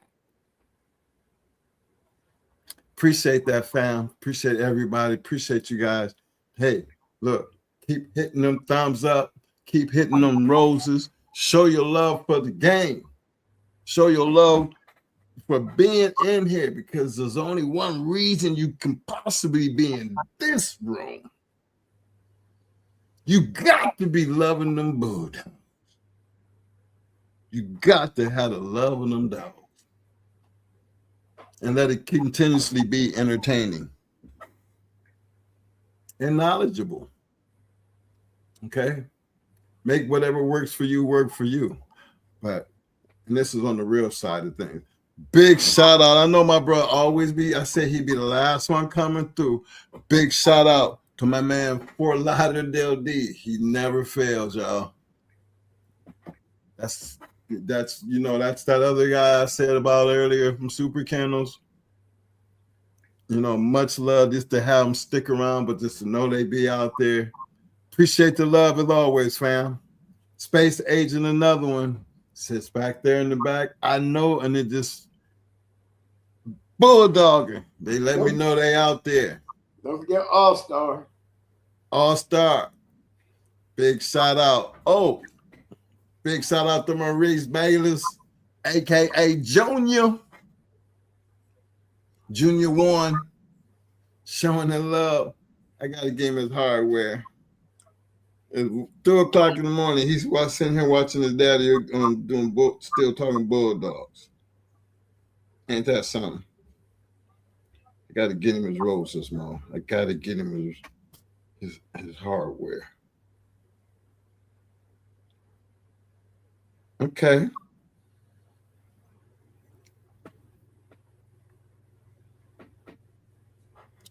Yeah, appreciate that, fellas. Really, really do appreciate that. Again, I ain't meant for everybody, but the fact is, you know what I mean? Hell, you gotta love it. Call it crazy. Enjoy the madness because a lot of us did. But deep down, regardless of all the stories and all the bullshit, you really had to have the heart and the willpower and the want to. And that always come with, always. I'm going to do it right this time, Mo. Because I'm real serious about this shit. That's why we end every one of our shows. Some of y'all think it's just a cliche, but let's get out of the cliche bullshit and really think what it really means when we be saying, you better always. You ready with me, Mo? Oh, yes, sir. You better always scratch the win. Yes, sir. I'm telling you, man. I'm telling you, man, you can scratch the win, fellas. Make it the new thing. That's when you got a bulldog. That's when you bulldog and you all in. Yep, go get your money. Go get your money. Don't be half-stepping. Don't be playing. Go get it. Until Friday, y'all take it easy. Hey. Big shout out to everybody out there in the chat and in the back street and our viewers. Yes. Hey, I enjoy that, man. Yeah. Big shout out to the Shark Tank. They stepped up and represented. Big shout out to everybody in the poll. Let me get this poll one thing because the numbers did change. We got 103 votes tonight. Numbers changed a little bit here. Which of these statements holds true to you? A, the dog man first and dog woman makes the dog 37%. B, the dog make the dog man / woman at 13%. And C, to see gayness is to appreciate it at 50%. Fair voting it is what it is. It's the opinion of the poll. If you ever want to talk about it and express the reasons why you feel the way you feel, you always have a platform to do it on.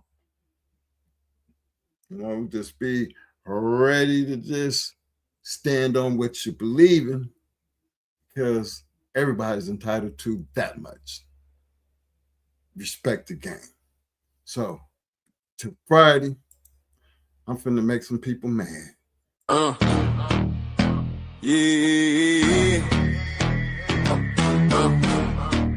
Better know my head, but I don't talk about it, be about it. That's the code we live in the game with them people. See the proof and how to give from the pit to the trophies. Every chain, every game. Don't talk about it, be about it, be about it. Don't talk about it, be about it. That's the code we live in the game with them people. See the proof and how to give from the pit to the trophies. Every chain, every game. Don't talk about it, be about it, be about it. Most wanted Kennels in the spotlight, danger alert, come with the name. Super Kennels competition, all built for the fame. Work Kennels was the work and work, while Cherokee kept the game strong. Evolution built a bloodline, where the heart come from. These dogs ain't hype, they the truth in the pit. Every pedigree stamp, when them paws hit the street. Ain't no fairy tales, this that real y'all grit. Don't talk about it, be about it. That's the pit bull script. Shout the brothers with the backbone thick. Veer brothers, color brothers, Bishop brothers legit. They don't talk about it, they be about it every day. Put the work in and y'all let the results say. Them boys on the rise, yeah, the circle stay tight. Plow boys, wall boys, Havana boys in the fight. Different flags, same ground, same fire, same spit. Don't talk about it, be about it. That's the litmus test. Legend of doom, behind set tone. Locked tight, locked in, carved in stone.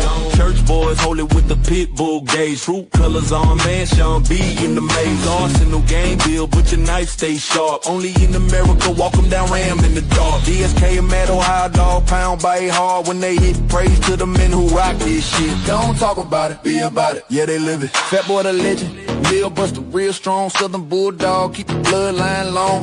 Latin force pressure, sniper don't miss. Shaded day, shaded with a killer instinct. Twist, super night power, unit whole rank. Boot camp, click hitting like a Sherman tank. Little fine with the vision. Tennessee dog pound, got their eyes on the pit. All legendary, really the shit. Don't talk about it, be about it. Yeah, they built it brick by brick. Yeah, they built it brick by brick. Yeah, they built it brick by brick. Don't talk about it, be about it. Don't talk about it. That's the yard law, from the pups to the legends. Everybody stand tall. Every name on this track got a story that's lit. Don't talk about it, be about it. Every name on this track got a story that's lit. Don't talk about it, be about it. Call this some legendary pit bullshit, pit bullshit, pit bullshit, pit bullshit, pit bullshit, pit bullshit.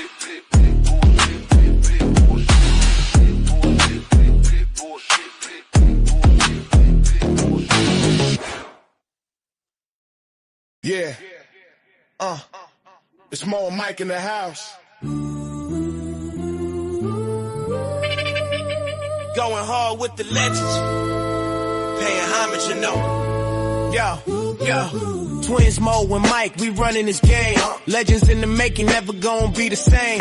Kennels popping hard, these game dogs raised right. The brat, pretty mama, they shining so bright. Lil Mayday, what a day, they breathe the heat. Red Ruby L-Rod, they can't accept defeat. With 38 special and yellow bird, we top tier champions, grand champions, ain't no fear. Run the register of merit, we got the elite. Made a bug Jeep, yellow Frisco, feel the beat. Females like honey bunching awesome, baby, we tight. Bloodline strong, spreading knowledge, taking flight. Scratch to win, don't talk, be about it. We the real deal, you know it's no doubt about it. KPTO, the modern Earl Tudor. Got in the pack, making moves like a tutor. APT, family thick, like legends in the game. Legend of them, Triple M. Shout out the name, Deep South, Roadblock. We upholding tradition. Mama, Southern Kennels, we got that ambition. Hardcore here, the Stone City brings the fire. The Abrahams, the fam lifting us higher. Run the register of merit, we got the elite. Made a bug Jeep, yellow Frisco, feel the beat. Females like honey bunching awesome, baby, we tight. Bloodline strong, spreading knowledge, taking flight. Scratch to win, don't talk, be about it. We the real deal, you know it's true, no doubt about it. Listen up, respect the hustle, respect the grind. Ben, Nate Dogg, putting in work in the twine. Keeping that legendary status alive, you feel? Don't hate on the ride, catch the bus, we keep it real. What's history without a future? We pay the way, captain. We make it happen, that's the play. So here's to the champions, run the race, stand tall. Twins, Mo and Mike, we gon' answer the call. Legends in the game, yeah, we holding it down. In the world of game dogs, we wearing the crown.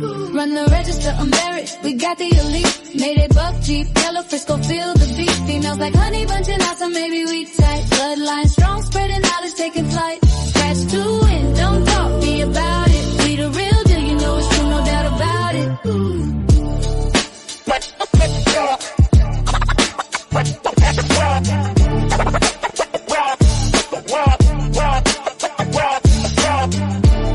Shout out to Ohio Cash, the man with the plan, Rastaman Boom, schoolboy aka the. There's levels to this game. Develop your game. Develop your game. Develop your game. Develop your game. Rob, rob, rob, rob.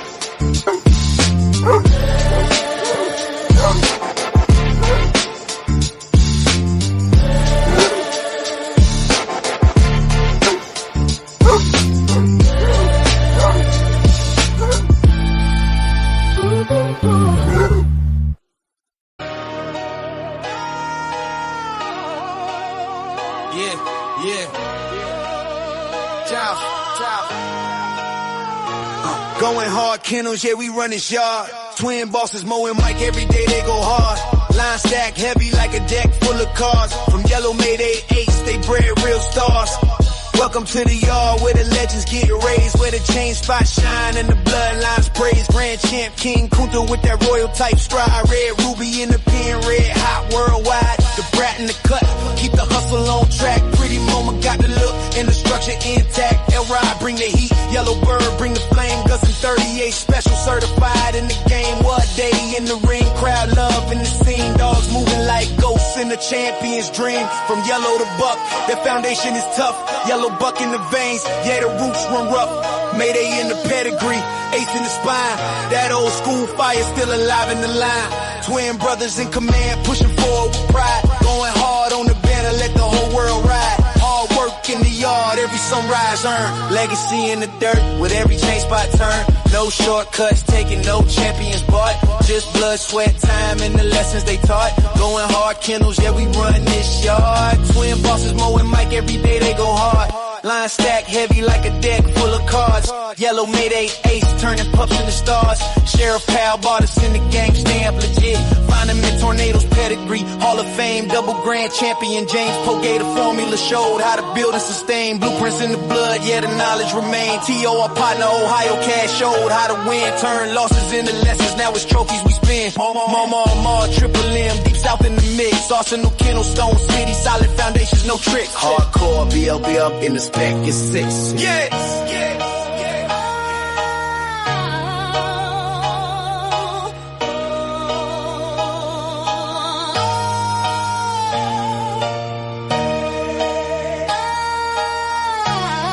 Yeah.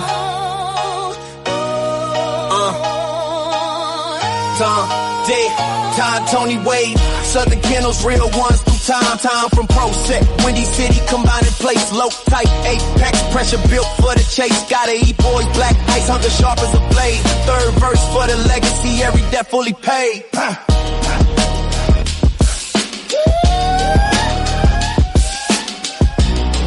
Yeah, I said third verse for the legacy, every debt fully paid.